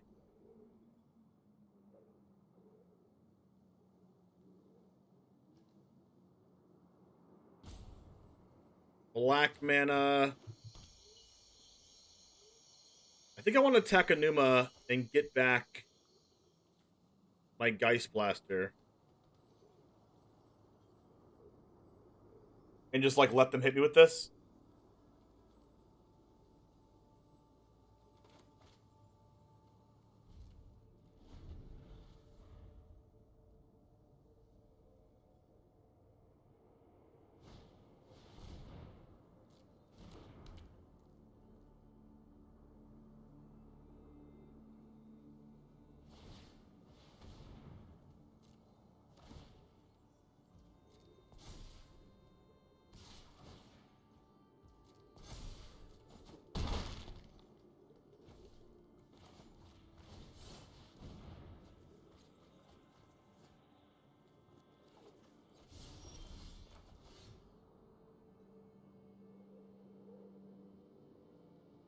This is discard any card?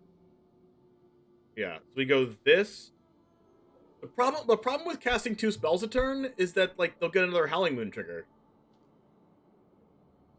Lewis Dragon, how's it going? I'm gonna watch the economy stream. Yes, I am. So, like, what if I just cast 1 spell a turn? That sucks, though. So I guess I'll just do this. Discard this land.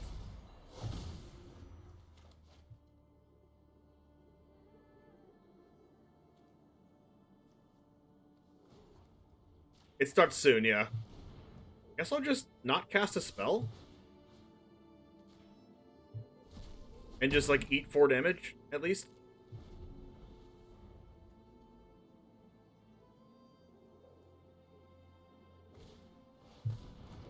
Oh, crap. 2 Howling Moons.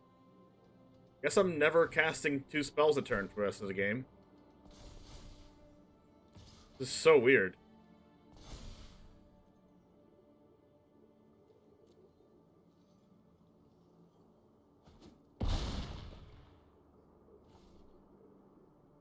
This like actively counters us.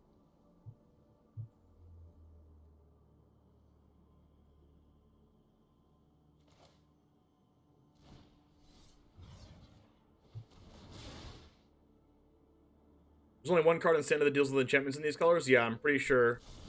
There might be 2, but the other card's really bad. I don't think they can get haste.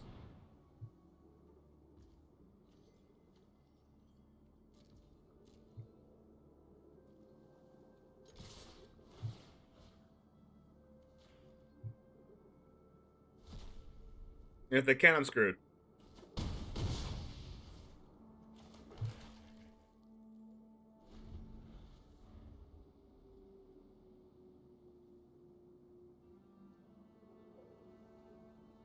Please don't play a 4-mana haste creature, Cemetery Prowler. Okay. That's a pretty good card against us, but right now it's okay.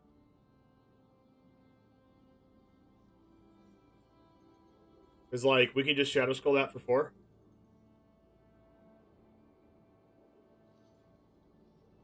And then attack them for 3, put them to 8, and then we have lethal next turn with Blast. Increasing Geist Blaster, hitting them to 9. 11, 10, 9, 8, 7, 6, 5, 4, 3. Huh. Oh. Are they dead?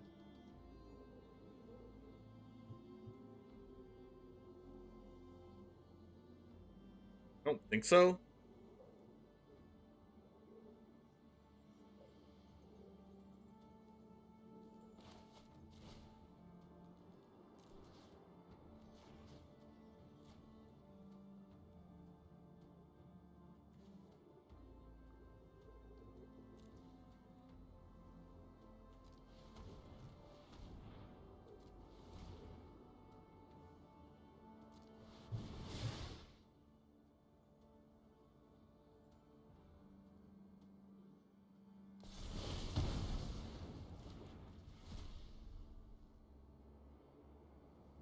So this goes to 4, 5, 6, 7, 8.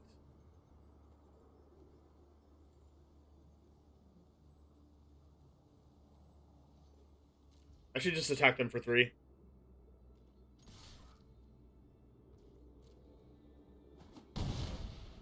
People are pre-mad about the economy stream. I wouldn't make any assumptions until they actually have the economy stream.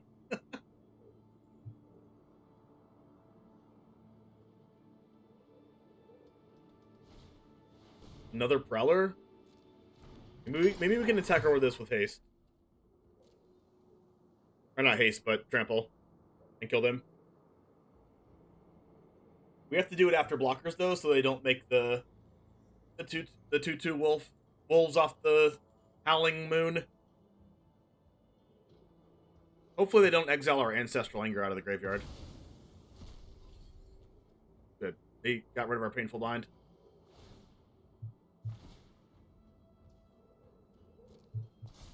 Alright, no haste for you.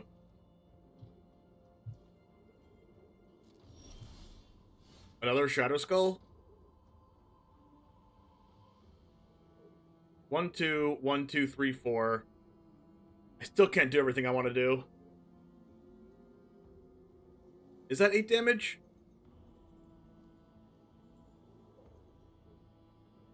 What if I just go 1, 2, 3, 4, attack with this? And then I can Electrostatic Blast and Ancestral Anger after blockers? That's way better. 2, 3, 4. Attack with this.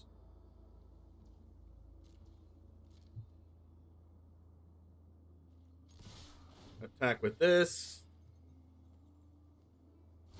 I guess they could have another copy of Power Word Kill, right?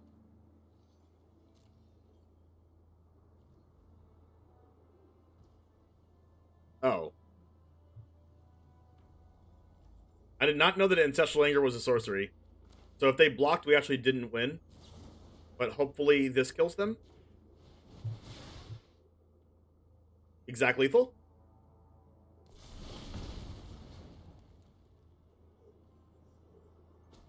Exactsies!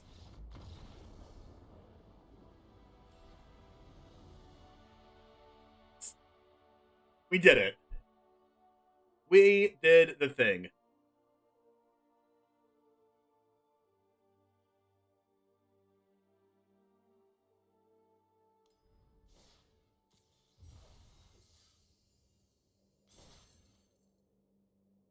I'm going to use the bathroom real quick, and then we're going to play a couple more games with that deck before the economy stream starts, because I need to get a couple more games in for the YouTube video.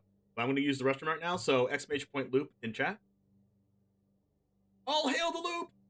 Riley, does your opponent ever make a play that doesn't seem to make sense on the surface, but then over time starts to kind of come together a little more? Yeah, this Aether Gust obviously going to do a good job of keeping Igor Kerim, a little more alive, but there's a spell pierce, alright, sure. Pay for it, I guess. Easy deal. Okay, I still have enough mana to pay for this spell pierce. What are you doing, man? I mean, yeah, sure, you're getting the prowess triggers, but like, what's the plan here? Oh. There it is. A mystical dispute as well. Functional. Yeah, functional spell pierce enough to get in for Exactsies.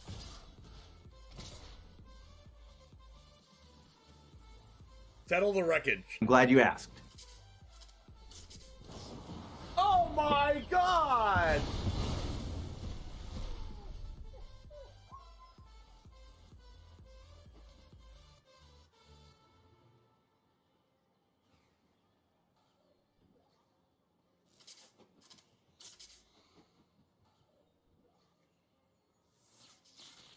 A 100-card historic brawl. Settle the wreckage in hand after I called it. Riley, here we go. Nothing ventured, nothing gained here. Seasoned Pyromancer can let you ditch your hand in this case to draw 2 cards, and we need exactly 2. We need Bone Crusher Giant and an untapped red source. Need the Bone Crusher Giant with Stomp, which stops the 9 lives from preventing damage, and we need the red source to cast the Stomp, Dennis. And wouldn't you know there it is! Look at that! I've always maintained, Dennis, I've always maintained that Magic is a very skill-testing game indeed, and Charizard James is showing us just how skill-based this game is, ripping the actual perfect 2 off the top here, and is going to win the game on the spot because of it. Yo, what's up, Titan Smash? Oh no!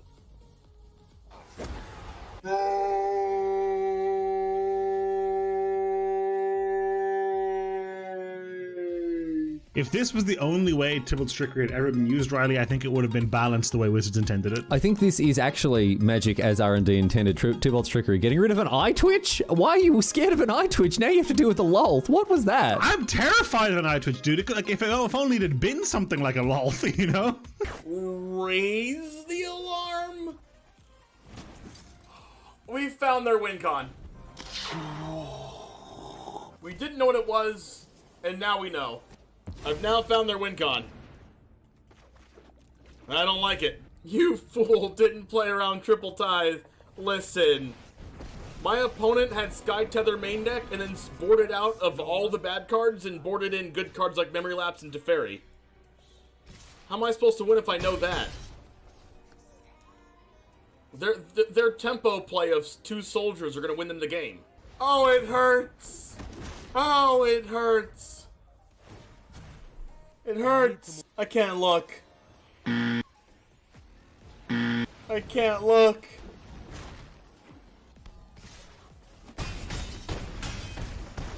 Ow.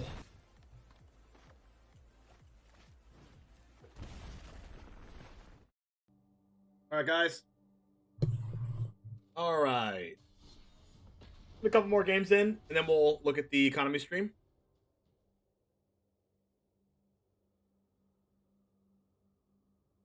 They're not live yet anyway.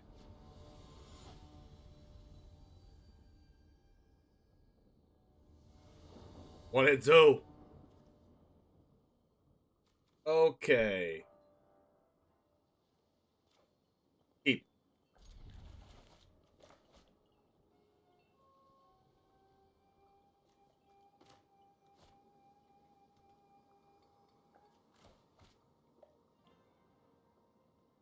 We're gonna go Haunted Ridge first, and then Shadow Soul Smashing untapped on 2.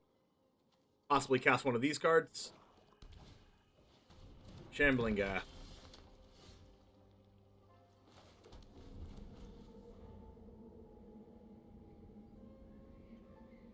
Uh-huh.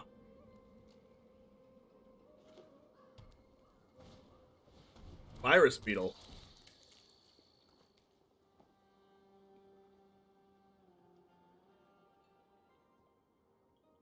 I guess I discard Bloodchief's Thirst. And then I'm going to Molten Impact the Virus Beetle.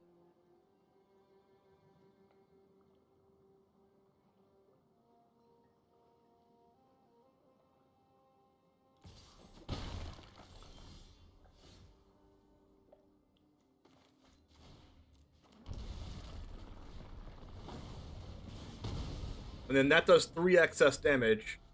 And then the next time I cast one of these, I do 3 more damage.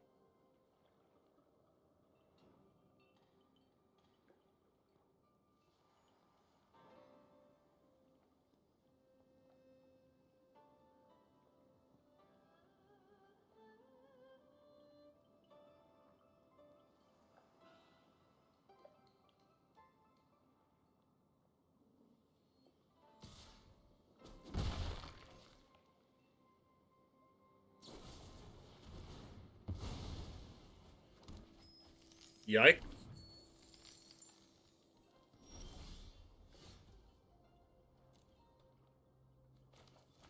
So, I can either do 5 damage with Electrostatic Blast, or I can draw 2 cards and do 3 damage.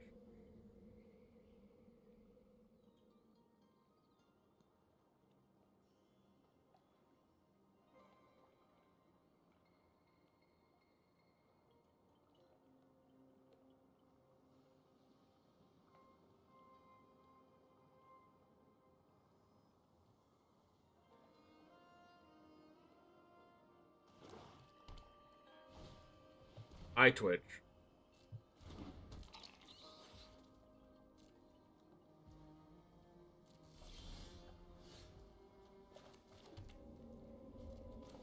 Okay, so when I Spike Field Eye Twitch, I do 3 damage.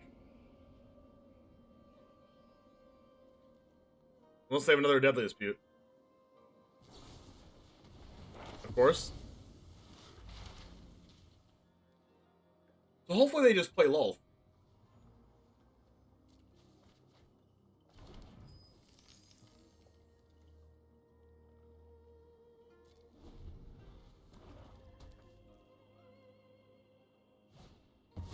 Invoke Despair?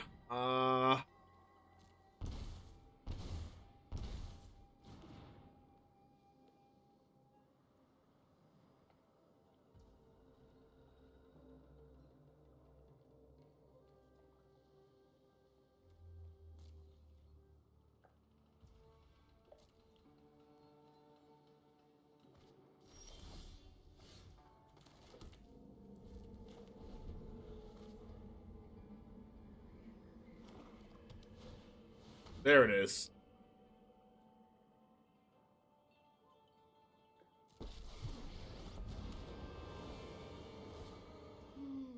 I'm hungry.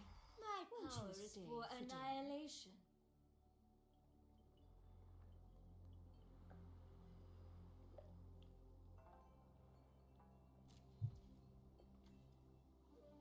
Electrostatic Blast.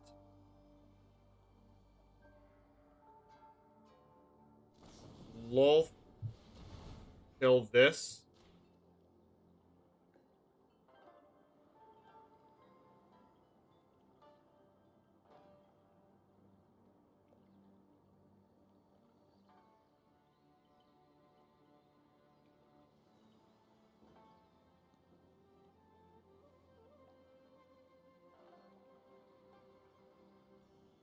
I'm dealing 2 damage to Lolth here because Molten Impact will put a counter on Lolth before the Electrostatic Blast resolves, which will, yeah.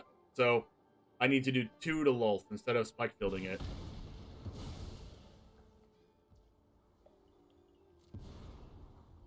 They could Deadly Dispute the 2-1 to get an extra counter. Okay, nope. I'm sure you'll miss me. Now I have an Electrostatic Blast trigger, which means I'm going to Molten Impact this, and then hopefully I get a Frenzied Geist Blaster.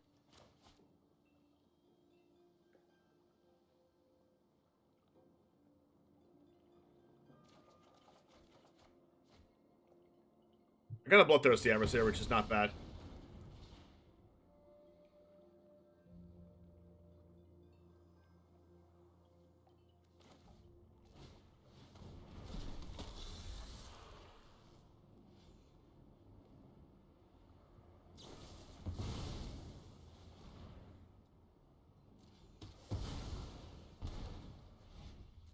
I really hope they don't have another Invoke Despair.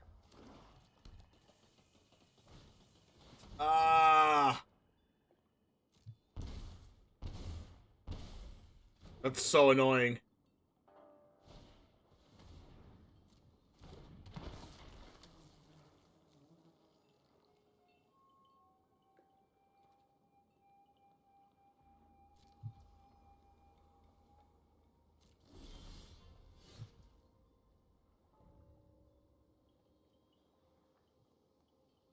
Hello, Chad. How's it going?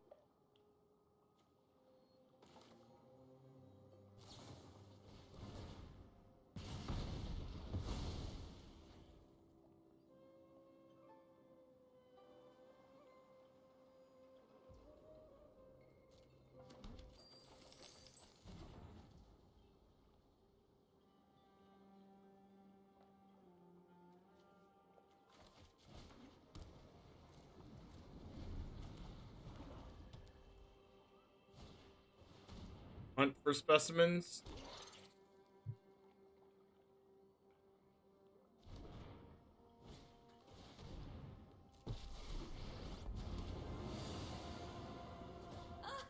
You reek with terror. I will cull. Exquisite. The light is insufferable.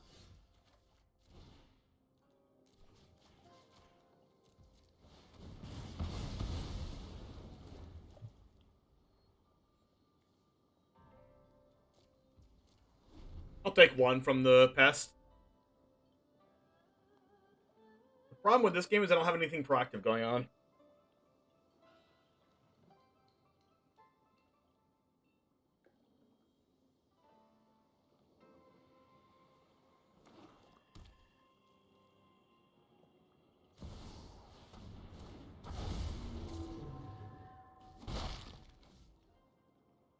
Sedgemoor, which might be good in this? Yeah, that might be good. Oh god, what are they doing? Discard 2?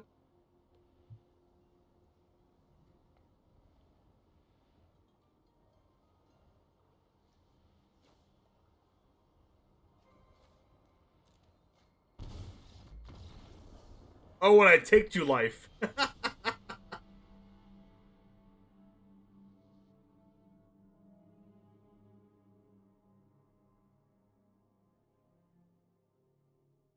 All right, real quick, let's go ahead and go over to the economy stream, then I'll come back to this.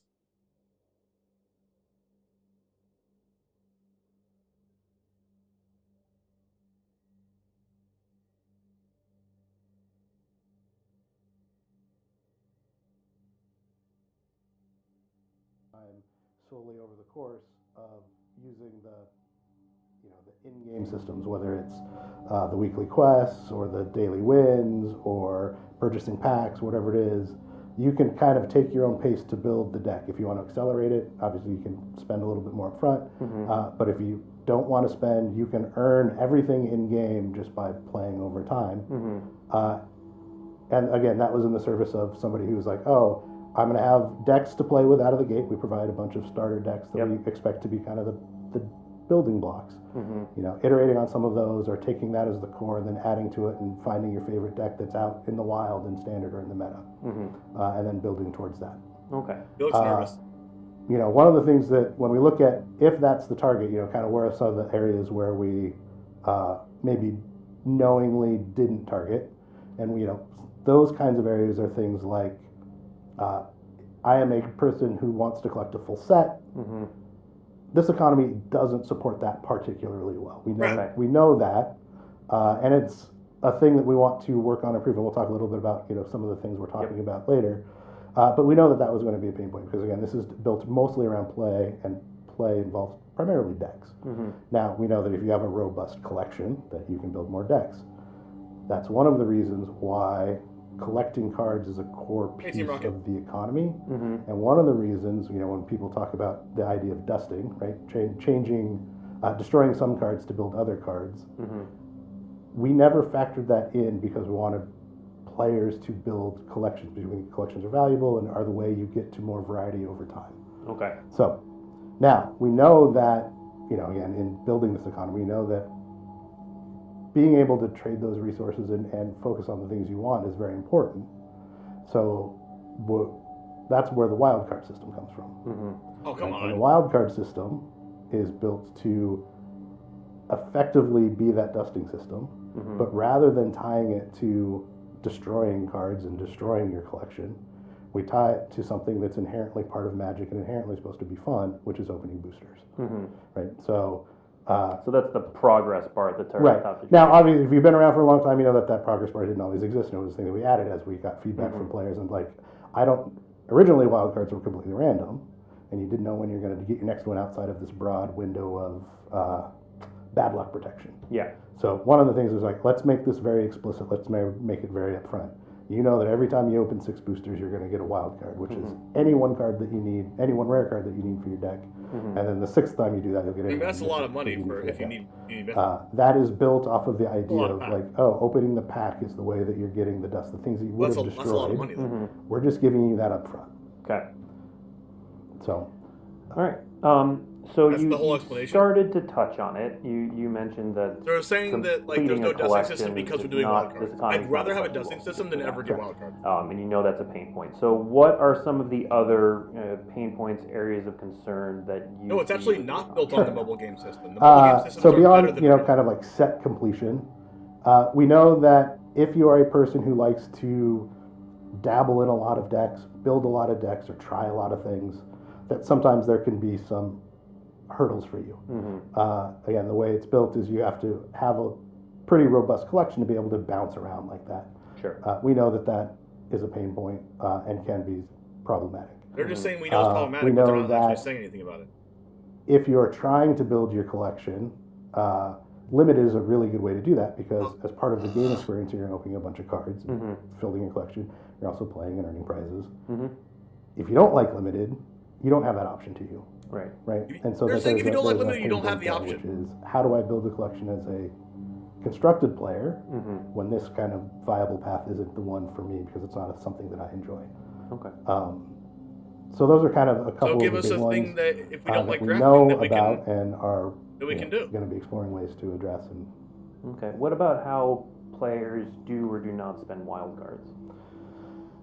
So one of the when you go back to trying things out, wild cards are a valuable commodity in this economy, right? You want to make sure that you're spending them because they are, a little bit slower to come by compared to you have to open, a handful of packs and earn them, and then you don't want to make sure that you're spending them on the right things. And so we do see a little bit of, we'll say, anxiety and wild card spend. So people will hold on to them until they know exactly what they want to build. But that also prevents them from just kind of diving into some of the things that they want to do. So that is another point we're aware of, and we'll talk about solutions for as we move along. Okay. Well, let's dive into some of those solutions right now. So sure. He's saying, I know this is a pain point. I know and your just team has to just think kind period. of what's happening in the next build, and then what can we work towards long term. Okay, yeah. So why don't we so first let's start with some of the stuff you've got coming up sooner? Sure. So we'll tackle set completion. Okay. Right. So in set completion, we know that as you get closer, it's going to be easier to get more of the rares, and then mythics become a problem over time. And the way we have duplicate protection in the packs is that as you get closer to rare complete, opening boosters just feels worse because you're really just looking for the mythics in there, and if you have all the rares, you're getting the duplicate protection gems instead. So one of the things that we're going to be introducing here shortly, and I believe I don't have the exact timeline, but it's around SNC, maybe sooner, is we're going to sell a pack that is mythic guaranteed. Okay. So when you buy this Mythic pack, guaranteed it'll pack cost was gonna be more 1,500 expensive. gold. Okay. There will be a gem bundle that you can get like 10 of them for gems instead. But the baseline is 1,300 gold. When you open that, the rare I knew it.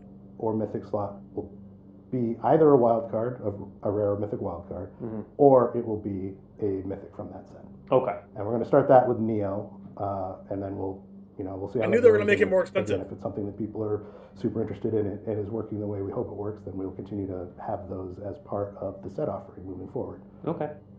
So that is one, when we're looking at, all right, how do we help people who want to complete sets? That's one of the things we're looking at. Okay. On the other side of that, you have somebody who's looking to build a deck quickly. What do you mean by that, level 3? We know that there is kind of an inefficiency sometimes in buying a bunch of boosters and then opening them all to get the wild cards. Don't anybody people that are listening to this chat right now, don't go over to the Magic stream and go tell them bad stuff, please. If you do that, you'll get banned in my channel. Day one, play the latest deck. I am a veteran. I know exactly. If I see you posting stuff in the Magic channel right now, and I see your name there because I'm looking at it, you will get banned. Don't go over there and hate on them.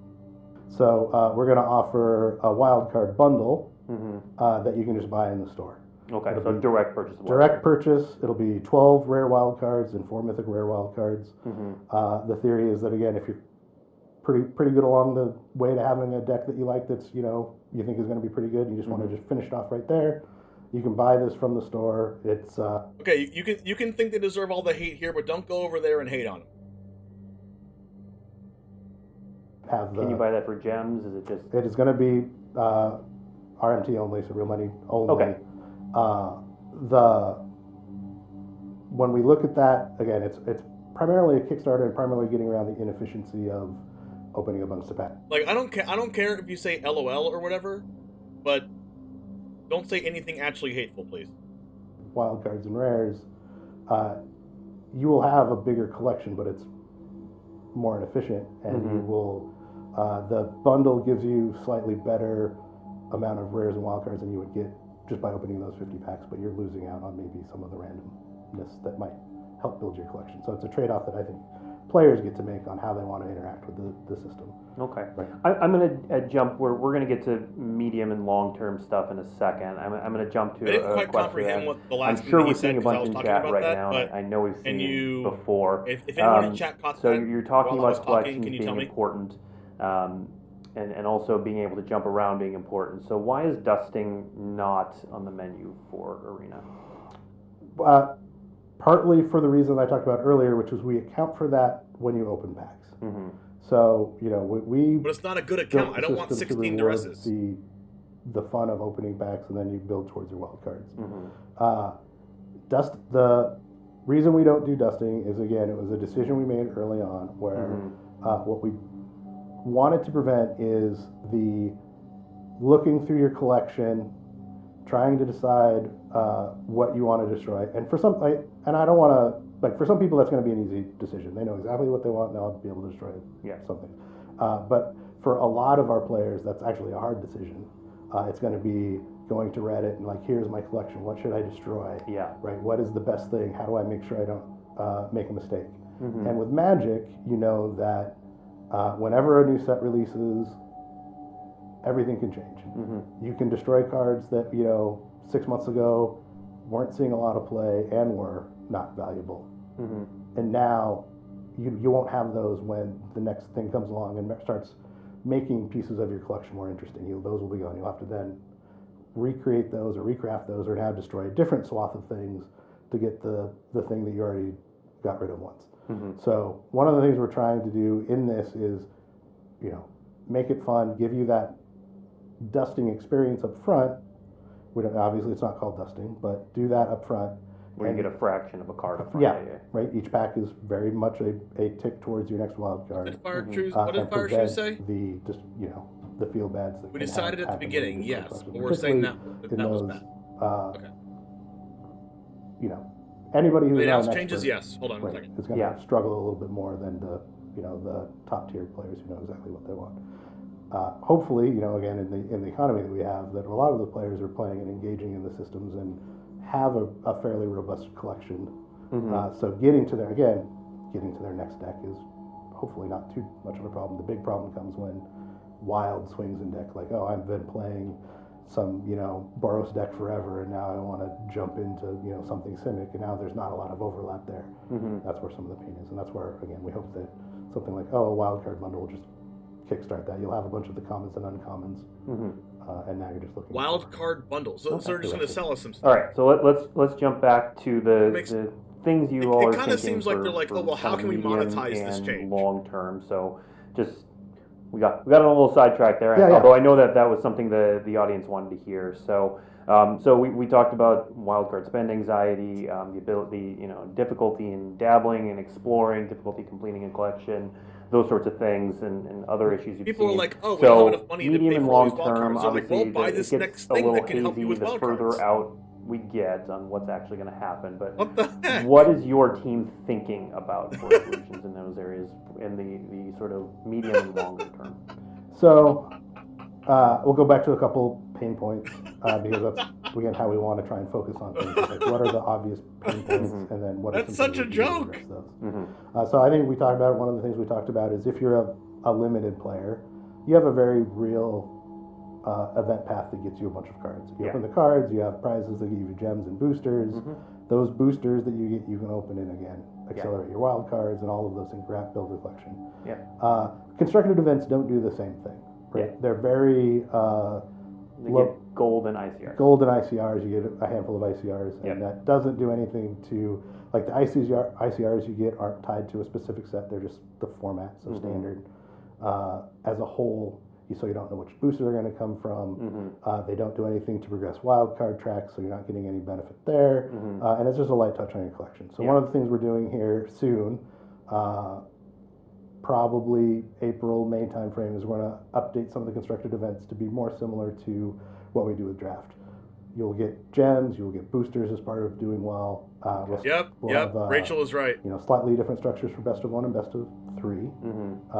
But the hope there is that by changing what the rewards look like and how you're playing, you're going to have more meaningful progress for collection for opting. I do like that you can play events and get better progress towards wildcards. So that's one of the things I like that's that they're coming. increasing the prize support of that.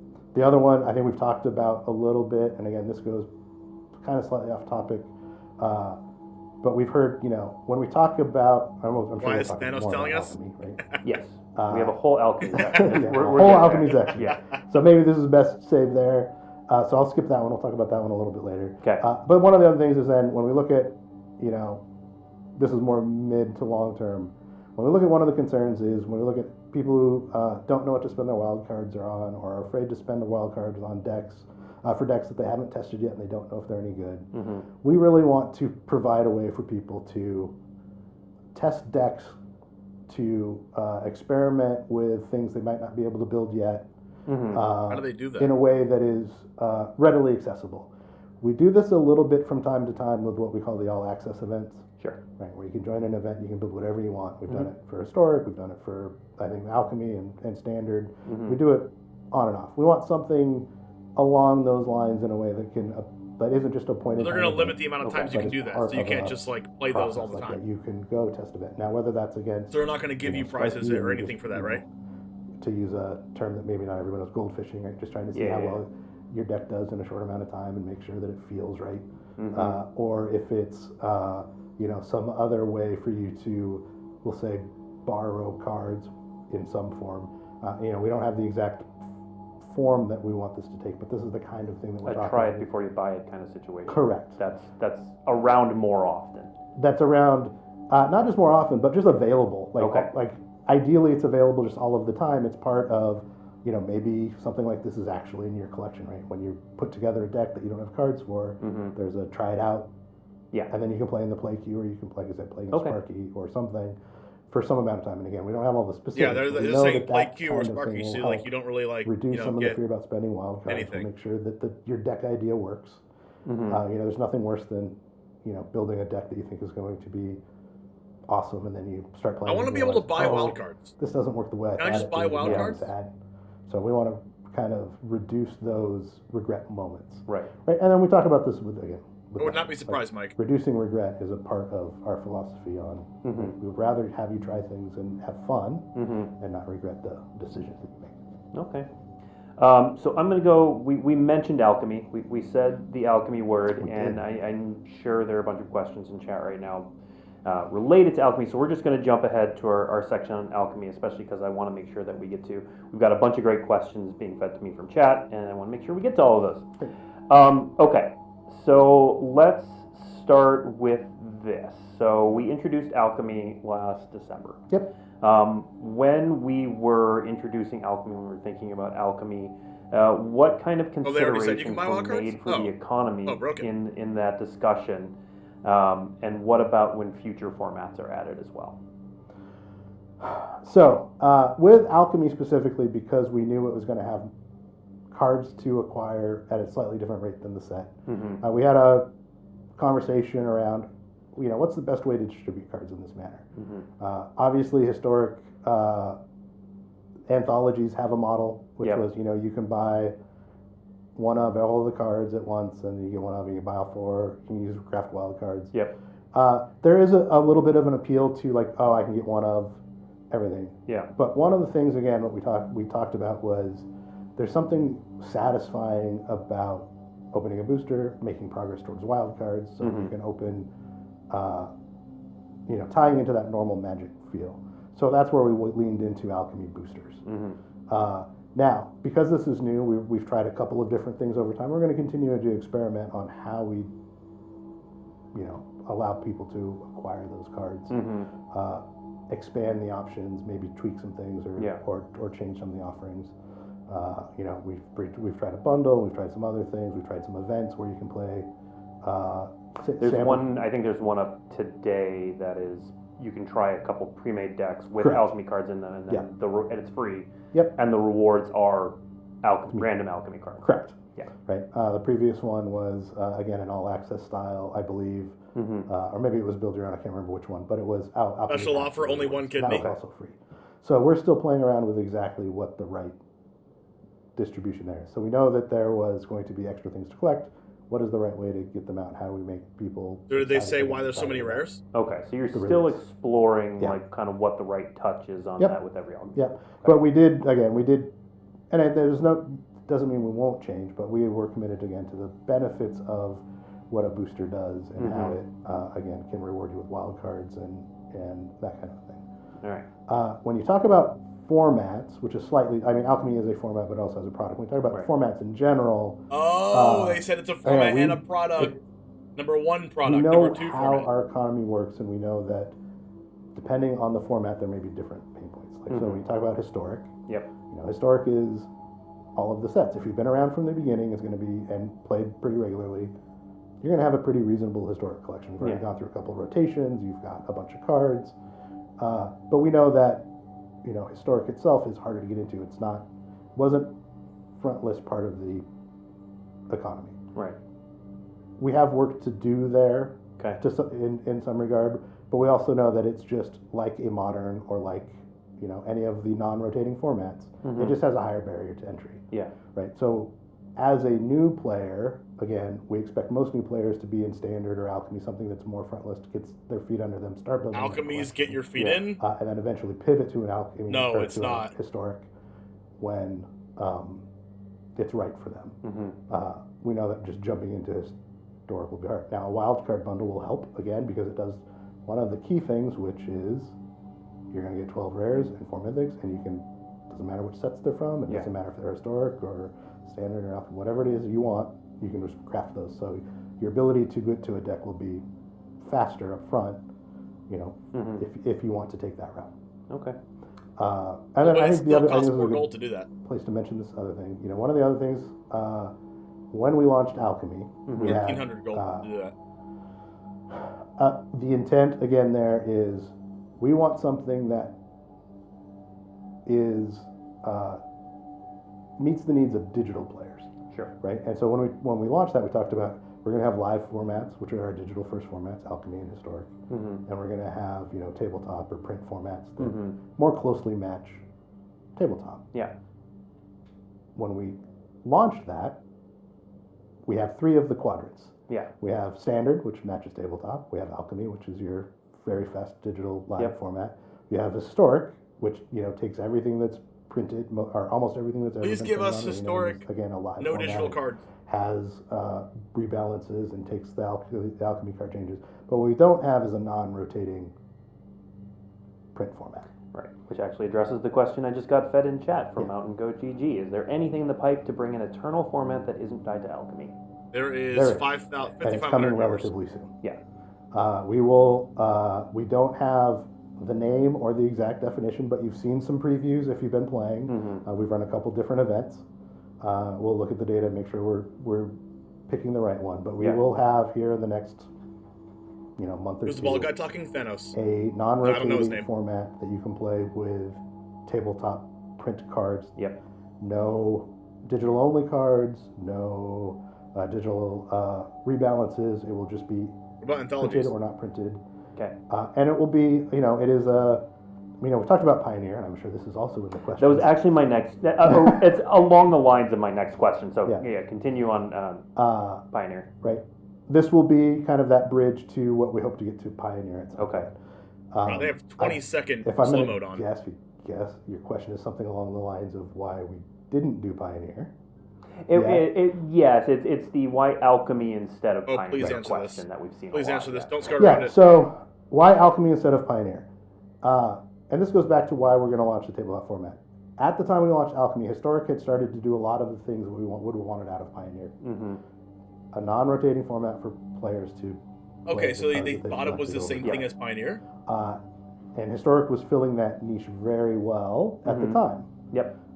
It had grown continually since, and actually. They're like, it's kind of like that, but that's what they were saying. And so the more pressing need at the time we launched Alchemy. The story's kind of like it. We have Standard. We have this non-rotating format. Kind of like Pioneer. We'll just keep it kind of like Pioneer, but not actually Pioneer. Digital players who want more regular balances, more regular iterations on what's popular at the speed that makes sense for a game that has lots of play. Right. One of the things we're trying to address is I'm not sure. I'm running into the same kinds of decks for it's Rick from Pawn Stars. Weeks to months. Right, which can happen. And so we wanted to be able to have something that was much more flexible, that we could pivot in real time or close to real time. And right now the cadence we have is every 2 or 3 weeks is probably, or every 3 weeks is roughly our kind of like, here's a thing, here's a rebalance, or here's an Alchemy drop, or here's something else. Again, Historic was filling that non-rotating format well, but with the addition of digital, with the addition of the live portion of that, we realized pretty quickly, thank you, everybody, that there was still a need for a non-rotating format that was just print cards. So you can just use the cards that you have in your, you've seen in your tabletop collections, and don't have to worry about. Well, there's something to be said for the mental space too of just keeping track of. So that will be coming very soon. All right. Is it coming very soon? I don't know how. I'm going to run through a couple more of my pre-done questions, and then we're going to get to Q&A because there's a bunch of good questions that we've got here.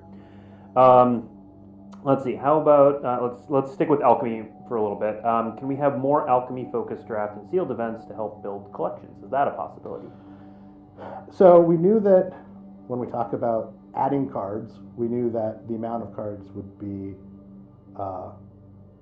something we have to manage very closely. The first Alchemy drop was kind of a double drop because Mid and Vow was kind of a double set, so we tied into that.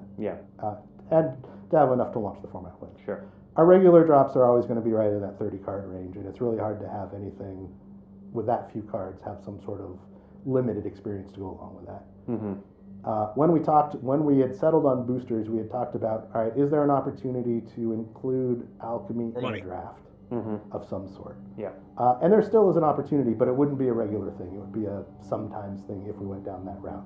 Sure. One of the things we wanted to be very cautious of, again, when we talk about authentic Magic, is keeping, a draft format as close to the tabletop version is something that we value very highly. Again, it's an expectations thing. So what we want to be cautious of, if we do something like this where, maybe now there's a mix of Alchemy boosters and it's like for Neo, because Neo's out, right? Neo Alchemy and regular Neo boosters in a draft, that people who join that know what they're getting into. We don't want to surprise people. Sure. Right. So I'm not saying never, and we talked about the possibility, but we erred on the side of keeping draft. It doesn't cost anything for them to do that, though. Maybe in the future we'll do something again. Like, what does it cost you to do that? Cards. Maybe that is an option that we pursue. Okay. To make that. All right. I do have more questions that I had written down before the show, but you all have put so many great questions in chat people to do it that my team is sharing with me. So we are going to start tackling some of those. They have been feeding them to me as the show's been going on, so some of these we've answered, but let's try. Oh, it's Chris Kieran, is his name. That was answered. Okay, so the wild card bundle. Yeah. $50, 12 rares, 4 mythics. The question from unpronounceable username. How was that $50 price tag for the wild card bundle determined? It was based off of the normal acquisition rate of wild cards by opening packs. Okay. Is the short answer. Okay. Right. So the rate at which you open packs and build collections, and then, like I said, if you were to open all of your packs, you would the same equivalent impact. You'd end up with probably a couple fewer rare wild cards, but a lot more just cards in general. Okay. Next question from Winkelseer. I should stop trying to pronounce these names. It's just not going to go well. So this is a question we've seen come up a few times. I'll read it and then I'll clarify a little bit for people who don't quite follow it. The question is, it feels really bad when we get our 8th plus copy of the same rare from 2 different sets with the exact same art even. This was an issue, I think, with Jumpstart. We're talking about it. Particularly. And it happens whenever we reprint. Yeah. Yeah, so it says, why not auto dust those for us? The short answer is technology. Okay. But technology. This is a nice thing. So I believe we have announced, and if we haven't, I'm going to preview it now. The ability to set your favorite land, and we haven't announced that. So continue. Great. So that's coming. And some of the tech that was required to do that, to kind of clean up some, maybe some assumptions that were made a while ago. I'm like, oh, we're going to have this issue where we're going to we don't want you to have to sort through, scroll through every land. Just set a favorite, and that'll be your default. They're doing land favorites. That tech also will help us solve this other problem. Okay. Now we don't have a solution right now. Okay. But that helps us go, all right, how do we solve for when there is a reprint? And people don't need 12 copies of Duress. Thank you. They said Duress. One of the more common examples. Yeah. Both. Yeah, sorry about that. Both common. Yeah. That's dumb. So we know that's a problem. Reprinted rare lands are another one of those that those come back every so reprinted often. temples. Yeah. I have 8 temples of each. Yeah. This tech lets us start solving for that. I don't know exactly what the solution will be, but it is more possible now than it was. They're not sure, but it's more possible? Okay. So, but we are aware of it, and we will make progress towards figuring out, all right, how do we prevent this from happening? Okay. You know how to prevent this from happening! Inferno Storm 1, I can pronounce that one, says, They're just saying how to prevent this from happening that we can also make money with. What about converting common and uncommon That's wild so cards frustrating. for a rare mythic? So not dusting, but trading up. I know a lot of people end up with a lot of common, a lot of uncommon wild cards. That is the question, yeah. So, the lot of common really and uncommon wild cards is part of how we design the economy. Okay. When we talk about regrets and feel bads, one of the things we wanted to prevent is anybody ever being unable to create a deck that they wanted because they didn't have uncommons. So we over-index on common and uncommon wild cards in the distribution of wild cards. Okay. Which is why we haven't even. Okay, well that's not our problem though. Okay. If we were going to do that, we would have to change a big chunk Problem of is how we rares. distribute things. Okay. Mythics. So, and it's just, again, we aren't talking about that right now. Sure. All right. From Scott is Lost. Will mythic packs, the packs that only come with a mythic rather than a rare, be duplicate protected? Yes. That's part one. Okay, great. If so, can mythic packs replace mythic ICRs on future mastery passes? Maybe. There's no technological reason why we can't do that. Okay. So we would have to talk to the product team, but yeah, I won't say yes, we're just going to do that. Yeah, but it is definitely a possibility. Okay. All right. Peregrine 23 wrote, the economy is especially harsh to newer players because most rewards are tied to wins. Are there any plans to reward players more for playing even if they don't win? Two parts. If you're playing in events, yes, you have more pressure to win. Yes. Agreed. And then the daily win bonus is also a portion of that. The rotating quests are not built around that, and very specifically, again, we didn't want everything to be based on wins. That said, we also know that there is an opportunity, and again, I can't have promises, but when we talk about every time they say opportunity, I feel like there's an opportunity to make money. They haven't figured out yet. That's why they haven't figured it out. To reward additional behaviors of playing that provide, instead of wins, it would be like partial wins. Like, oh, did you do a thing or play a type of card or whatever? Can we reward you for some of those behaviors? And that is something we've been talking about. What does that look like to reduce? Oh, you played your rare? Okay, that's good. But playing. What if they're like, oh, well, you get rewarded based on how many rares and mythics that you play? Then it's even more predatory, where you feel like you have to craft rares and mythics. You know, the premise is absolutely correct. Like, if you're just learning how to play Magic, you know what? If you don't win, it'll just how many mythics did you cast? Winning is going to be harder as you learn. Please don't say that. And interface and all the other things. So we are aware, and it is the kind of thing that we want to address down the road. Okay. All right. Next question he didn't say from that. Marvel Leaf. These usernames are getting easier. All right. What about reinforcements for nerfed cards? So cards that are rebalanced to be less powerful in historic. Can we get our wild cards back? Before you launch into that, I'm gonna be corporate shill for a sec. It is worth pointing out that there were a bunch of nerfed cards, rebalanced cards, and it was Alchemy, so a little different, but that did show up in the event, the championship this past weekend. So they do still get played, but it's still a reasonable question. This card that I had that I exchanged a wild card for maybe no longer does what I had to do. So is there any discussion in that area? That one's until like $150 and you can craft lands in 5-color dive.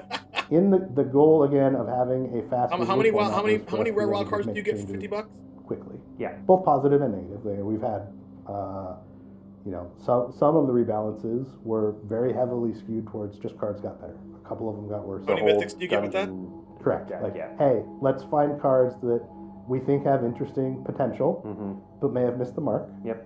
And make them better. And we saw it with Venture, we saw that. It actually did well in the set championship. Right? Yep. In order to maintain that, we need mythics. to be able So to if you need a playset of a mythic that came out, you need to pay $50 for it? What's the cost? Right. It is a thing that we have to be aware of. Interesting. So that's part of that equation on why as we launch, we don't do refunds.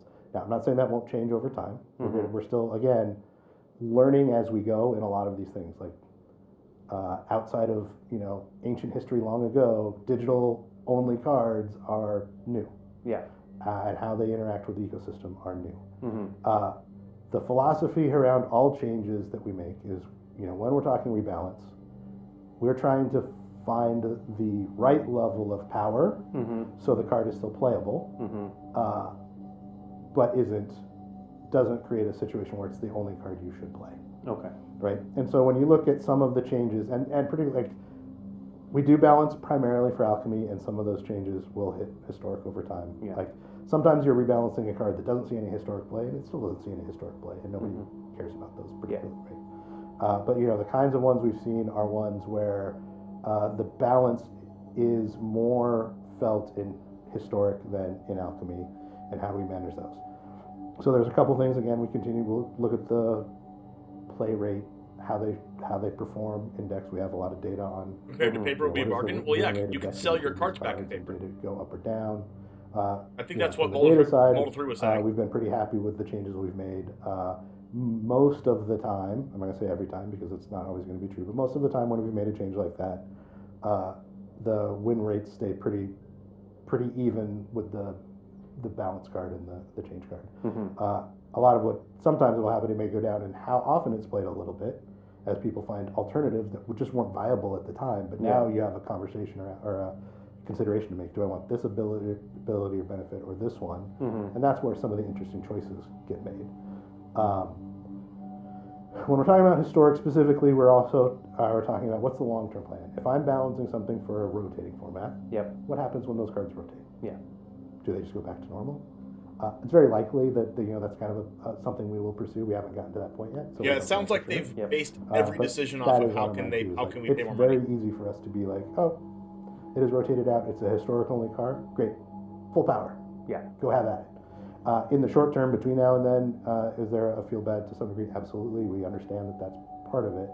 But what we hope happens in some of that is that the format is more balanced and more fun to play over time, that kind of balances out a little bit. And again, we'll continue to work on it, iterate on it, and see what... But why is the economy stream... What changes can we make? Like, half of it is him just saying, we're going to continue to work on it. Like, isn't that what the stream's supposed to be about? Like, what are the answers to the questions? Best not like, so far. Oh, we're not going to answer the question because we're thinking about it? Will constructed events either impact rank or have some other meaningful organized... Couldn't they have already thought about it? Short answer is yes. Okay. And we're not ready to talk about it. We're not. Probably next month. Yeah. Yes. Yeah.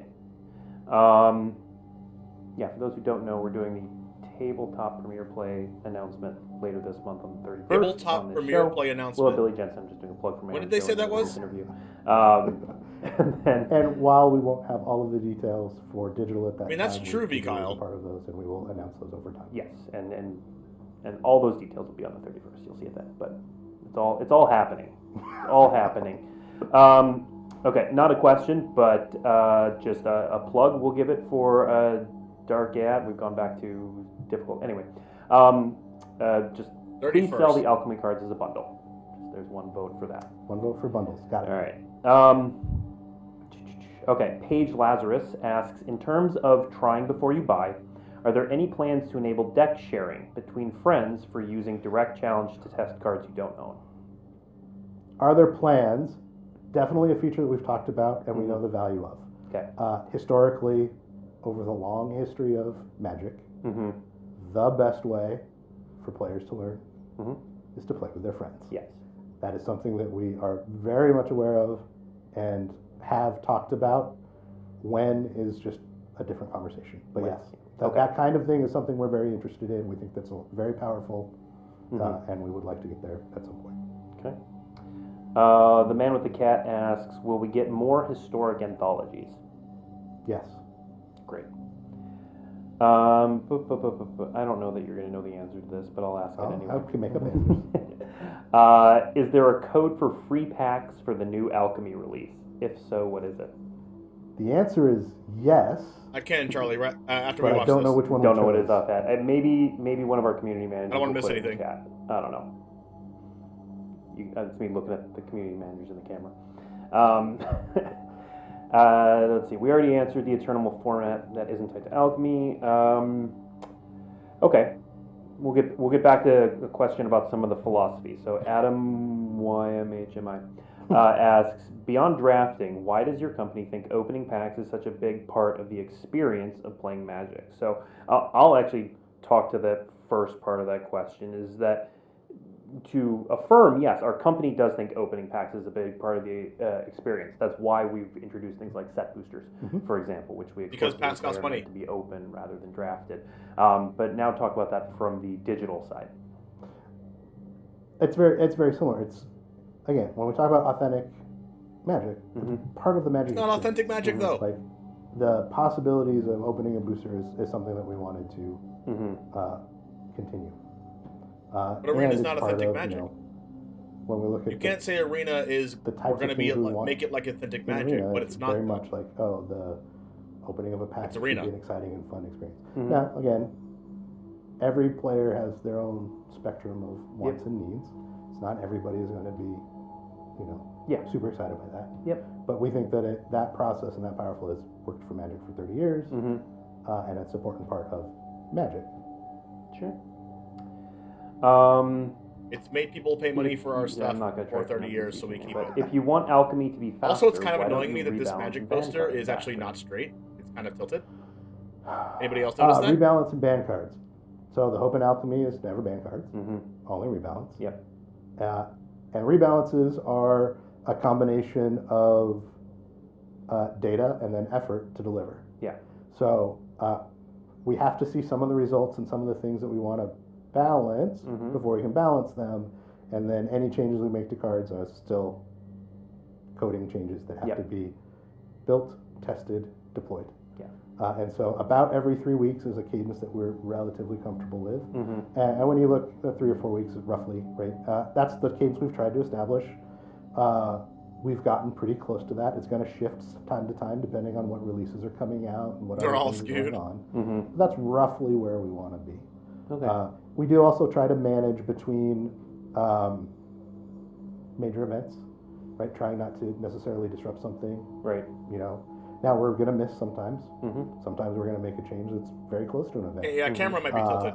And honestly, that's going to be an opportunity where we learn and grow and try and figure out, right, what is the right cadence? Is it right before an event is really exciting because Mhm. people get to brew, or are people sad because they were testing for one thing and now they have to test Yeah. for another? And so that's, as you know as well as anybody, that's a balancing act that we. If anybody has try any to questions manage. for me So we may to shift ask them, something I a can week ask or them two, one. Mhm. Depending on that. It's one of the reasons why Alchemy is releasing after Fish the Islands, Christmas maybe. ship. Right. We didn't want to interrupt that. It's released today. It did. Yeah. It is available Yeah, today. there you go. There's your plug, everyone. So when you get your code, community managers, What's the code? you will use it right away. Yep. Okay. Let's see. From Crimenet. Is the normal acquisition rate of wild cards something that is open to change? If you're talking about the rate at which we currently distribute wildcards, is it open to change? Yes. Do we plan on changing it? It's Right easy now, to say yes to that question. Okay. From Will best of three ever be Six ranked in limited? Streaming. One of the big issues in Is making limited multiple best of decks three is ever the ranked? rare land It's not ranked? requirement. Oop, my screen just moved. Has there been any thought on just giving that's not an players a set of economy rare question, land though. cycles that set comes out so people don't have to use wild Why are there cards so many on high not fun rarities in cards Alchemy? that deck needs? And I think you can probably talk more about just like rare lands Yeah. generally rather than that specific. Yeah, So- I think I want to ask that. I don't look at the context of every deck, but we update our decks with rotation at least. Mm-hmm. This is the decks that you acquire as a new player. Yeah. The rotation renewal is Right, rotation renewal. Yep. So we update those at the rotation to be good for a year. Mm-hmm. And I believe that some of those will include some of those lands, so that we do it in that way, but we don't do it for every set. Okay. Like, could we? I don't know. I don't know what would look good in that world. We haven't talked about it. We know that that's a pain point, but it's also part of the set. Sure. So, certainly a decision that people make is like, do I get the lands? Which are What's not the big, like, reason flashy spells, behind Mm-hmm. but are kind of like that evergreen growth? And we know that is a pain point most too, and maybe we can look at new additional Alchemy cards conversations around that, being but I don't have anything. rare Okay. and mythic? Will ICRs ever Rarity. get duplicate protection? Will ICRs ever get duplicate protection? The answer is maybe. There's some technical challenges with how we deliver ICRs that makes duplicate protection hard. Okay. So in some spaces they are actually duplicate protected, but because it's not everywhere, we don't advertise that. Okay. Will there be more remastered draft sets added? Will there be more I remastered asked draft it. sets? Not currently on our radar. Okay. Doesn't mean never. There's a lot of space available in the history. Yeah. But there's nothing what's currently planned. Nothing currently planned. Okay. Any current plans to, this is from Alpha Cream 1, any plans to remove or improve, the Vault rewards? So let's talk about Vault. So Vault was our original swing at duplicate protection. Sure. Way back when. Yeah. And then we came up with the current version of duplicate protection and said we were going to remove the Vault. Yeah. You'd ask why all their fixes the economy is spending more money. Yeah, Because that's kind of what like happens in the Vault is that you open up. I mean, that's a question where it's just like quite a bit. facetious, like it's because of that anyway. And eventually it shows up on your screen and you can open. You get some wild cards. For us, we think that that's just a nice little bonus. We don't.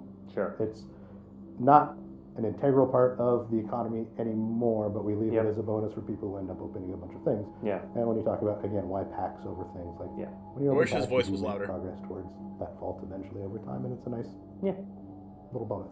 And little trick, if when a set comes out, you spend all those common and uncommon wild cards that you think are extra on new commons and uncommons before you open packs, then all of those go into the Vault. Correct. When you open them. It's a little trick. It's a Blake pro tip. I did not come up with that. Okay, here's an interesting question from SBS 0311. Any consideration to allowing wild cards to convert to other currency we could use for something like drafts? We, since I've been on the team, that is not a I'd conversation. love to hear them say it out loud instead of them acting like they're doing us a favor. So, well, there you go. There is an idea for your brain hole. It has not been a consideration. Okay. Yeah, he's not really going to say it next on there, even if he did answer the question. If Blake asked the question, his answer would be like, we're a business. From Azriel exclamation point. Why do Brawl and Historic Brawl not have a ranking? So, mostly from, again, when we talk about intent of what some of those formats are for.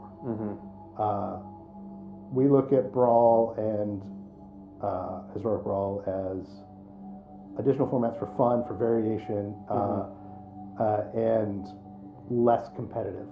Oh, so thanks, we Charlie. don't want competitive. I don't know if you're joking around or not, but thanks. You're being serious. We hope that the primary goal is fun. Okay.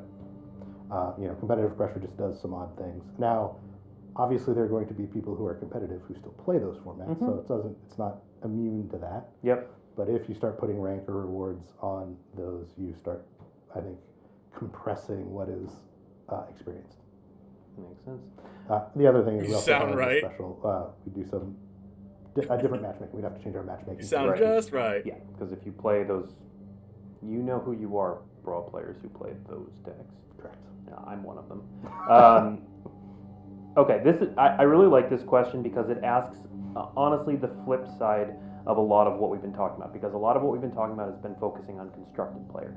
Yeah. And so this question is about limited players, and maybe the idea What do you mean? They already talked about limited. Is part of this. Are there any economy considerations for limited players with hundreds of spare wild cards and unopened packs? So someone who goes on Arena to play limited, the rewards they get, they're not interested in constructed. No. We want you to That's a fester on them. really good question. Some of it stems from we think having a collection is valuable. We know that not every player wants a collection. Yeah. One of the things that you would talk about, like, what are ways that you would prevent some of that, which is a phantom event or a different reward structure or whatever. But we do want to be cautious about who is playing in the formats and what People are. ultimate goal is. Yeah. I'll say People that are right now, going your only exclamation point goal card is to smothering chain tithe. limited, Chat. and you're getting boosters. That's not necessarily going to be a thing that's super rewarding for you. Right. He doesn't we know don't how to have answer any this. specific plans to address that or address that. They don't have plans to adjust that or address that. But it is, again, as we think about the different types of players we have and how we meet their needs, it's certainly worth talking about. All right. Otaku Gamer 13 asks, why don't you include pack codes in physical packs? Don't they? Why don't we do that? Yes. So, like Archer, we do include some codes in packs. We do but some. they're- We do. Primarily we do. Primarily, one of the things we like to do is we like to reward experiences. Yep. A lot of the times over, just raw product. Yeah. So when you do pre-release, I was gonna say I opened a pre-release pack today. Yeah. those have codes because we have this experience, and then you go do the thing, and then you Okay, so don't tell us experience on why it. you already did the thing that you do. Answer the question. The problem with just bulk packs is that the tabletop audience is much larger than the arena audience. Okay. And so a lot of people who get those, they're not useful to them. Yeah. Yeah, but they give them away And we just wanna to be, arena players. careful about how we distribute things and who gets what. So The scale is different, is what you're it's saying. Yeah, but they just give them away to arena players so they can use them. All right. Next question wait. from How do they not Edward think of that? Ramirez. We do only have 5 minutes. I'm going to try to get through as many questions as we can in the last 5 minutes. With band, or wait, are just came up with bands that off the gone top of for my head. historic, or are you only going to do rebalances? And are there any plans to improve any historic only cards? So historic is there will likely be bans in historic. They sell them. There is Arena one of our players. philosophies is that we want to rebalance cards that we think are rebalanceable.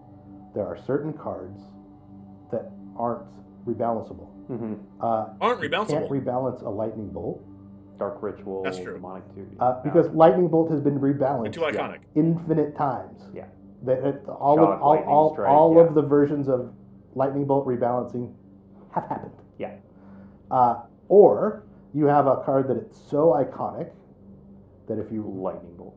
rebalanced it, Mm-hmm. it just isn't that card anymore. Yeah. So there are a couple kinds of cards that we will just, like if something were to come up, we would just ban that card. Yeah. Rather than try and do the impossible. Okay. What was the second half of that question? There was a second half. Any plans? So rather than making banned cards weaker, any plans to improve any historic only cards? So the rebalance, the positive rebalances we've done for Alchemy. Any plans to do that for historic only? Certainly think that there is an opportunity to do that for historic only, for similar reasons. Okay. Which is and again, if once we get split to have that non-rotating print format, Yep. we might see that more. Where the expectation is that it's not trickling down from Alchemy. Historic may actually get Right. its We've own. we've limited a lot of those to either Alchemy cards or previously banned historic cards that we think we can rebalance. Yeah. And then unban. Right. As we again get those 4 quadrants of play, the 2 Mhm. non-rotating formats, one for digital, one for print, and the 2 rotating formats, then we'll probably look at more rebalances in historic. Okay. Looks so nervous. Let's see. Real quick, I can answer this question. Is there going to be an article with these updates? There is an article going up shortly that will not only house this video, but will have a lot of this in written form that Kieran's put together. Not everything that we talked about here will be in that article because a lot of what we're doing is answering your questions and kind of talking off the cuff. So a lot of the main points are going to be in that article. The short-term stuff that we talked about that is coming soon, that is going to be in that article. But a lot of the just sort of answering your questions, not there because we just got them. Next question. Let's go. Can we get wildcard track progression from opening limited packs? So the same way you do it for when you open a booster pack separately, they're asking, can you get that track progression from opening packs by playing limited? In theory, yes, but again, it's not a thing that we're talking about. Okay. All right. Last question. We'll do this one. Any plans to bring back sealed tokens with the pre-release code instead of the 6 boosters? So one of the problems with sealed tokens is that sealed just isn't currently available all of the time. Mm-hmm. So in a world, particularly in a pandemic world, where there was a lot of variance in when and how people are opening those packs, Sure. we didn't want to have somebody open something that and then not be able to use didn't it. know when they were going to be able to use it. So we moved to packs because again, two components. Is this an economy fix stream or a money grab stream? It's a money grab. It's a money use grab them stream. whenever you get it. You just open Mhm. the packs. Doesn't matter. Yep. Also, again, This for is all the them benefits of fixing our opening problems was by the telling wildcard. us why we need to spend more money. All right. Yeah. That is all the time we have. I know there are more questions in chat, and you all have more questions and thoughts and everything. We are, I mentioned the community managers all huddled in a room sharing questions with me.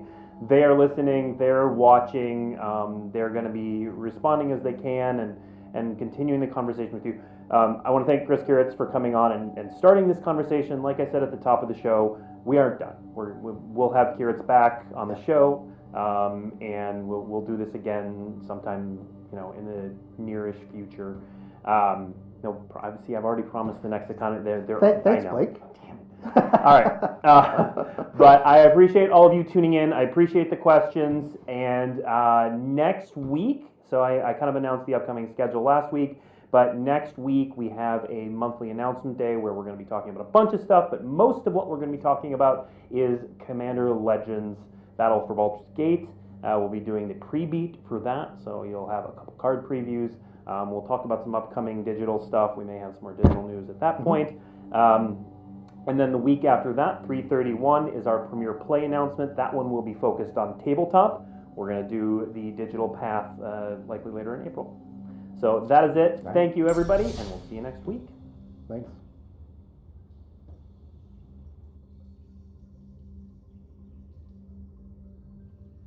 So it's over?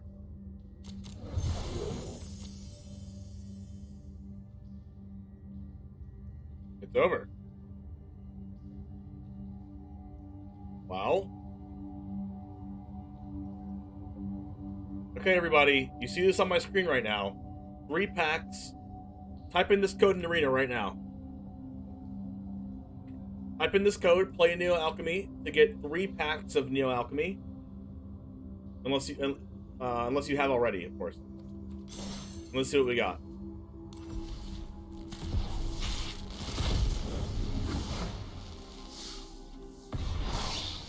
Rare wildcard. Fog. Better offer.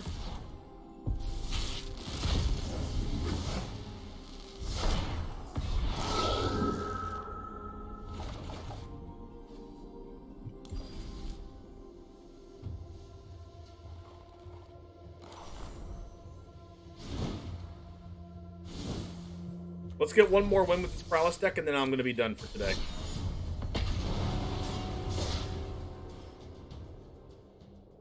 You were close? Yeah, right? You know? Because I thought they were getting hammered before this, so I really don't think they should go near Twitter for a while.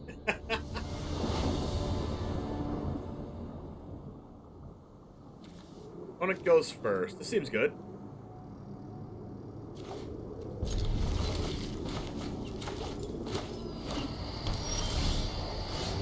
My hand is 100% black card.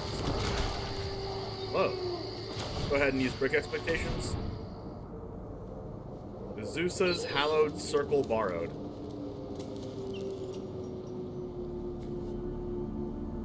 I mean, I don't really think I can beat Hallowed Hunting in this deck. 3 unplayables. You want 2-headed giant for Brawl? That'll be pretty fun. I don't know how they would do that though. So all in all, what they said was that we're fixing the problems. We're going to do 2 different things. Number 1, we're going to identify the problem, do nothing about it. That's what happened most of the time. The other part of the time was we identified the problem. Here's how you can pay money to solve it.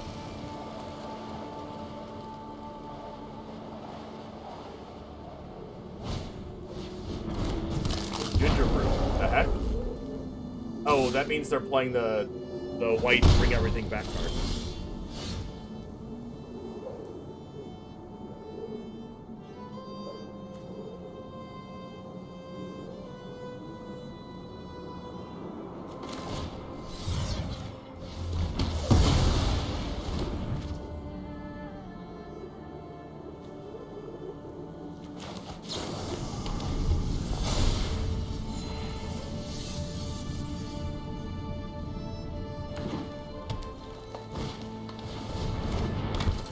Ganyo Exemplar?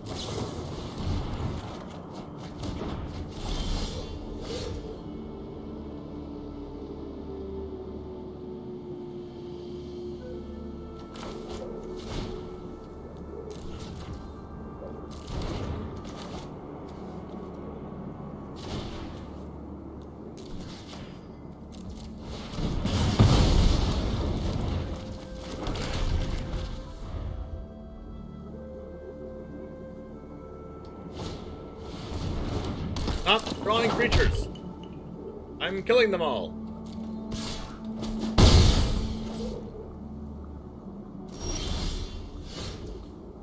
Oh, they did something on Twitter? Oh yeah, I saw that already. Play Neo Alchemy. Everyone type that in.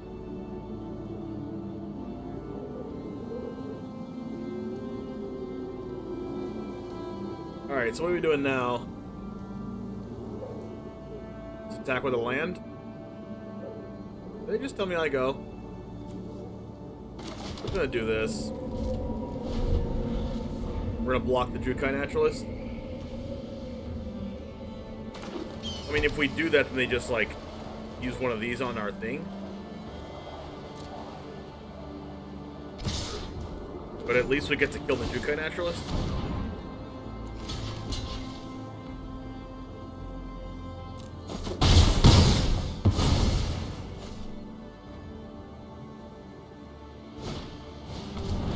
I don't know why I didn't use the more expensive one.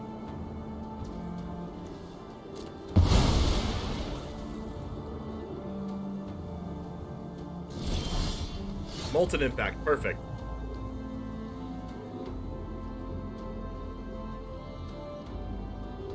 Can we do this first?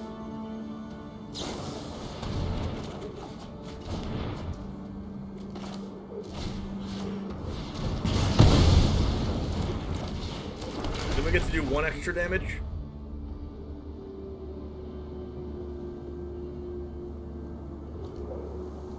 Alright, they got nothing.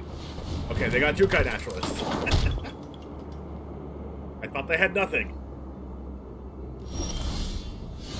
But what we get to do here is 1 extra damage, which doesn't really do anything.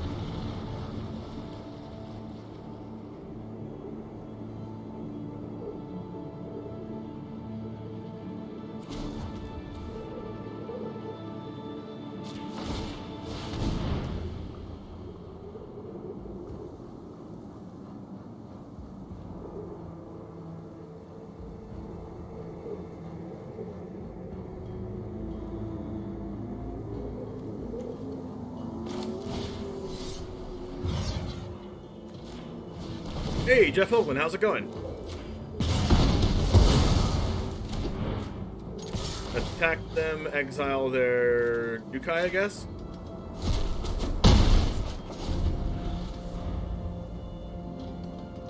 Okay, so we have Electrostatic Blast into Molten Impact. Okay, Ranger Class, that's a problem.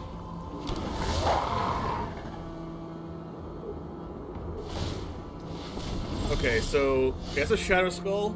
We need a creature. I mean, we have a creature, but what if we go Electrostatic Blast the 2/2? Okay, we can do this, and then we can bolt this in.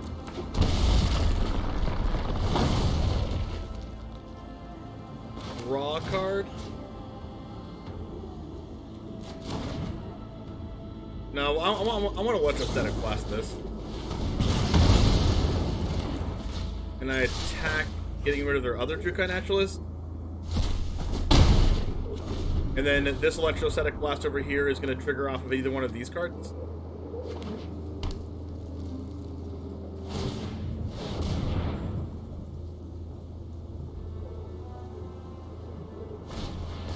Bang, okay, that's fine. Painful Blood, perfect. Okay, so we do this.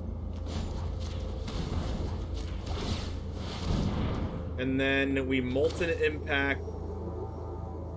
Actually, we don't even need to Molten Impact.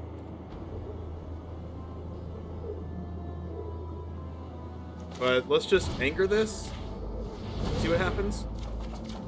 Spike Field's good. There's another anger. Now we Spike Field.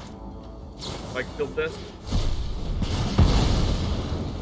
I don't want them to have any creatures. No creatures for you. None at all.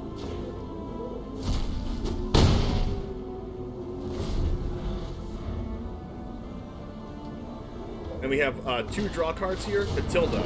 Ooh, yikes. Can I get my Spike Field back? I guess we can exile that out of the graveyard. Oh wait, we get to Molten Impact that and then exile it. We're broken.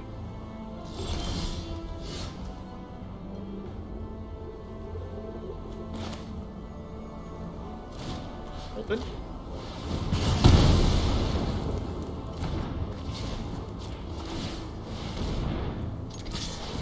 Hive the Eye Tyrant putting in work. If we draw one more land, we can like double Molten Impact them. Or like double Painful Blood. Or like whatever else. Good game! Good game! Yes! Busted! Land Tribal win. Sick. Alright, we'll play one more. One more win.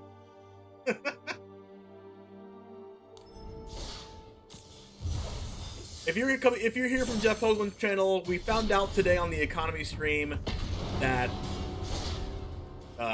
we're all keeping our 16 copies of Duress and a bunch of Temples and Fabled passages. Say a dad joke? Alright, I'll say a dad joke. Here we go. What do you call a fish wearing a bow tie? Sophisticated. Hmm? You like that?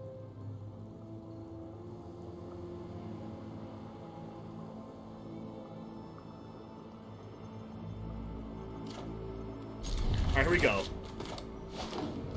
Somebody ban me. Forest. Do we need this spike field hazard? Probably. I mean, need it as a land. How many transients? Just what I'm looking for. 5. This. Like, yeah, it comes back, but we have the Hive to exile in a couple turns. Jukai. Don't cast anything else? Crap. Free die, thanks for the follow. Okay. Molten Impact. Ooh.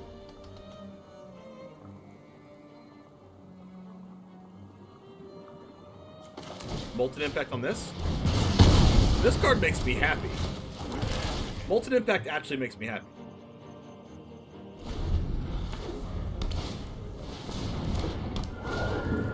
Weaver of Harmony? Do I do 2 extra damage with this? So I kill this. My other card deals damage to this.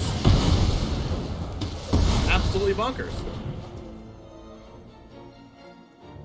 What the heck? Break expectations? Howled Haunting? Fine.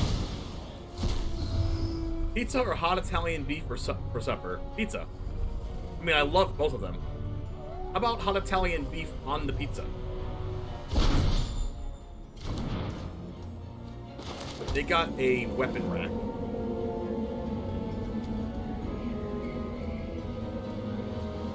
I think I will buy back the...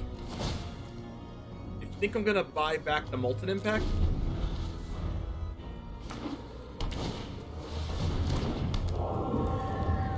Thought the stream was PG-13, now I don't know anymore. Alright, don't cast anything else, please. Thank you. Alright, so...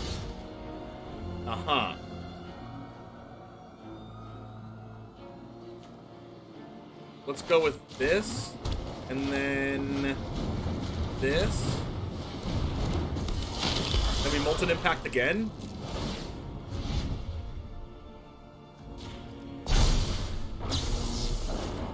Then we don't attack so they don't get this back, because they definitely block this. We don't want them. We don't want them to get the back.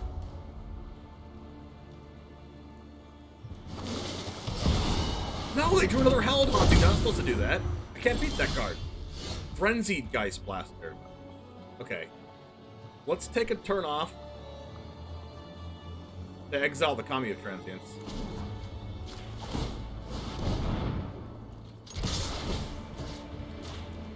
But unfortunately, we won't just die to Howled Hauntings, chat.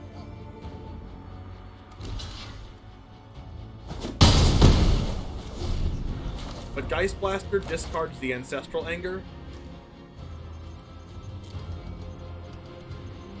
which searches me another thing, which puts another Ancestral Anger in the graveyard to where we can... Okay, that's going to be our... Not next turn, but the turn after we're going to do that.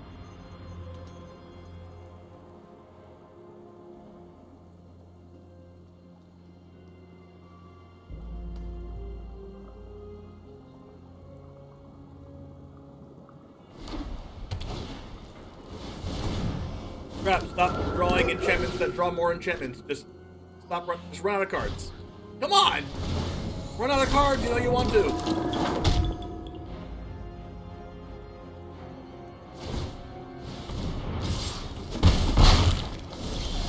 Shadow Skull.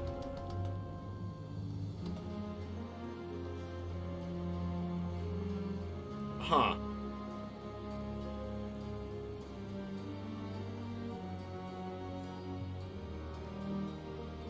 I think I'm supposed to do this still this turn. Discard this. Ooh, I get a Painful Blood. Broken.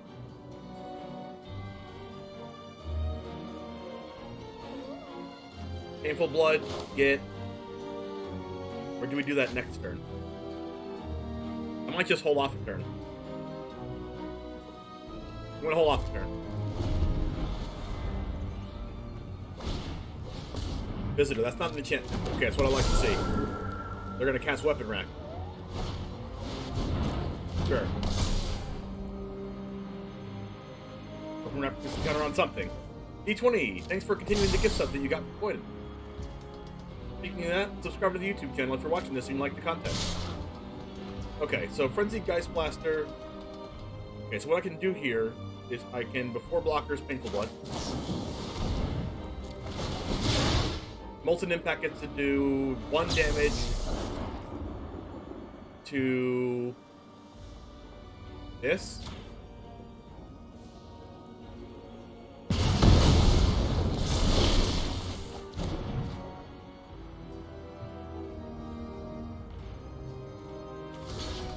And since it gets rid of a spirit, we get to do good, clean blocks like this. And then hopefully we get to kill them.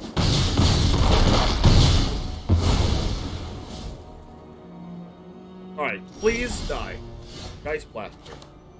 Okay. This is where the magic happens. Land. Now what?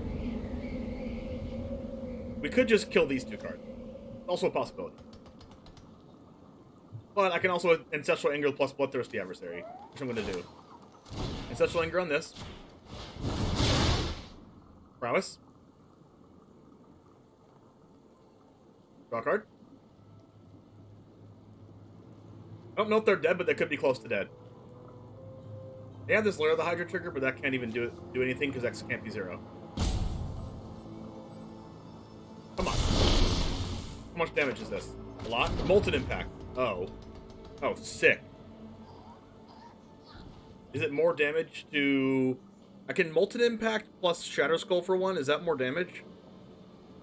Molten Impact can do this. Shadow Skull for 1 does this. So I kill all their creatures if I Molten Impact and Shadow Skull for 1. But do I kill them if I do the other thing? 1, 2, 3, 4, 5, 6, 7, 8, 9, 10, 11. Flashback this. 12, 13, 14, 15. They're not dead. So what I do here is I save this for another day. And I do this on this. Geist Blaster trigger.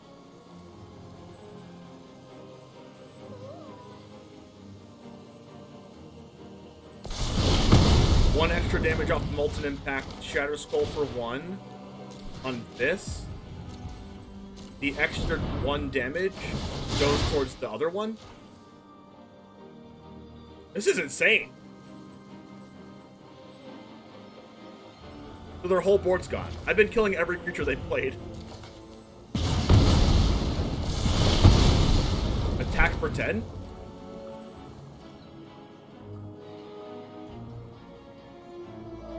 And they can only do 6 damage to me next turn with Lair of the Hydra?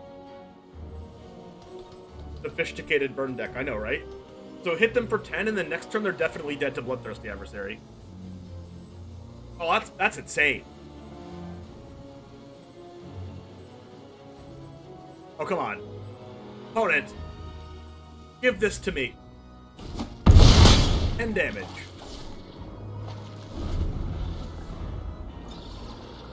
Land! Let's go!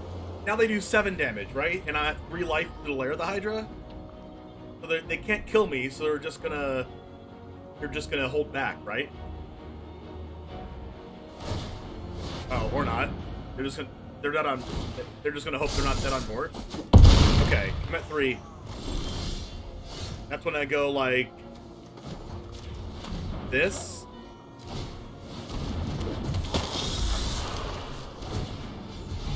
Ancestral Anger. Target this. Draw a card. Let's go! 11 damage. Oh, yeah. Oh, that was fun.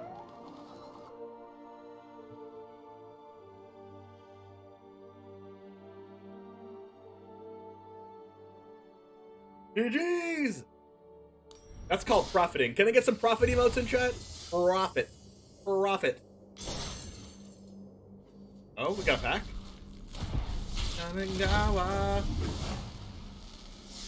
Oh, if it wasn't gems. Speaking of the economy. Speaking of the economy, can we just give some profit emotes? Speaking of the economy.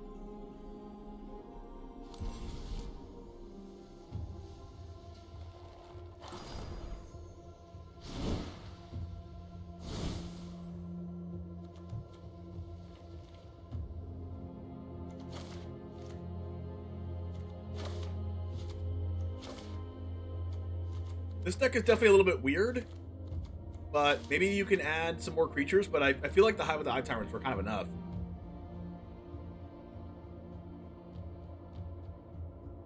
Alright, Jamers, if you really like this style of deck, the going crazy with spells kind of deck, you saw a few games that we won there. It's super fun. Obviously, this probably isn't the best build ever of this deck, but Painful Bond and Molten Impact seemed very, very powerful.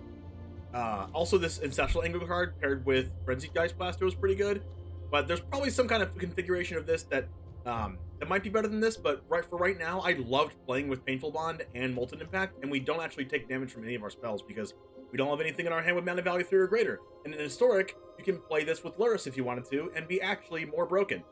But hopefully you'll really like this deck, and hopefully you check out some of my other content, subscribe to the channel if you'd like to see some more in the future. And this next video is right over here. Hopefully you go look at that, and I'll see you in the next one. And as always, peace. Alright, that's it for YouTube. Stonks, stonks, stonks, stonks. Let's go ahead and go over to another content creator creating some content right now. Who is streaming? Creating some content. Who is streaming? Oh, Ali Eldrazi's playing with the new card. So let's go ahead and raid Ali Eldrazi. Fellow DGen Gaming and CoolStuffInc.com creator. Let's go ahead and go over him. Give him all the love, all the support, and all the your mom jokes. I'll see you over there. And as always, Goose Gang, out. And let's go! Give him some economy. Give him some profit emotes over there. Profit emotes. And I'll see you tomorrow.